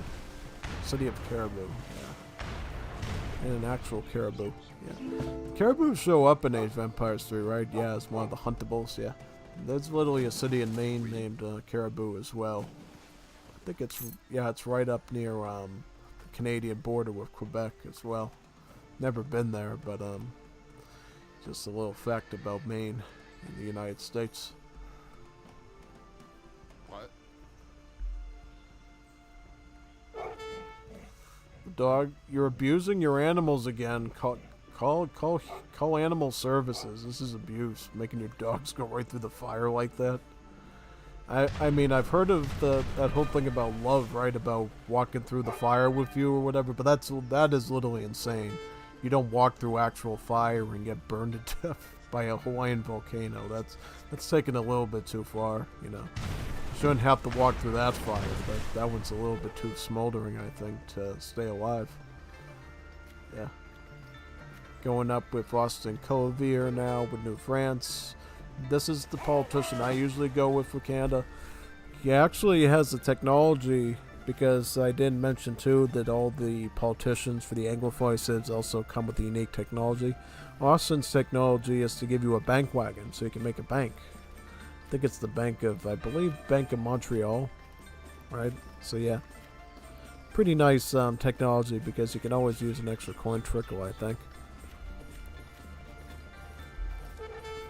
Whereas Black Dragon is mostly playing villager greed at this point.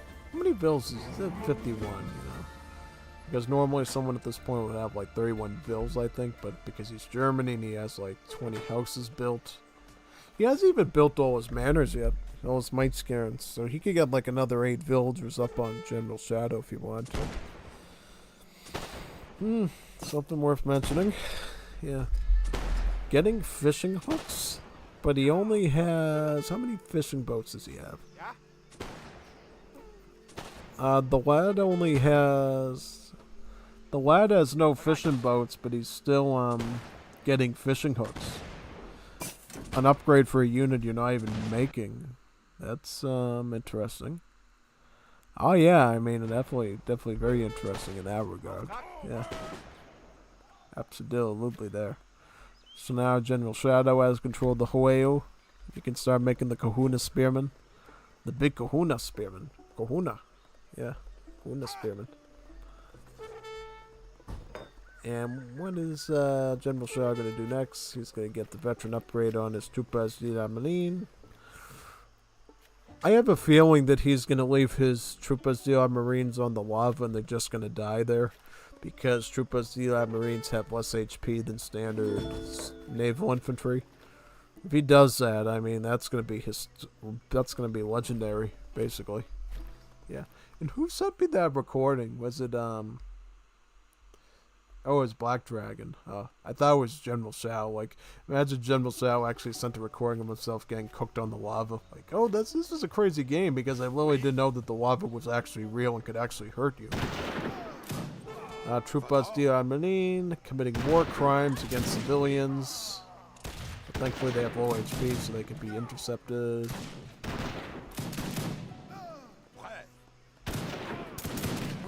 On the dock. You would have thought at this time that they would have gone Québécois voice lines for all these French-Canadian units, but no, unfortunately not. Yeah, they should get that at some point, you know. I remember somebody saying for the, like, Canadian... You know what they need to do with the Canadians? They just said they give them the British voice lines, but they say A at the end of every line. Like, You ready? Eh? Your man is so eh? Like that. And then it's automatically Canadianized. That's what they have to do. It's really it. Bank of Montreal. That's going to be a good source of coin. Going up against villagers with spontooners is never the best option. Nope. But for some reason, Black Dragon is not... He's going to walk through the lava. Is he not? He's going to lure them into the lava. He's gonna sacrifice his own men into the lava. He's going through the lava, though. Look at this. He's going through the lava. He did more damage to himself with the lava than the spearmen probably did. And then the line infantry walked through the lava, so they're getting burned and cooked. But he's walking through the lava. Why's everybody walking through this hot molten material for? You understand that your feet are gonna get burned? You're not gonna be able to send your wife feet pics anymore? How's that gonna work? Is that marriage gonna survive now? It's not gonna even work anymore if you can't send feet pics because your feet literally look like charred coals at the end of your grill. Or a piece of burnt ribeye. Unbelievable. Can't believe that one. Unreal. Unreal. Absolutely on that one. On that note.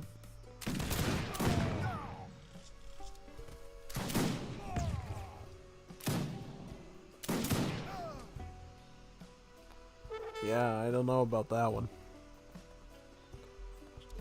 Going for team geographers. All mines in the map identified. Why can't you just... I don't like cards like that because I feel like there's such a cop-out because...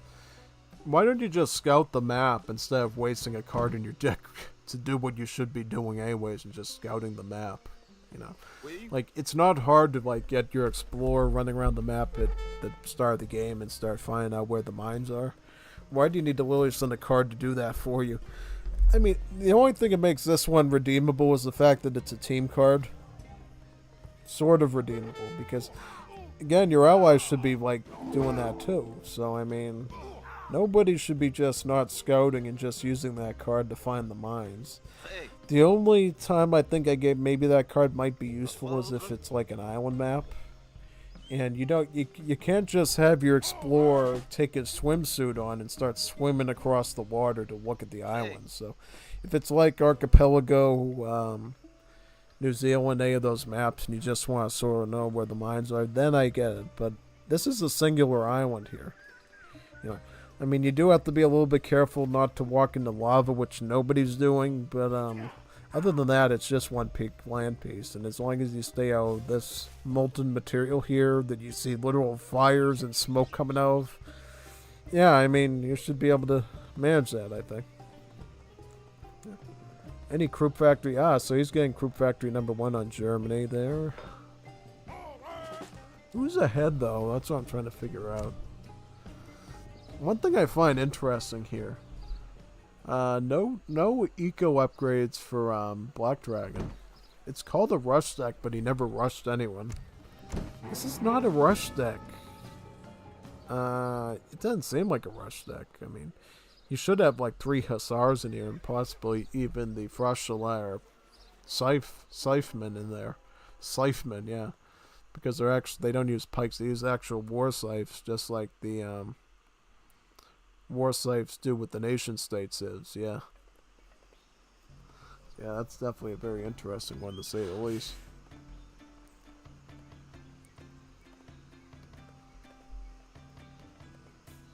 Alright, yeah, basically.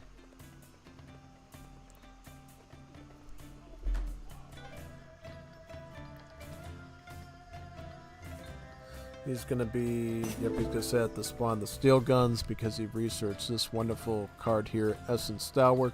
This is the one that gives you access to heavy cannons in Age 3. Now that's basically what steel guns are. They're just a little bit reskinned, basically, and remodeled. But they have the same stats as the heavy cannon. The fact that you can get these in Age 3 is pretty big, actually. Yeah. And then once you get to, like, Imperial Age... You can have up like 5 queues of those. You get 3 from the crew factories, and then you get 3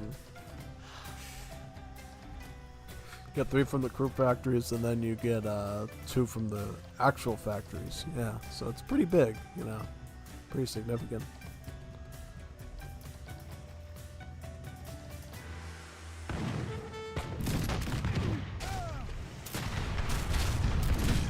So he moved his schooners along the line there to attack them. So he's got Alva and May and Caribou go after these villages. Hey, he got some kills there though. I mean, that's pretty good. Just gotta watch out for that town center fire though. These line infantry are veteran, right? So, I mean, I think he's gonna be able to defend that. I would just get your ships out there. There's no reason you should engage with these now. Because you're not winning against this infrastructure, so just retreat, folks. Still not away. He's bringing them back because he didn't have enough damage. Well, this fight is going pretty good for General Shadow. He's getting killing another village here. That's pretty good. Here comes the European Navy, the Avisos. And also a battleship here, the Hessen.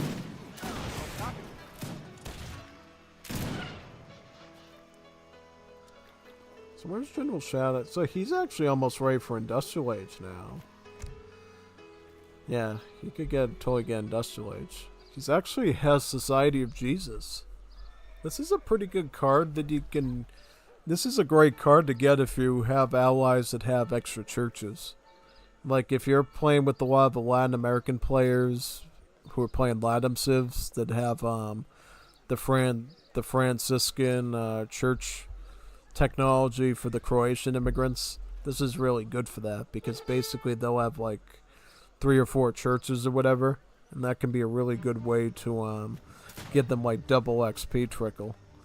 For you, it can be pretty good because it like doubles the XP trickle you get from your church, but for allies that have even more churches, that can mean shipping after shipping after shipping after shipping. You know, immigrant after immigrant after immigrant.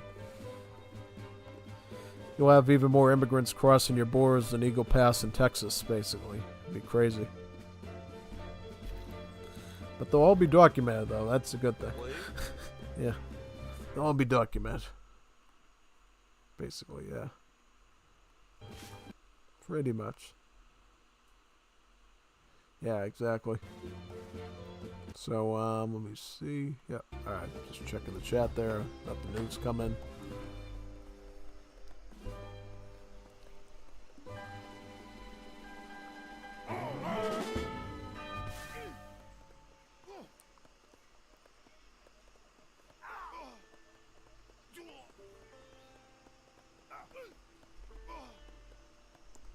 How long are these games, by the way? Because I looked at the other 2 recordings that I have for today, and those are going to be even longer recordings. So we might be here till, it's time now, so it's almost 10, so we might be here till midnight tonight, which would be cool, you know.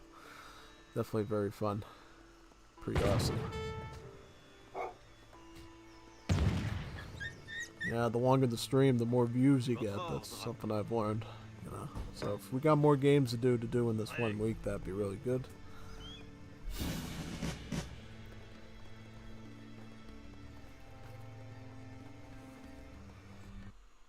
Man, how long has the stream actually been going, actually? It's been going since 4 hours. Alright, so 4.5 hours, not bad. He's loading up all the riflemen into the Caribou now. And I think he's probably going to use a landing party at this point. A landing party! Just like in the Age of Mythology Fall of the Trident Mission 1. It's a landing party, yeah. But instead of hoplites... No, not hoplites, it was spearmen and slingers, right? Like a bunch of Egyptian infantry. Instead of that, you got a bunch of riflemen now. Pretty nice. Yeah. I had an idea once of redoing the Age of Mythology campaign Fall of the Trident and Wars of Liberty. But with all the god powers and modern units in it. Because you literally have Egypt, Norse, and Greeks in it. And you got Chinese too, and what would Atlanteans be? I don't even know.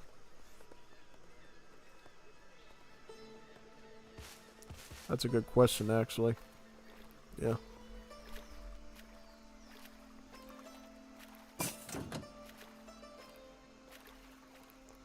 So he's gonna go down that same water route once again to do some raiding, it looks like. Yeah. Going for Molson's Brewery. You know, Molson, a pretty popular brand of beer, you know. Where I am, you know, when you stop by one of those liquor stores and you look at the windows, yeah, you see the little maple leaf with Molson on, you know, oh yeah, I remember that from Wars of Liberty, yeah, good old Molson's Brewery, yeah. It's a decent food truck. Unfortunately, Black Dragon is going for an attack. Is he going to be careful with the lava, though? That's why I'm wondering. Because if he messes up, and is he going to mind the lava, though? See, General Shadow's so scared of the lava that he's actually going by sea route to not step in it. Whereas Black Dragon is going to walk through the lava. He's getting cooked. He's getting cooked. He's actually getting cooked. He's actually going to get cooked. Look at how cooked he is. And they're standing in it still. He's still getting cooked. Are these still in the lava? Yeah, he's still in the lava because this is a poorly illustrated part of the lava there. He's still getting... He's losing his army to the lava. He's getting cooked. The man is getting cooked. He's still getting cooked. Look, units are actually getting cooked to death now. They're actually getting cooked for real. They're turned to an ember at this point. Look at these units actually getting cooked. They're actually falling into the lava.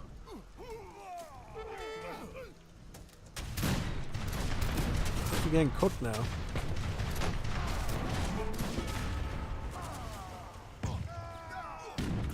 He's still getting cooked. At this point, the Minutemen might actually wipe them out now. Look at this. This is a blunderbuss of a situation. Is he still getting cooked? No, they're getting... The Explorer's getting cooked? Yeah, the Explorer's getting cooked.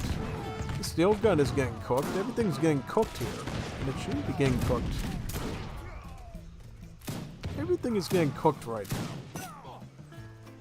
And what's happened to Black Dragon? He's getting completely cooked in his face by these riflemen that decided to take the water route, you know? He decided, you know, I'm sick of getting cooked, getting my feet cooked, so I'm just going to jump in the boat and go in the water route, which, you know, it seems like it worked pretty well here, you know? Of course, he's going to want to retreat his boats, I think, so it doesn't get destroyed by that battleship. Oh, he brought a ironclad as well, Prince Robert. That's a good choice, you know. This is a siege ship, by the way, so this actually is really good for, like, taking out buildings. Note here how good it is to basically shoot down a building with. Take out the block, that could be pretty good. Even if we could take out like one of those plantations, that might not be too bad actually. Okay, so his steel gun is no longer getting cooked, that's good. You need to be paying attention. You probably could have taken a shot at this industry here. How much damage is this do? So not enough to kill it in one go, but still. Could have maybe went after that. It's got a... General Shadow has a fort right here now. It's definitely setting up his... And then he walks back into the lava again, and now he's getting cooked again. Like he didn't learn his lesson of how he lost his army of infantry. And if he's too close to this fort, he will lose this cannon. Yep, and now he's going to walk through the lava to get back home. Nobody thought for a second that maybe you should move a little bit to the left here. Hello? You're literally burning to death. And then his skirmishers walked through it as well. It's like nobody understands how lava works. You know, all those things you watched growing up, played all those games like Mario, Sonic, and the Marble Zone, you know, don't step in the lava because you're going to get hurt. Nobody understands that here. They think, oh, it's just a cool effect. It's a light show, you know. Well, jump around dancing it, right?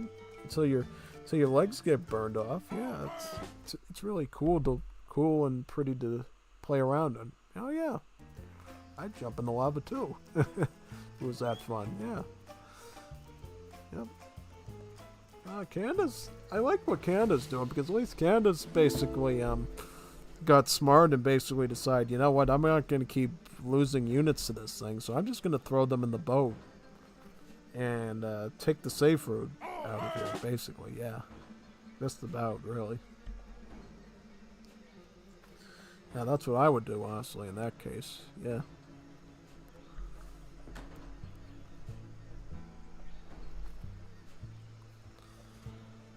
Pretty much in that situation.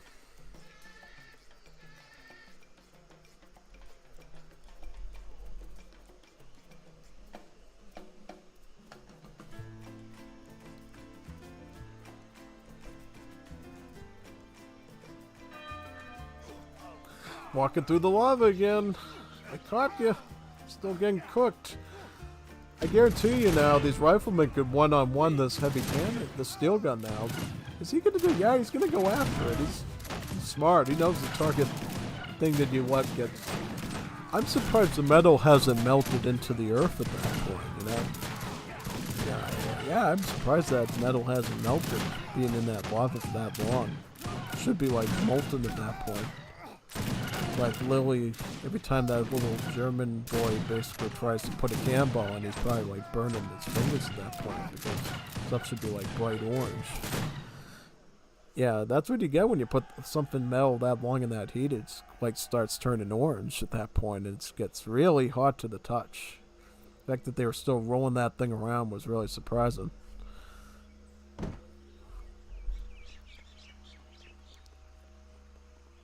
I think at this, does he got like, yeah, he's got the officer upgrades, but I think he could just wait out to Imperial Age now if he wanted to. Yeah, I think so. Jägerbusch? He got the Jägerbusch card. Why is he getting that? That's a little weird. Where's getting Jägerbusch?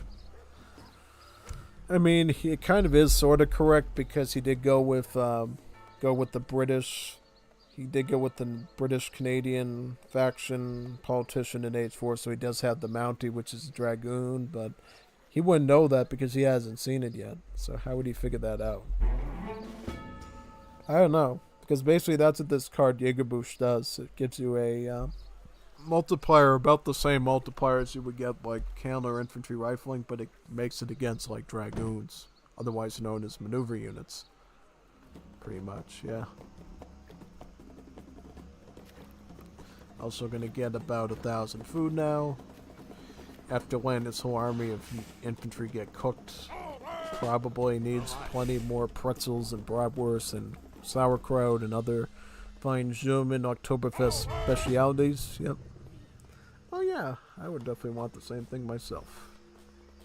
Absolutely. Picking up squash plantations now on the Canadian side. Did he put his? Yeah, so he put him in the steamboat now. Steamboat Willie. Here you go. Yep, see the little wheels, the big sprocket up there shooting the steam out. A little Steamboat Willie situation right there. It's kind of funny how they add these two to Defam Edition around the same time. Yeah, pretty cool actually. I think Defam Edition added them first and then War Celebrity ended up making them afterwards. Yeah, it's kind of the same thing. They don't get the ability, though, that the steamboats do in Defam Edition. See, in Defam Edition, steamboats, I think they can... One thing they can do, they can actually build docks. And they can, they have this they have this ability that you can activate that allows them to move faster with the steam engine for a number of seconds. Yeah. This is cool though. You see when it's moving, the water wheel actually starts moving on it, which is a nice little animation. Pretty neat that they get that working even in the Defam Edition game. Again, bombard platform. I think that's for the siege ship, right? Yep, I think that improves the siege ship. The Prince Robert there.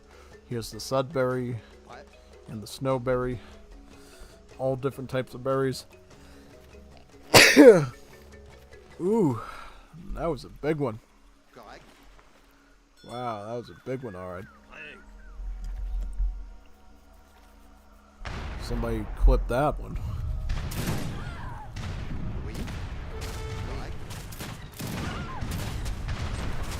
Got steamboats going after Deutschland. Jawohl. And what's the other one? The Hessen. The Hessen survived.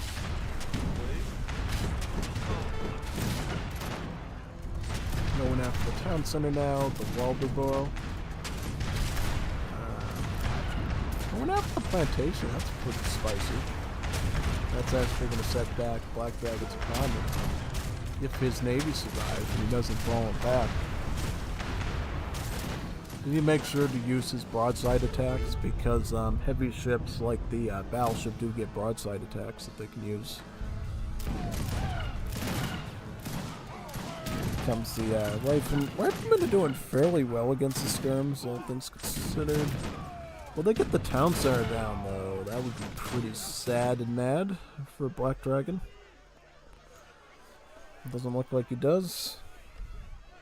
Alright. Well, we'll see.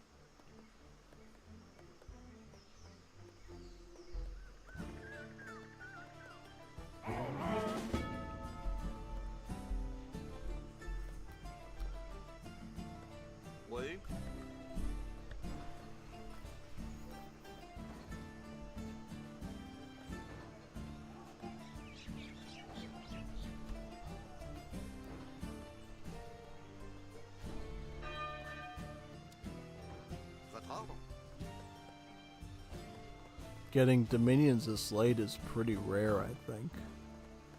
Yeah, very rare. Basically what it does is it's a team card that makes all your town centers and houses cheaper. Basically. Yeah. It's a really good card for Canada by themselves because basically if you never played Canada before, they get these special houses called the log cabins that actually trickle wood. Which you can see here it does about 0.2 per second. You can add, as with Germany, of course, you can have up to 20 of these houses, right? 20 log cabins, and therefore, with all 20 log cabins, you're actually trickling about 4 wood per second, which is, you know, if you look at like a factory, it's almost as much as like having a factory working on wood for you, basically. Yeah, pretty neat. Pretty neat stuff there.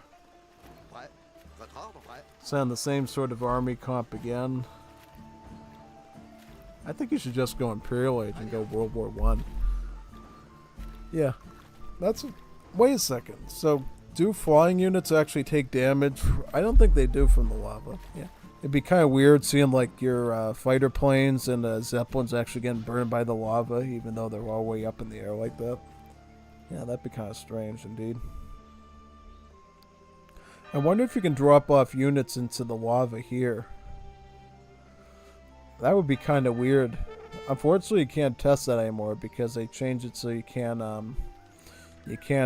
garrison units inside of the Zeppelin anymore and drop them off in places, you know. So that's unfortunately something you can't do anymore. But it would have been cool to see, you know, can you actually take units inside of this volcano and drop them off inside the volcano at that point, see how long they live. Basically. Yeah, that would have been a pretty interesting one, I think.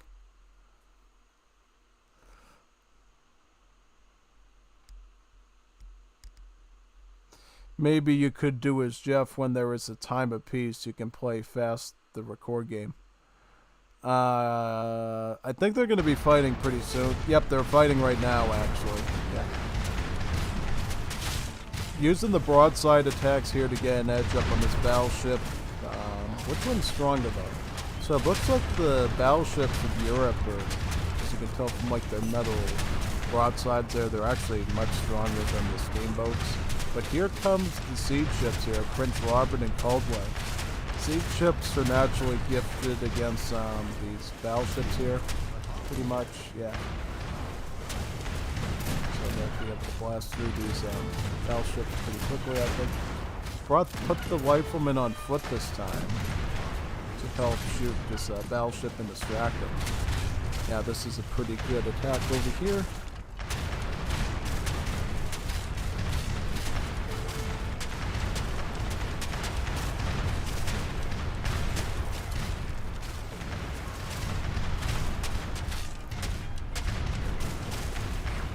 Taking down the last one. That was a good fight for General Shao there, because now he's going to be able to make a push over to... He's walking through the lava again! Stop doing that! He's walking through the lava again! Ugh. Yeah, I mean... Probably not a good idea to walk through actual lava. Don't you think? Don't you think, man? I don't know. I wouldn't want to walk through the lava myself. That's kind of bonkers, honestly, that he's doing that. Really is. Well, it definitely is.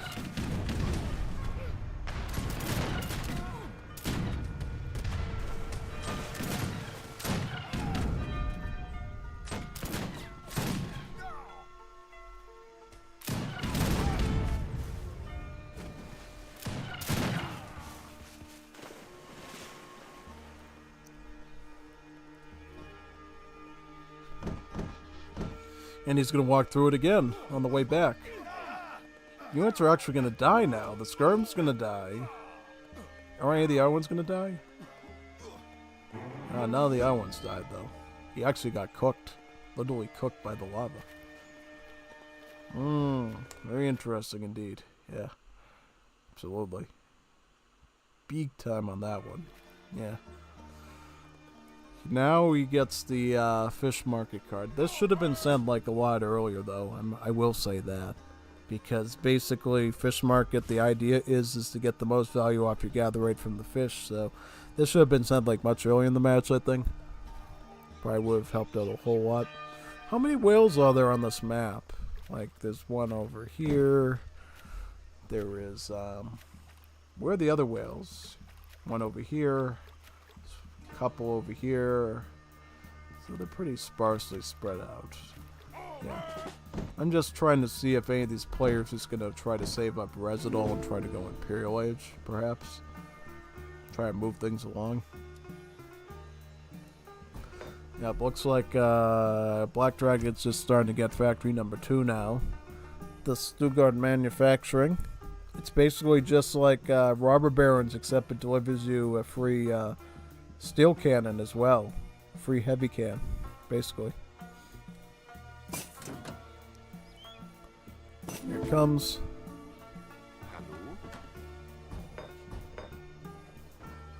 I think in the long term, if Black Dragon stops throwing his stuff into the lava banks, literally, and stops trying to pull a Star Wars Revenge of the Sith reenactment with Anakin, I think he's going to have a pretty easy time with those cans. But if he keeps trying to ignore the high ground and keeps ending up in the lava banks, he's just going to keep running into these problems, basically.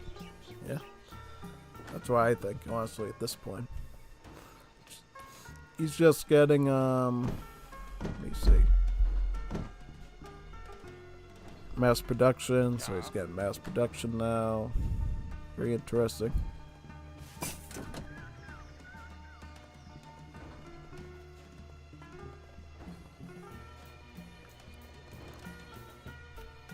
See, these are the fisheries I was talking about at the start of the game, basically. Essentially what these are like floating fish platforms, and what you can do with these is you can actually train more fishing boats with them. So you actually don't need multiple docks anymore. I mean, you can definitely have multiple docks to make like your battleships and stuff, but these fisheries, you know, are a great way for booming on the water earlier in the game when you might not have a lot of wood. You know, you might have enough wood to like keep your fishing boat queues going, but not enough to have like 3 or 4 docks, basically. And that's a good way to get going a little bit quicker. I think you could even wall with these too, I believe, because they don't have a build limit, right? No, they don't have a build limit. They're only 100 wood, so maybe you can like set up like some very expensive walling with that too on the water. A good way to basically stop people from sending their dreadnoughts and mine layers at you. And one more thing to distract the enemy bombers with too, once you hit World War I. He's just getting drip irrigation now. Really? That's supposed to be like a tech you should have gotten a long time ago. He's just getting two-man saw now? That doesn't make any sense. Faceting? This is like mining tech number 2. He really went astray of his like market techs. Yep, and then again the water power for the German factories. We're gonna see another attack now come up right here on the water here. And he's gonna be going for a pretty good flank over there, I think. Yeah.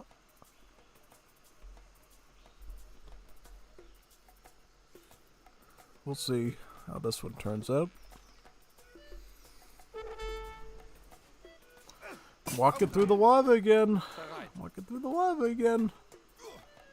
It's a really good idea. Let's walk through the lava again. Get burned and cooked. This really is the craziest game I've ever seen because they're actually ignoring the lava so many times in so many situations. Like, see, now he's gained about 200 IQ points, and he's deciding to go here and to actually try to maneuver his units a little bit more. Yeah. But now, as you're doing that, this lad's going to come up on you with all these units, right? Yeah. So how many does he have exactly? Oui, votre ordre. Très bien. Votre ordre. How many units does he got here between all these ships? He's got about 20 units. 20 riflemen? It's not a lot. Really isn't a lot there. I think at this point, though, General Shadow probably overplayed his hand there if he's not going to put anything here. Like, he surely should have gotten some, like, Metis Rebels or maybe some Troopers Diat Marines there or something. But you're too slow type of moaning, you know? Yeah, you totally could have put like an army there to like at least protect a little bit. This lad only has like 90 pop at this point in the game, and it's like, what are you doing there? You could totally be doing a lot better than that, I think. Absolutely, in that case, yeah. Definitely think so there. Should really move me on that one. Town center finally going down because for some reason he never decided to repair it either. What is this match? People walking through lava? People not repairing their town centers? People only have a 90 pop in 47 minutes into the game? What kind of Roblox skibbity toilet stuff are we watching here? This is really weird. It's almost like that stuff we were watching on Tuesday on the live spectator mode games in DE. Just these, like, what are they doing moments, you know what I mean? Like, it was so, what are these people doing moments on Tuesday that it was like, not only do we need a Liga B, we might even need a Liga C now. A Liga C next Tuesday at this point, you know? That's basically it.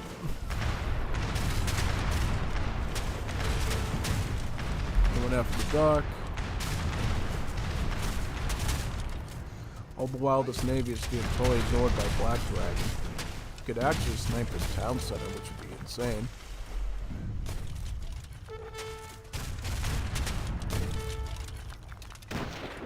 He's attacking treasure guardians with villagers.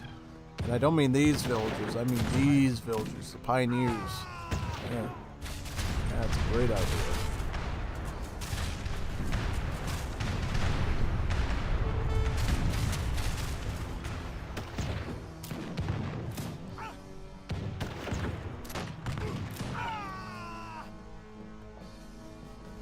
How much treasure is that? Is that like papayas, pineapples, and bananas?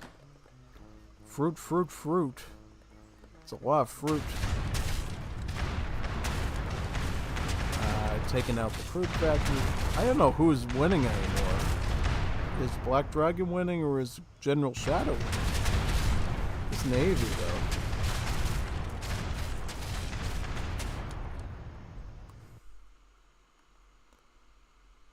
Yeah, I doesn't know what's going on with that Navy. Like, look at these things just trying to show through all that stuff. Crazy. Big time. peak time on that one.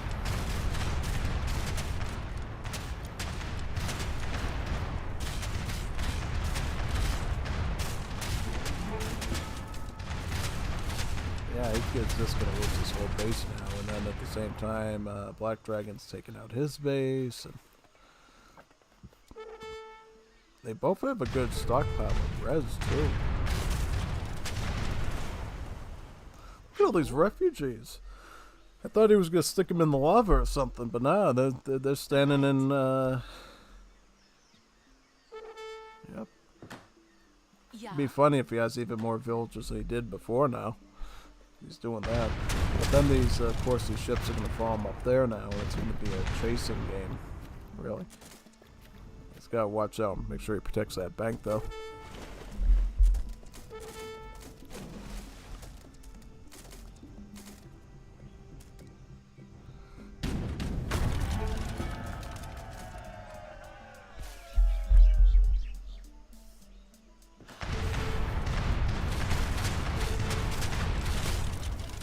You're giving them free villages by taking out these houses. I hope you understand that. Well, take out this factory. That's a good target there. I can't tell you who's winning this at this point. Yep, he's already got another town center now, and he's getting Society of Jesus. Oh, Jesus! He's getting Society of Jesus. Yeah.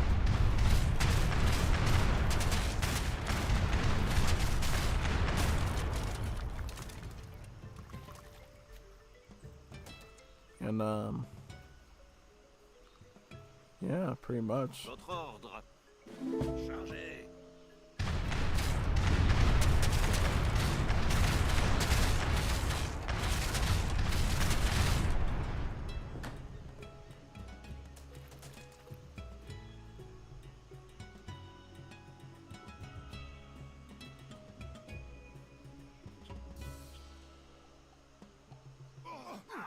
Walking through the lava. Not even taking the quickest route through the lava, just walking through the lava again. He's gonna walk through this lava too. He's like gonna lose that whole army. Just watch him lose that whole entire army now. He's gonna lose that entire army now. Just watch. His whole army's just gonna get cooked.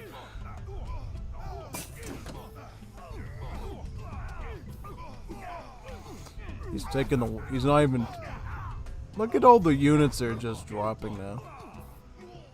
Just barely, because now this army is totally peppered up. The funny thing is General Shao didn't even have like an army to resist, and now this army's almost barred up like they were actually fighting huge armadas. Yeah, now the ships are just going to take over and completely blast them apart to another rings now. Look at this. Just because he wanted to walk through the lava route. Well, the steel guns might be able to take it out, though. Yeah, that's to be seen. Still, yeah, I mean, I think, yeah, well, the thing is, yeah, you walk through the lava, so the steel cannons are kind of bowed up at this point. Absolutely a travesty, to say the least. Yeah, absolutely on that one.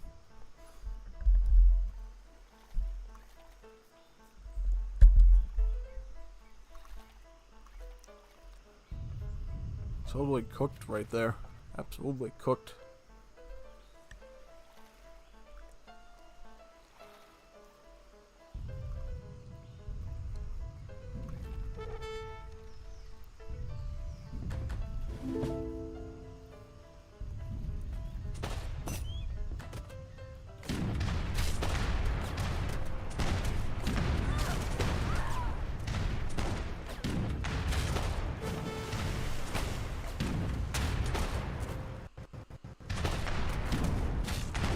Yeah, now Black Dragon also has a town center now.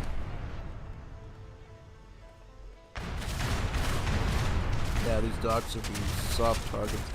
He didn't move the village. He's got, look at the villagers just standing in the lava like nothing. And then he runs in towards the beach to get shot by the enemy ships. Yeah, that villager advantage is going to go away really quickly now. I think at this point. Yeah, just look at this right here. Just totally. Look at the villager sitting in the lava like nothing. He's literally burning to death as we speak, and he doesn't even care at this point. You know what happened? He's probably had so many third-degree burns that the nerves in his body have literally shut down. So he doesn't even care that he's on fire anymore because he doesn't even feel anything. But he still has enough feeling to still walk casually through the lava. Look, this one villager just walking through the lava. Look at him walking through the lava by himself. Everybody else is walking through the grass. He's walking through the lava. Oh, they're all starting to walk through it too, but he's like right deep in the middle of the orange stuff. Why are they walking through this lava for? And I think they're going to walk through this lava too. Just wait and see. Look at this migration of villagers into the... Yeah, now he's maneuvering them. Well, these ones are going to fall into the lava now. Look at this one sitting literally in the fire. This is scary. This one's literally sitting in the fire and isn't even taking any damage, but the ones that...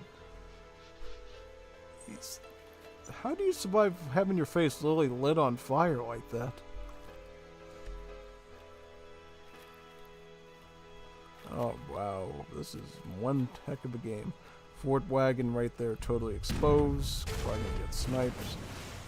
Probably gonna get sniped. What are you doing? Do you see this? Look at this. Look at this right here. Do you see this? Right here. Get it. Get it. Get it right now. Really missed that one. More villagers he's gonna throw into the lava. Yep, walk right through the magma. It's nothing. Absolutely mess. I've never seen a game like this before. Somebody actually walks through the lava for that long and doesn't even care about. Yeah, I mean that's basically it. Now he's gonna get like guard trooper, veteran trooper diamines. Should get these up to guard and get even more damage. He's gonna have a hunting season against these German villagers here. This is gonna be interesting to say the least.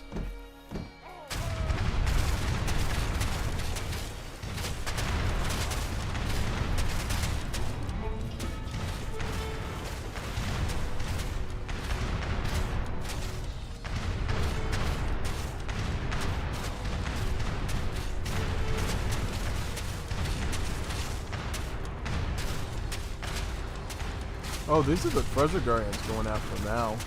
Yeah, Polynesian warriors. I'm guessing Black Dragon resigns here. He would have to be, I mean. That's a pretty big difference here when you look at the post game on that one. Yeah. And then military. I wish they would put Mother Nature here too, Gaia, to see how many kills Gaia got literally by units standing in the lava. I think it would be just as, probably be higher than all these players put together if Gaia had like a kill count here. Gaia would have more than everyone combined. Just about, yeah. Like, how do you go from here to here? How do you do this? You know how big of a... I don't know. That's really disturbing. Like, this man had this many villagers and still managed to die. Unbelievable. Look at this big... Oh, man. It's really sad to watch. It truly is. How about resources gathered? Yeah. General Shao just had a really good economy, I guess. The matter how many villas he got, he just really managed them pretty poorly there, I would say. Yeah. So I think we got about 2 more games to do now, so we'll go into the next one now. Let me restart. Start into that one right now. I think these ones are going to be even bigger than the one we just watched, I believe. So get braced, get ready for it. We're going to have some fun now. Yeah. Just let me get some water first, because throat's going to dry up if I don't have any water for this one. I'll just put it in the record screen.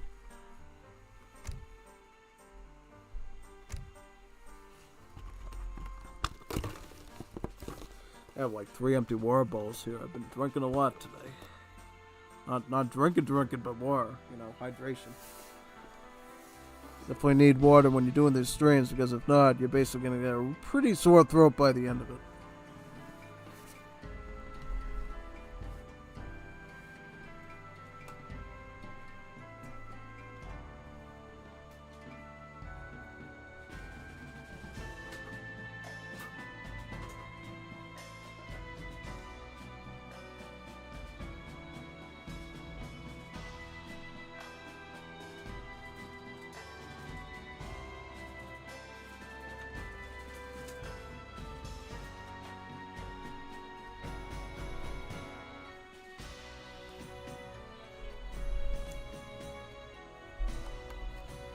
Alright, I'm back. I got my water. Let's see what game it is. So what's the game called now?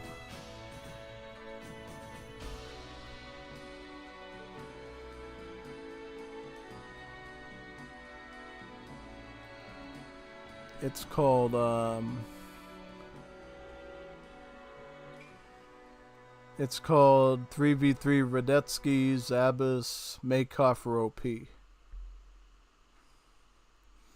Yeah, so let's see what that one's all about. I think that one would be right over here. This one. Alright, this one should be pretty good. It's the first 3 versus 3 of the day. It's definitely going to be a very different experience, I think.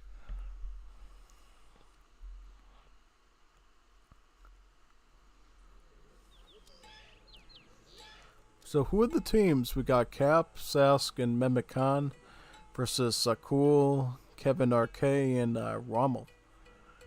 So we're on Esauk, Arizona, it looks like. You can always tell if it's Arizona by this little canyon here in the middle of the map. Basically, you got 2 main pieces of the single trade route. Each of them comes with about 3 trading posts when the map is this size.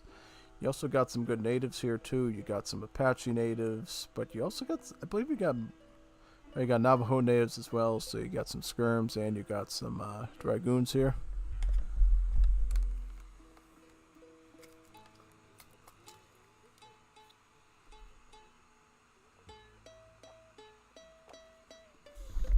I had to get a bit of water down, so this should be a pretty good one to start. So let's see how this 3v3 takes. How this 3v3 is. Who are the teams? So we got a Russia, we got a United States, and we got a Argentina here, yeah. Alright, and then on the opposing side, we got Austro-Hungary, of course, we got Manisa, and we got Blumenau. Alright, who will be Germans, and then we got, who is this one again? This is Ottomans. Alright, so we should basically just, no, never mind. I was going to call it Team Vanilla, but I realized Austro-Hungarians are not Vanilla Civ, so definitely don't call them that. Yeah. Interesting team-ups, though. I mean, I think in this situation, we're going to see a lot of spam out of the Kap team. In particular, I think Kap's going to be spamming Hussars and Mamikan's going to be spamming villagers.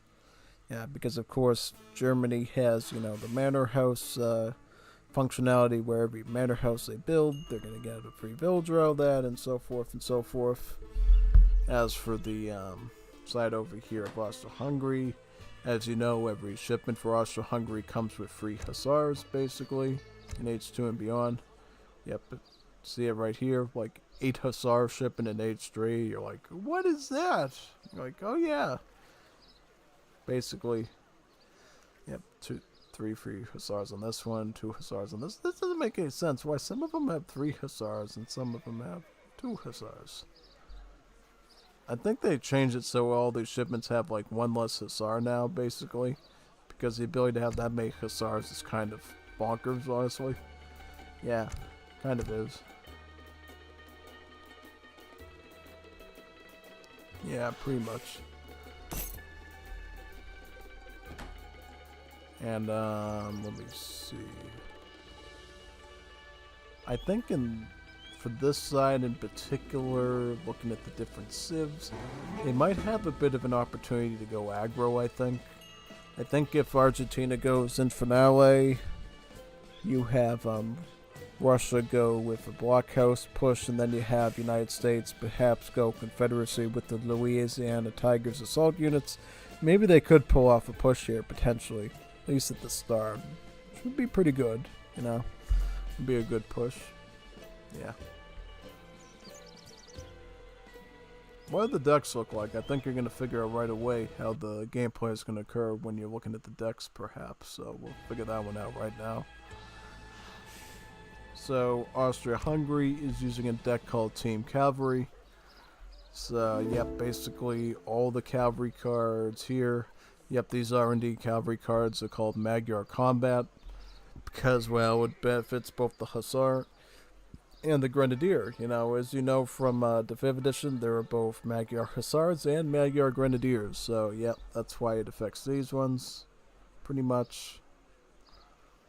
And as well, you got a lot of crate shipments here to get you through the ages, and then you got some really spicy Hussar shipments as well here too. You even got the Spanish Riding School, which, surprise, surprise, is actually in Austria. Yep. Yep, I don't think most people would know that. Oh, wow, I didn't know that the Spanish Riding School was in Austria, yeah. It's something that Talanus used to gloat about so much in the Napoleonic era forums. He's like, oh, yeah, did you know that the Spanish Riding School was actually in Austria? And it's like, yeah, okay. You know, basically because it's back in the days when Austria and Spain were united under the Habsburg Dominion, and the Spanish Riding School just happened to be in Austria because of that, in Vienna. So yeah, very interesting stuff. What are the other decks going to be here? What is it going for? The Artisan, so 400 Wood Quartermaster. What about Mehmet Khan? What is the Mehmet Khan build looking like? Is that Nova? Nova or something? I don't know. So basically this deck looks sort of, it looks very aggressive. Whenever you see Frostaliers in the deck, that's pretty aggro, I think. Also a lot of unit shipments here. You got the Corsair ones, Skirms. You got the line infantry shipments and the Ulan ones. So it's looking pretty aggro. But you got a lot of combat cards too. Needle gun, you got the one for the Skirms here, the ones for the muskets here, and then the hand cavalry attack one over here. You do have some booster cards here to help you boom though. Heartbreak Plan makes your manor houses cheaper, just like the Virginia Company does for British. And then you get this other one called Rurpulin, which in essence gives you 2 Polish peasants as the base, and then it'll give you 2 additional peasants for every 5 minutes pretty much. So basically you can end up with a situation of having like a solid 14 villagers out of that card by minute 30 in the game. And that's kind of serious because, believe it or not, your settlers actually, with Germany, have a build limit of 84. This is because the developers figured out that a Krupp factory that produces artillery for free over time has its own value of like villager seconds in terms of value, because it's a very high economic process, right? So they figured to keep Germany balanced, they're going to take away like 15 of the villagers and allot that 15 population 5 apiece to each Krupp factory, because Krupp factories are high value economic buildings for the amount of free stuff that they're pumping out. Yeah. So with Rurpulin, you can actually get around that and still get up to 99 villagers, I think. Well, actually, wait a second. You can get 98 villagers, so just under the now villagers your opponents can do, right? Only you'll be getting peasants and settlers instead of just, yeah, it's pretty cool actually. Cool little feature. But not that you want them 8 villagers usually, you know. I feel like sometimes, yeah. Well, the main concern with that is basically you're going to have too much pop being taken up by the villagers, and you're not going to have enough population to put out actual military. Namely your line infantry, your hussars, your Tonkopf hussars, or even your Guard du Corps Cuirassiers, you know, because actually Germany gets 3 Royal Guards.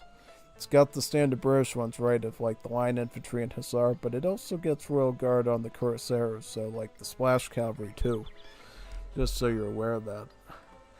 It's considered a secondary Royal Guard, I believe, so it only gets half the effects, only like a 5% added improvement instead of 10.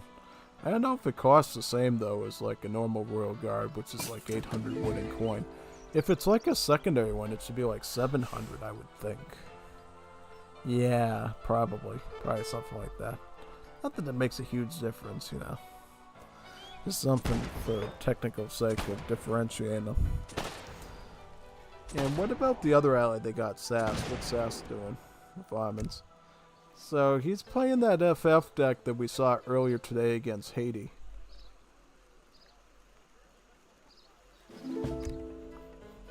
He's already going up to age 3 with the gunsmith to get some Abyss Gunners as well. So yeah, this is going to get pretty spicy pretty quickly, it looks like. It's definitely.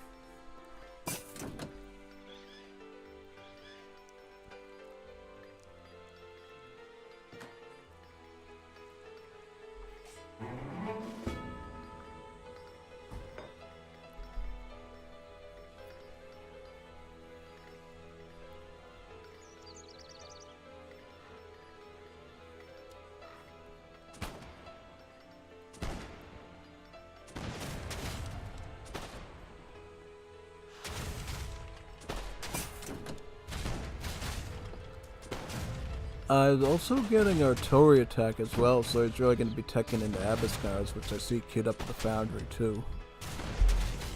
What's Germany doing? Germany's just going to do line infantry, that's pretty standard. And I think, well no, he's not really in the pocket position. I thought basically Austria-Hungary was just going to go, well they are going to go Hussar, but I thought they were going to do it from like a support role, but they're going to do it as a primary role there. Yeah.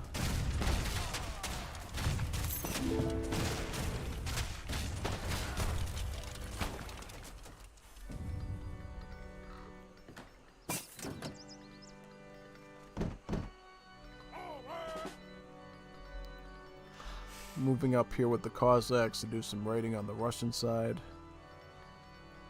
So what does Rommel got here for his deck? So he does have Suvorov reforms here, so he just might make a bunch of cantonists then turn them to line infantry. Yeah. Unfortunately, Unstoppable Streletsky didn't make it into the 19th century, and they replaced him with Unstoppable Cantonists instead. Basically, yeah. It's kind of unfortunate, you know. Unstoppable Streletsky was a great man. He came in blocks of 10 and really was good against heavy infantry and maneuver units. But unfortunately, the torch had to be passed off to his younger cousin there, Cantonist, basically. Yeah.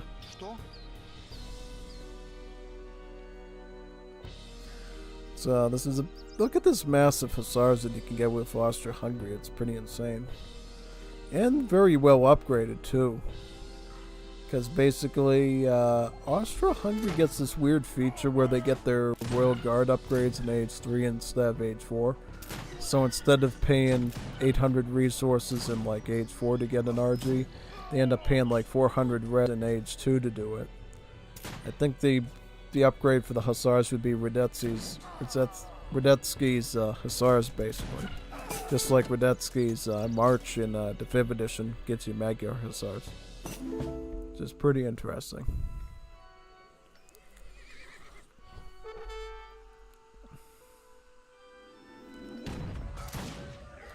Rommel is all his Cossacks knocked out at this point, those still going. Attacking the trading post with sappers is an interesting option. And sappers do have pierce armor, so it's gonna be, yeah, he's gonna lose the trading post now, basically, and then probably gonna try to take out something over here. Alright.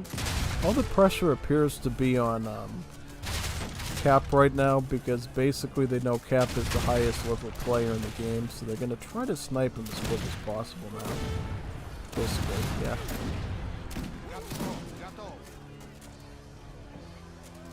Looks like Argentina's going with mostly Danube Legion. Russia's going to be doing mostly partisan and Candidates, and then USA again doing Louisiana Tiger. That's sort of what I predicted at the start there. Because I knew the Louisiana Tiger was, well, not the best thing against Hussars, right? It's going to be really fast, and it's going to be very quick to move around the map, basically. And be really good in particular with swaying off the Germans in particular. But also decent trades with the Abbas gunners, too. You know. Certainly these Louisiana Tigers can go toe-to-toe a little bit with the Abbas, I think. Once they get the sufficient numbers, that is. He's going to go full throttle with the pike. Yeah, he should just push with these pikemen right now. He should not be retreating. He should be pushing these Abbas gunners and forcing him into a melee. Because now, you're just going to give him time to reroute his Hussars around. And he's just going to go to town and cut through everything that you're doing at that point. Yeah. Yeah, Kap is really maneuvering his Hussars pretty well here. I'll say that. Absolutely furry Hussar, sure. Yeah.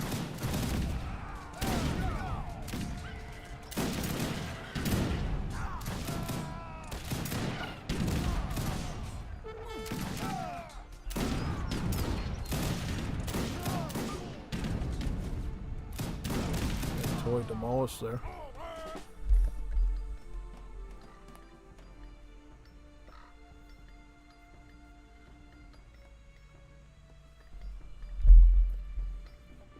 Now they can go for a counterattack at this point because I think they're kind of peppered up at this point.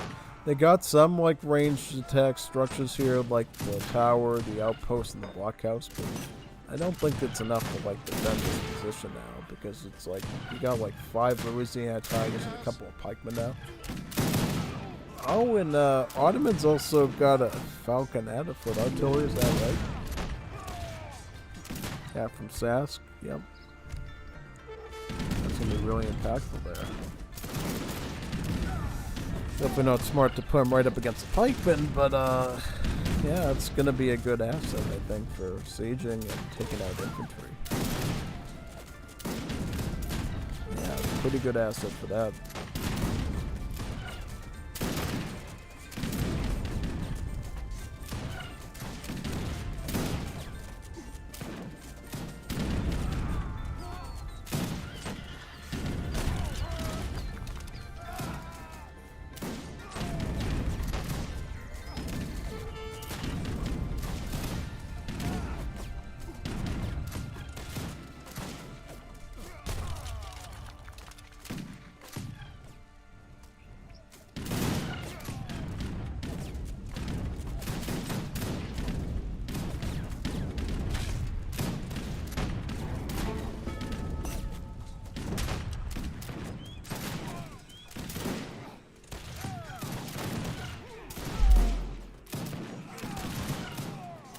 Yeah, now they're sort of getting overpowered in that forward base now.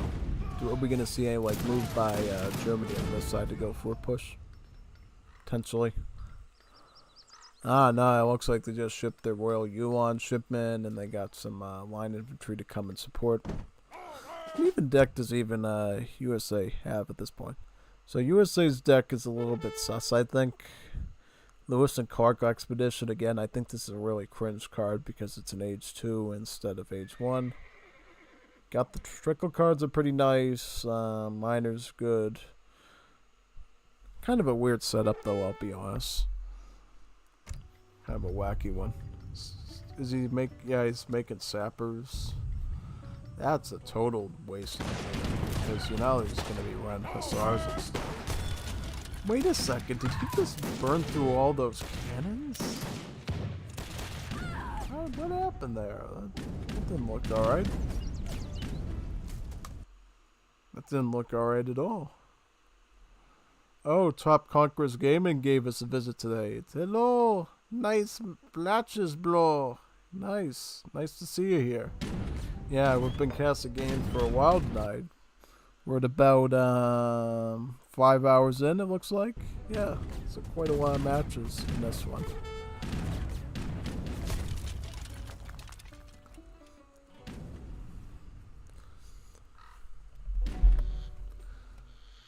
Absolutely, on this stream, I've got a lot of good games I've casted so far.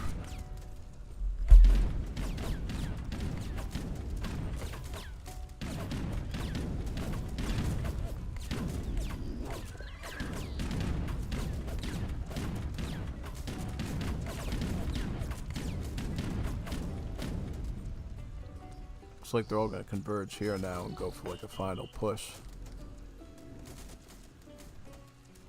Now, yeah, it looks like they broke the camel's back at this point. They really don't have much of a defense now. A couple of Infernales, a couple of Cantonists. The Palmer. You shouldn't be going for Benjamin Palmer. You should be going for the one with the cornerstone speech, so you can get up a bunch of quick Texas Rangers here, because you're going to need some Texas Rangers to deal with this.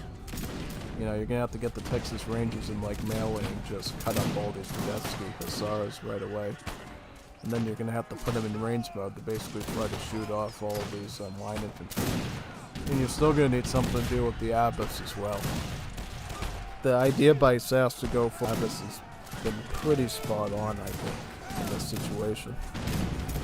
It's kind of one of the things that they really struggle against, you know. Certainly, Russia's going to really struggle with Abbas gunners, Argentina as well. Yeah, well, the problem is Argentina lost the Lancero from there, which of course has a build limit of a max of like 20, which of course you need to reach A3 to get, and you need to ship a building that actually can. Not really good circumstance. And look at this blunder right here, not watching the economy, giving Kap the power to capitalize on this entire raid. Yep, Sakul's just resigning for that. He can't even do anything. Yeah, see, now we see the Texas Rangers, but is it enough? Enough time? You really should be going into melee with them. Because Texas Rangers do get a 30% hack armor, so they will do very well against these Radetzky Hussars if you let them go into that melee. 45 damage per hit. Yeah, that's kind of what you're looking for here. Gonna try to get some more Texas Rangers now.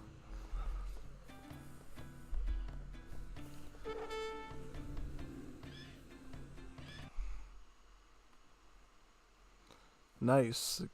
Glad you're enjoying the Cast of Games Top Conquerors gaming. Really neat to see. Yeah. Top Conquerors Gaming does a lot of games as well and a lot of streams, so if you want to check out some of the stuff over there too, you should definitely check it out sometime. Absolutely. And post game, yeah, Austria-Hungary, like I said, top notch. Military. Seems like that Hussar spam is actually really busted.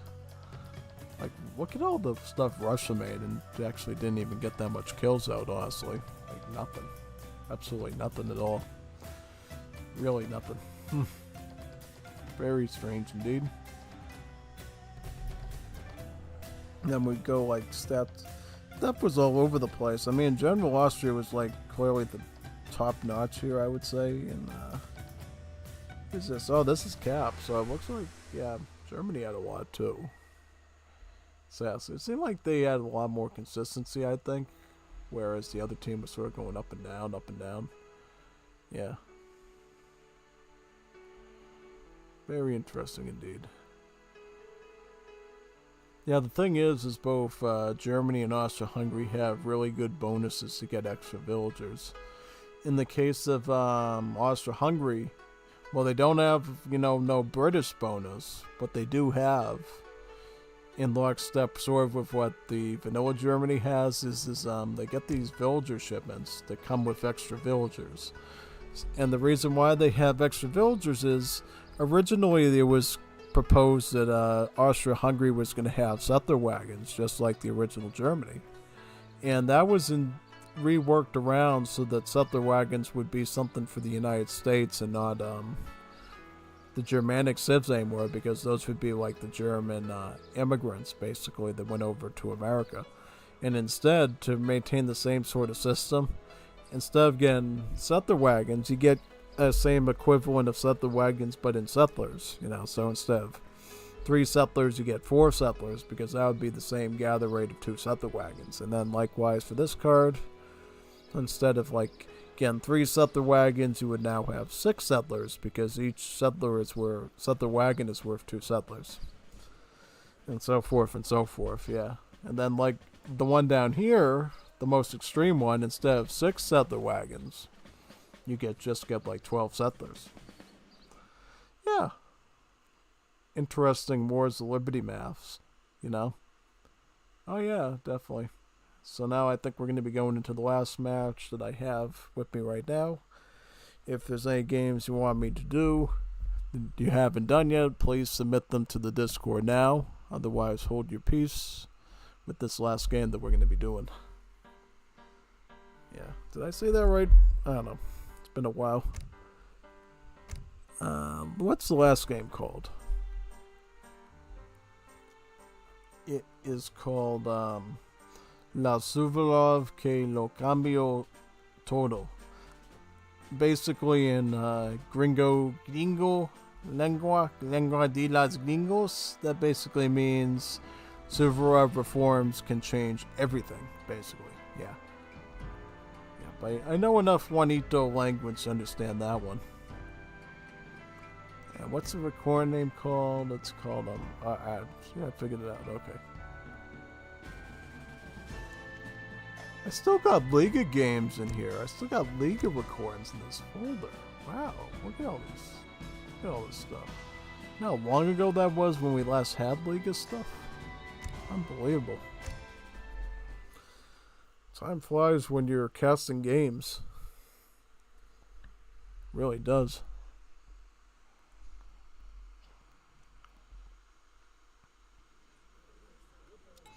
Oh, another Tassily match. That's pretty nice, you know. Tassily games can be pretty fun. Both the 1v1s and the team ones. Yeah. So, who are the teams this time? So, we got Sakul. Basically the same players, except Sask is now on the Rommel side now. Alright.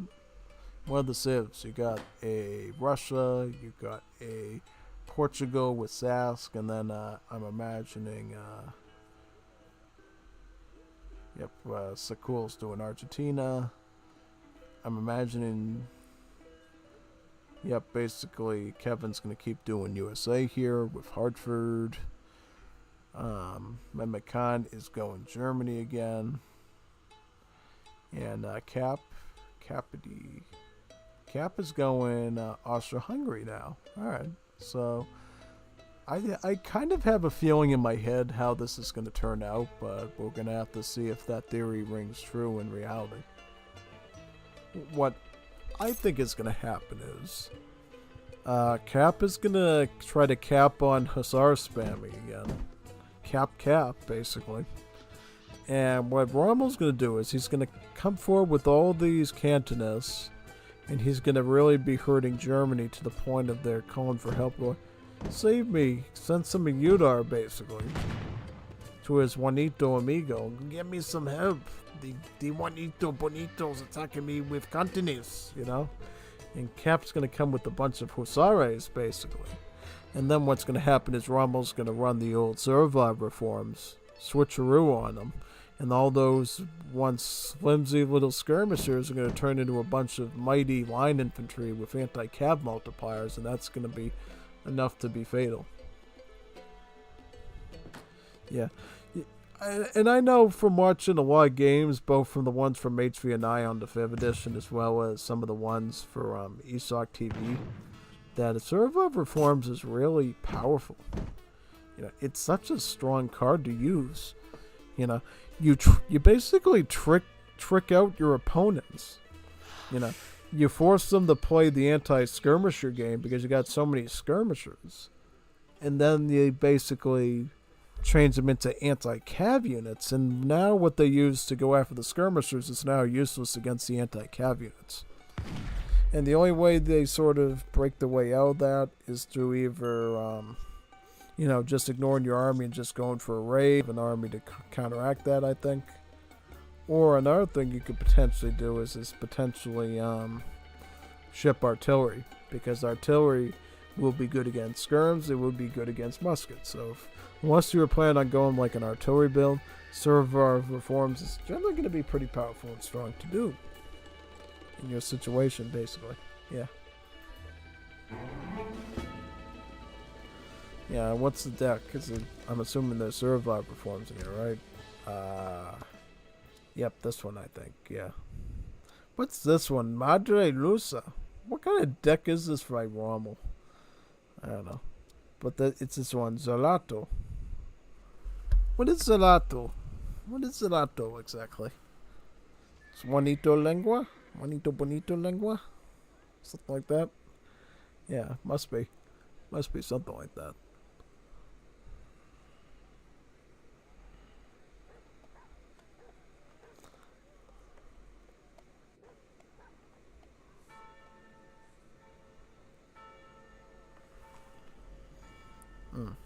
Alright.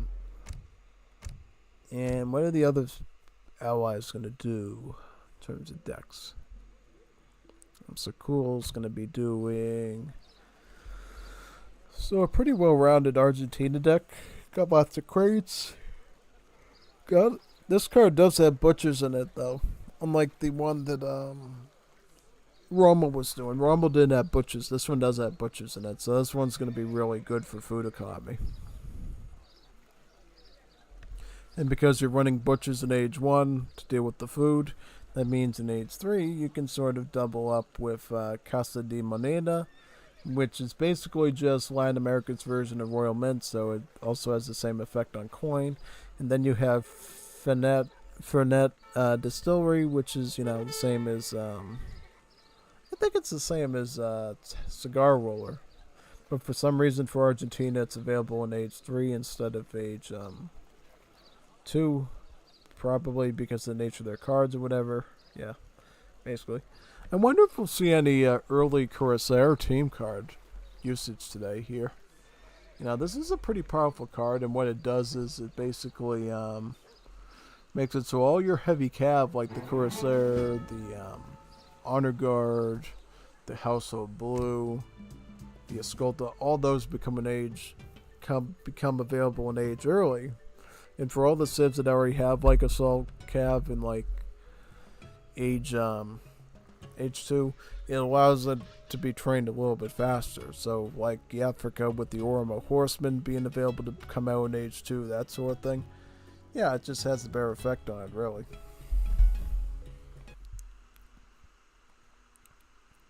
Imagine giving Egypt Mamluks in age 2 from the... Yeah, that definitely doesn't sound very pleasant, I think. Absolutely not. Definitely not. Definitely wouldn't want to deal with that situation.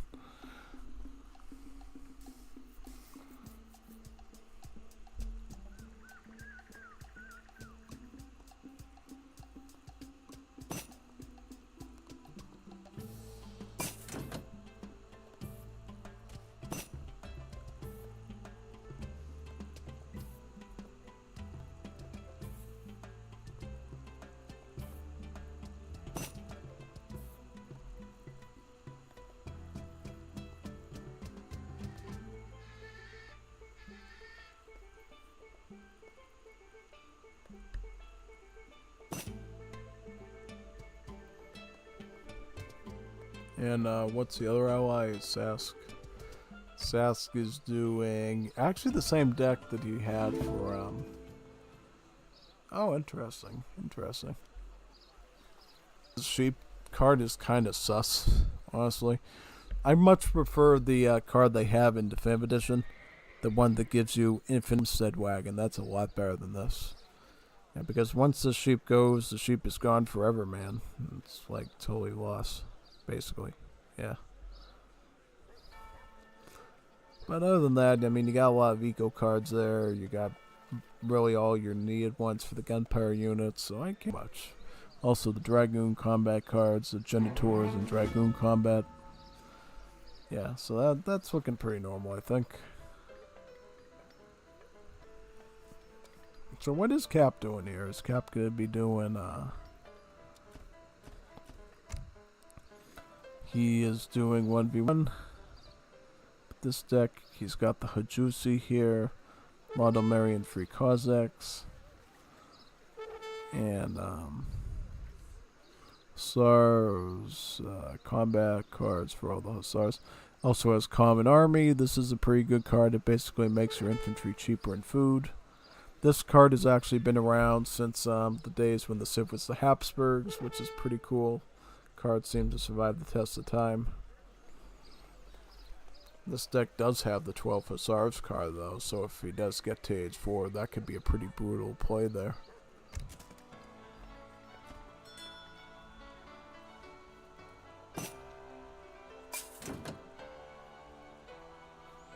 Now, I used to do some pretty broken stuff with Austria-Hungary, especially back in the days when Austria-Hungary still had revolts. Yeah, because there was a little bit of a period when Austria-Hungary was, you know, Austria-Hungary where revolution still existed, and then I was able to send some pretty nasty revolts at my opponents. Pretty much. It was pretty strong, actually. Yeah. Cossacks going 1 snag. Yep, they got 1 snag there. Another snag, nope. Barely missing 2 more here. So I think they're going to be trying, they're basically going to come to defend Kap here because they know Kap is the most powerful player of them.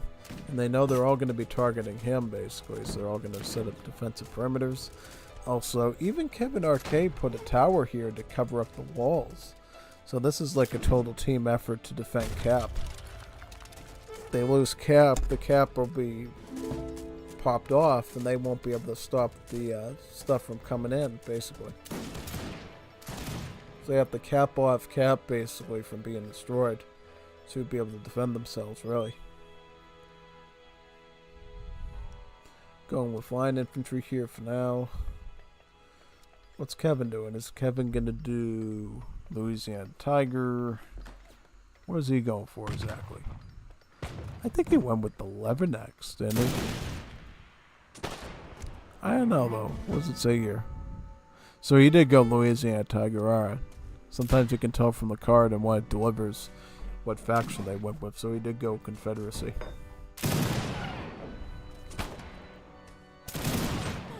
Yeah, it looks like more or less like the last game. This time though, Kap is completely pivoted to line infantry because he sees what's going on the map and wants to pivot that way.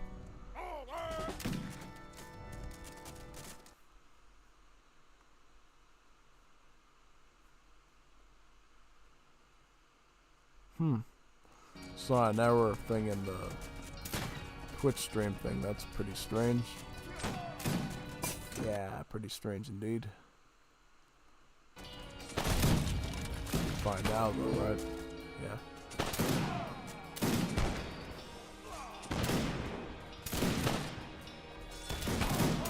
Let me check the OBS actually, see what's going on. 269 drop frames. That's not too bad. Nah.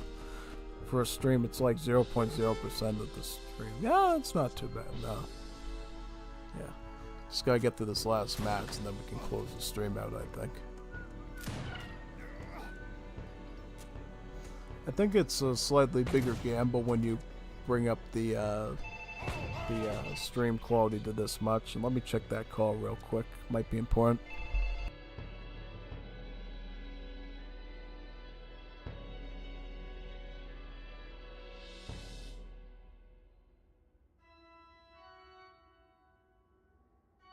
You need something? At your service? Yeah, at your service. I'm listening. What can I do you for? I'm listening. Yeah. What can I do you for? At your service. What can I do you for? I'm listening. You need something? What can I do you for? You need something? Yeah, at your service.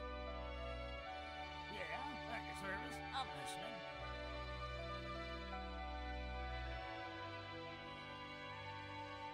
You need something? I'm ready. I do it.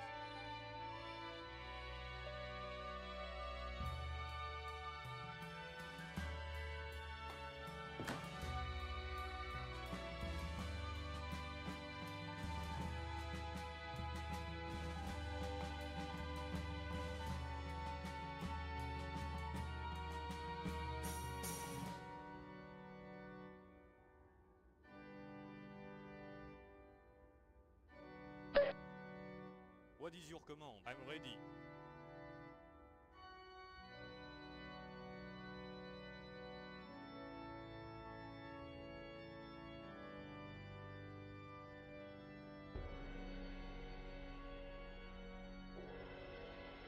Finish up the rest of this match. So basically what's going on now is Kap and his team are going to try to go for a counteroffensive, I think. Trying to sift out all the potential buildings here. They're going to go probably for the stable next by Sakul. He's probably going to try to do some sort of raiding attempts here by the Infernales, pretty much. See if he can stop that one.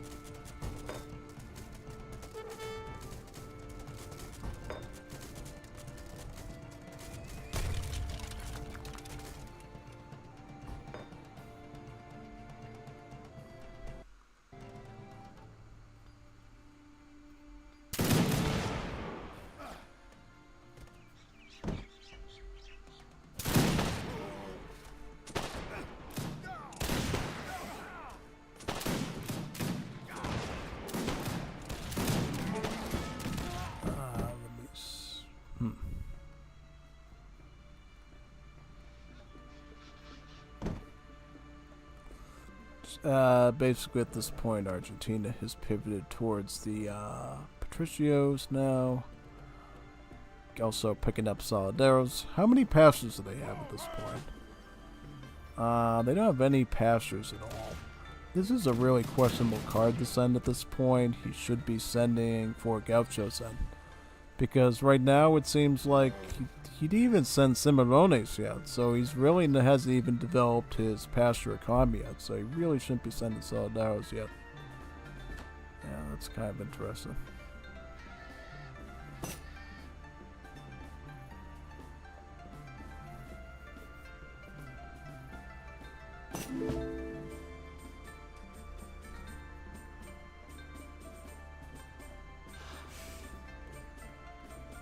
Bereit. Orange? Igen. Ja. Igen. Ja. Picking up 1,000 coin now.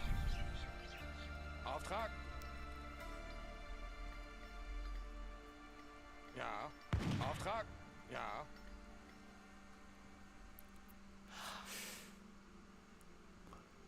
So Austria-Hungary might actually be going for, I think the guard upgrade on the Radetzky Hussars. Actually, no, I think he's actually going to go for the RG upgrade on the line infantry, because that's the other one that Austria-Hungary gets. I forget what they... Oh, the Deutschmaster, yeah, the Deutschmeister line infantry, yep. So, basically, as soon as he gets, like, 400 wood, he'll probably be able to get that up to the Royal Guard veteran, and then he'll easily be able to jump that up to the guard upgrade, yeah. And he does have all of the combat cards for the infantry here. It's called Austrian Combat, which focuses around the muskets and the skirms, whereas the Magyar one, the Hungary part, focuses on the hussars and the grenadiers, basically. Yeah. Auftrag.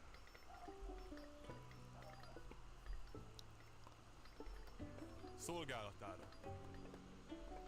Ja. Bereit. Igen. Azonnal, vadászok.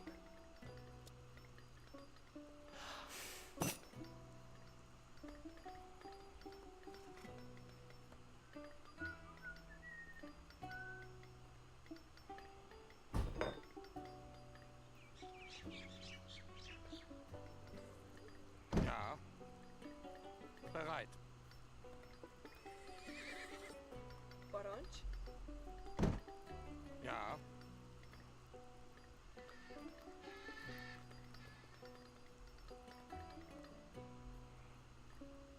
That's a lot of cazadors by Portugal. Also, Cantonus and some Patricios, some Partisans, some pikemen there. Gonna get again the Radetzky Hussars, though. I think this might be the area where Kap ends up throwing it, maybe. Yeah.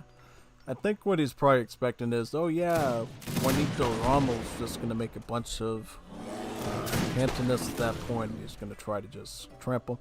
It's also a good assessment, too, if he knows about the cazadors there, because that would be like another soft target skirmisher that would definitely justify Hussar usage at this point. When really he should be, you know, if he had better insight into the future, he would actually begin the Deutschmeister line infantry instead with the guard to try to deal with that, really. There. Yeah, pretty much. Yeah.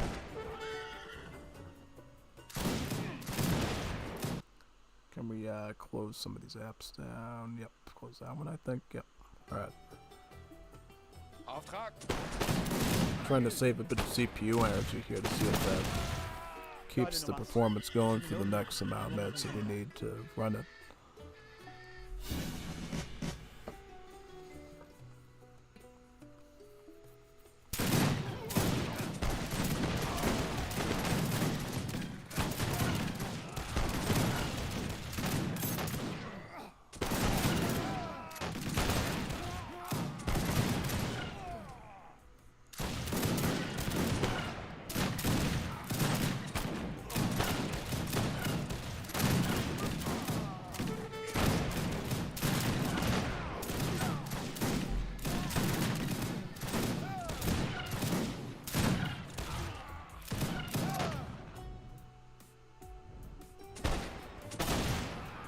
Ja.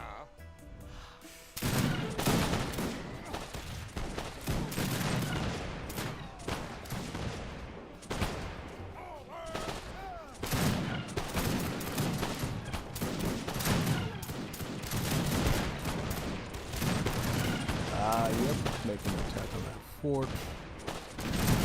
Pretty key move there by Rommel's team to try to stop them from taking middle control of the map here. As you can see, this is sort of the midpoint where you get the little walkway here between the oases here, and that's basically what this ends up at that point. Yeah.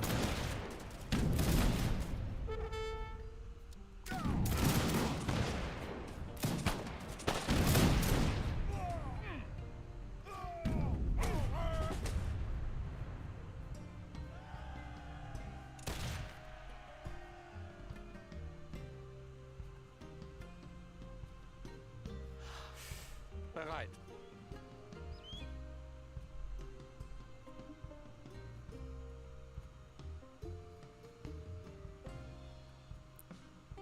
Starting to get factory number 1. What else? Auftrag.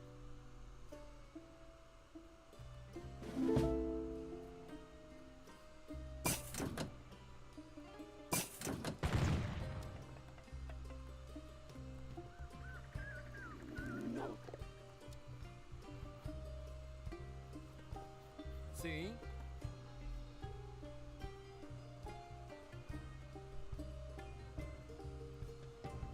Qual é a sua ordem? Sim, correto.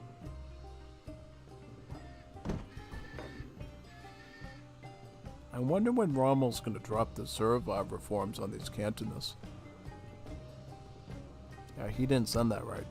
He already sent it. He already sent it? Interesting. I didn't know he sent that yet. Приказ? It's definitely spicy. Yeah, like he should have waited to send that like now and just gone. He should have gone veteran line infantry, right? And then he could have gone the Royal Guard upgrade, Frontovic. You know, just like my Discord name right now is Unstoppable Frontovic. That's basically what it's a reference to, the Royal Guard Russian line infantry in Wars of Liberty. And if he... Oh, so he's sending it now. Okay, so he's going to send it right now. Because I was looking at like the deck, I'm like, oh, wait a second here. Alright, now he's sending it. Alright. Wasn't looking at that part. So this is going to be really good now.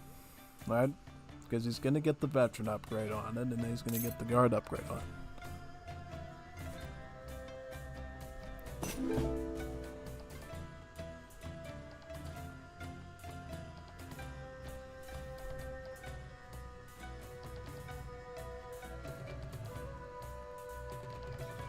Что? Приказ? Что?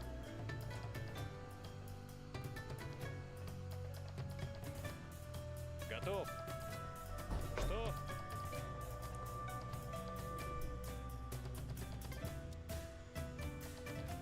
Gonna get the blockhouse cannon now as well. This is a good forward basing card because it basically allows your blockhouses to produce foot artilleries as well as mortars pretty much.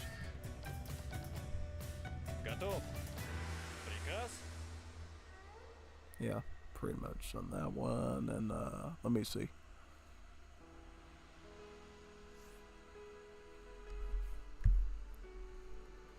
Что? Готов, готов. Приказ? Что? Готов.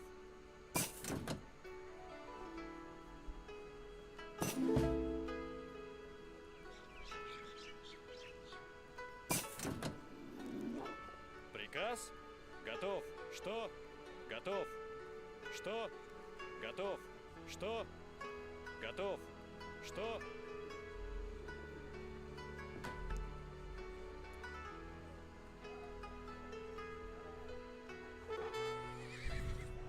Yeah, he's gonna go for the Frontovic upgrade, and let me see.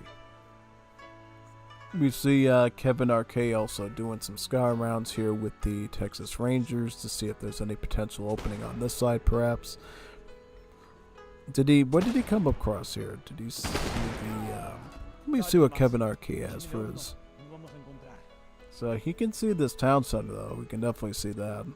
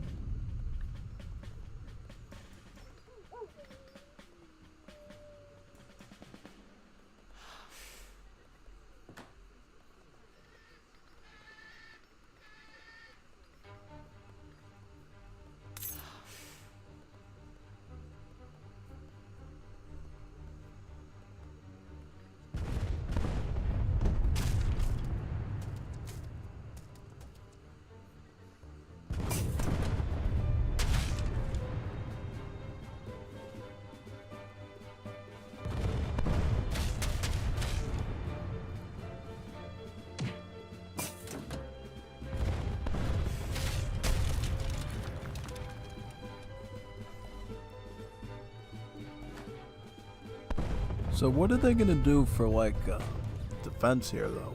Because I know he's gonna be coming in with a lot of line infantry. I see here the Austro-Hungary did indeed get up to the Deutschmeister line infantry, as well as guard skirmishers here. Germany's doing mostly veteran skirmisher. USA's doing the Texas Ranger. So I don't know about this one because it seems like they're going mostly skirmish on the Cap side. A lot of skirmish. And this could be really bad if Rommel's thinking he's going to get in with Frontovics. Yeah, he's getting that industrial age upgrade right now so he can upgrade into the Frontovic.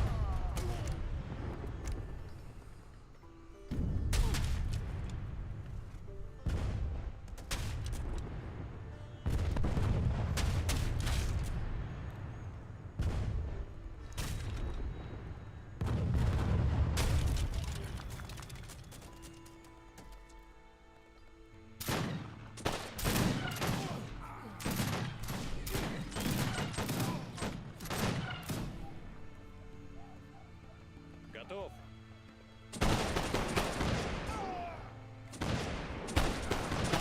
1 second, somebody's at the door. Let me pause.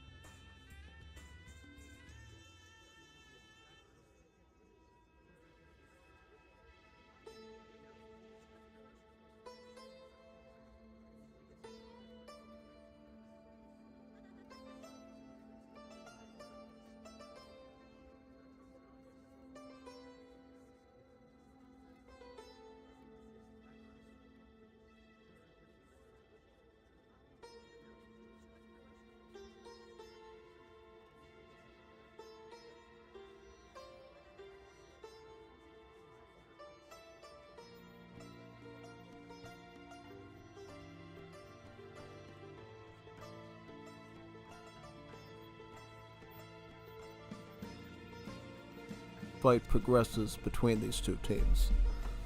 Gonna have to wait first for Rommel to go up to Industrial Age and get the Frontovic upgrade, and we'll see the final battle commence.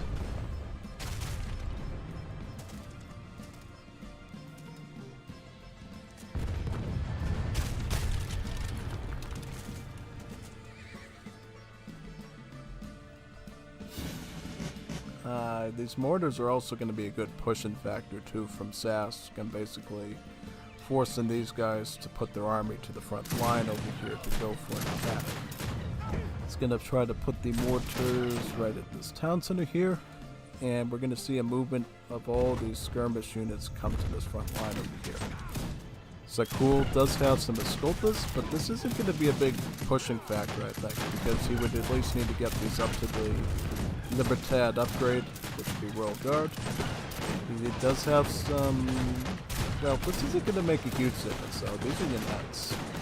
And we don't see a whole lot of assault on this side.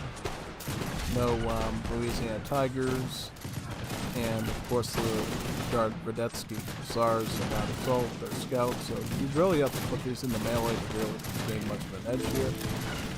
Seems like even with just veteran line infantry, Rommel stand a pretty good push over here. Looks like he broke through on those lines though, and all really Kap can do is try to kite as much as possible. Oh wow, SAS got the Guard Cazador upgrade. This is just enough to force them into a defensive line at this point. And that's almost done.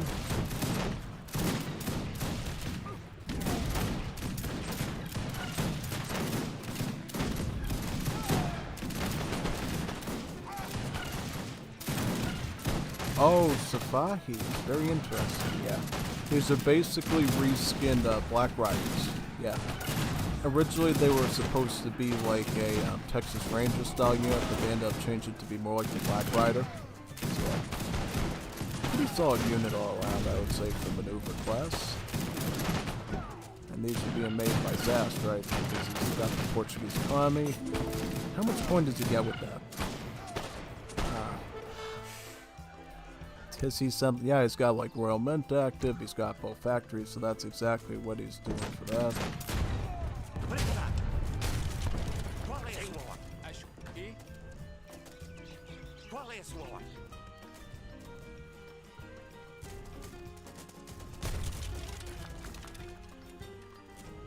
Just gotta make quick work of these villains, I think, and they'll be able to go right into this structure right here. Here comes the heroic Infanales coming from the side here to engage with the Texas Rangers. In particular, Infernales are just a really good counter to the Texas Rangers, at least partially because they're not scout nor assault, so the Texas Rangers hand attack has really no sway against them, but at the same time, Texas Rangers do have hand armor, so it's not like the Infernales are doing full damage. So in a sense, even though they don't have multipliers to benefit against them, Texas Rangers can sometimes gang up on the Infernales with their high range attack of like 37 to go on the attack against them.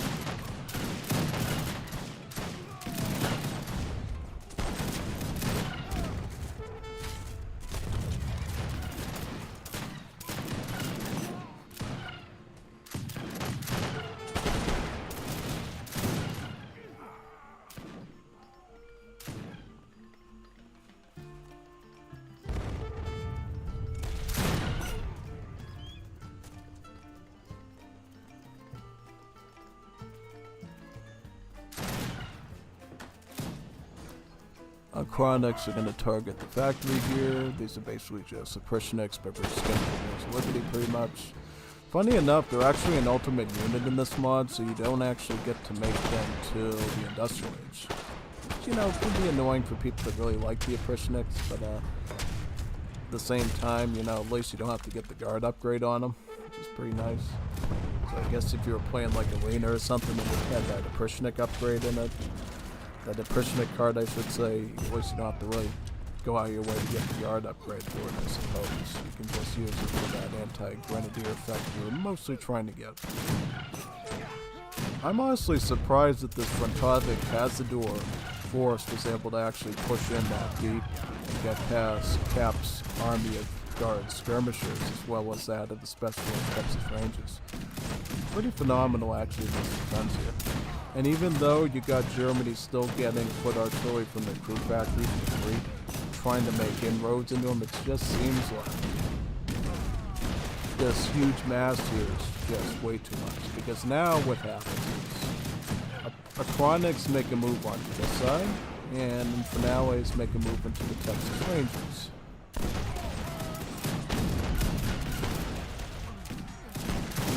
Yep, right over there.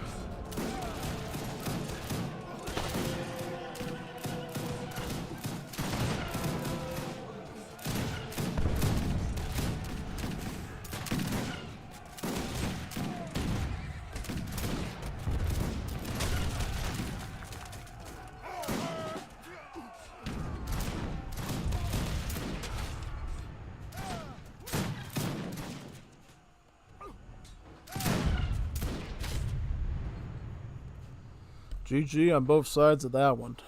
That was a good finale to this stream, I think. That was a pretty good fight, I would say. Yeah, absolutely. Good finishing one. I mean, looking at the post-game here...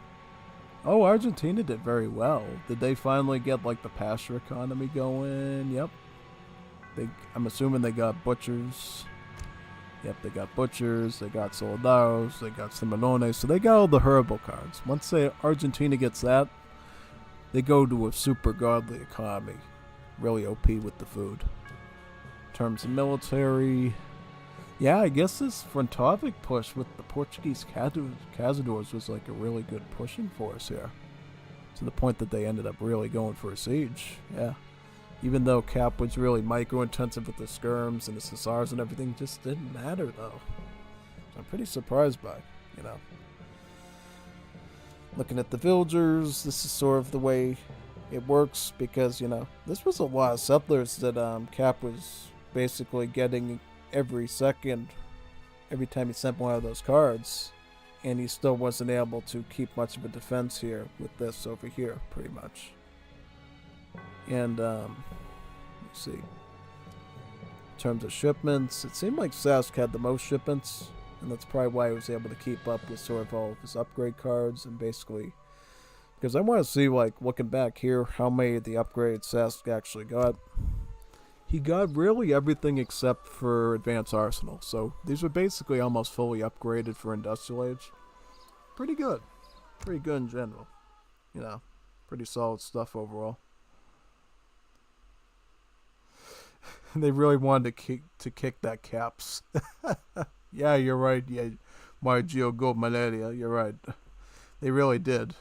I think they were sick of always losing to him, and I can sort of understand that. You know, he's really one of the higher level players we've had for a while. You know, learning a lot from Jeff, I think, about different builds. He's pretty solid with a lot of civs, with Japan, with China, with Austria-Hungary, as well as a number of other ones as well. And I think I remember playing with him in previous years as well, and he's sort of come back and forth into the Wars of Liberty community. So yeah, definitely he's always a really good combatant to watch. Definitely. So with that being said, that's the last match that people have submitted for this week, so we are done with the stream now. Yeah, it was a lot of matches, you know. Most of them pretty small, but the ones at the end were the big ones, you know. Kind of like the big finale, if you will. So this was a really good week, you know. And I will tell you this, make sure if you're a player in the Wars of Liberty Discord for the multiplayer, that you submit all your recorded games to me, so that not only me, but the other streamers for the other languages like Jeff and so forth can do streams for your matches and analyze them and show them to the world, basically, because, you know, I obviously can't be around for every match, you know, things happen, but at least I'm able to cast them and put my perspective on them, so maybe you can not only get a good summary of the mod, but also copy some of these builds yourself a little bit better. So with that being said, I'll be signing off now from the stream, and see you whenever I get enough recordings to do the next one, basically. And I'll also see you on Tuesday, too, for the Viv edition. This time we'll have a lot of recordings for that, so that should be pretty good, I think. Yeah.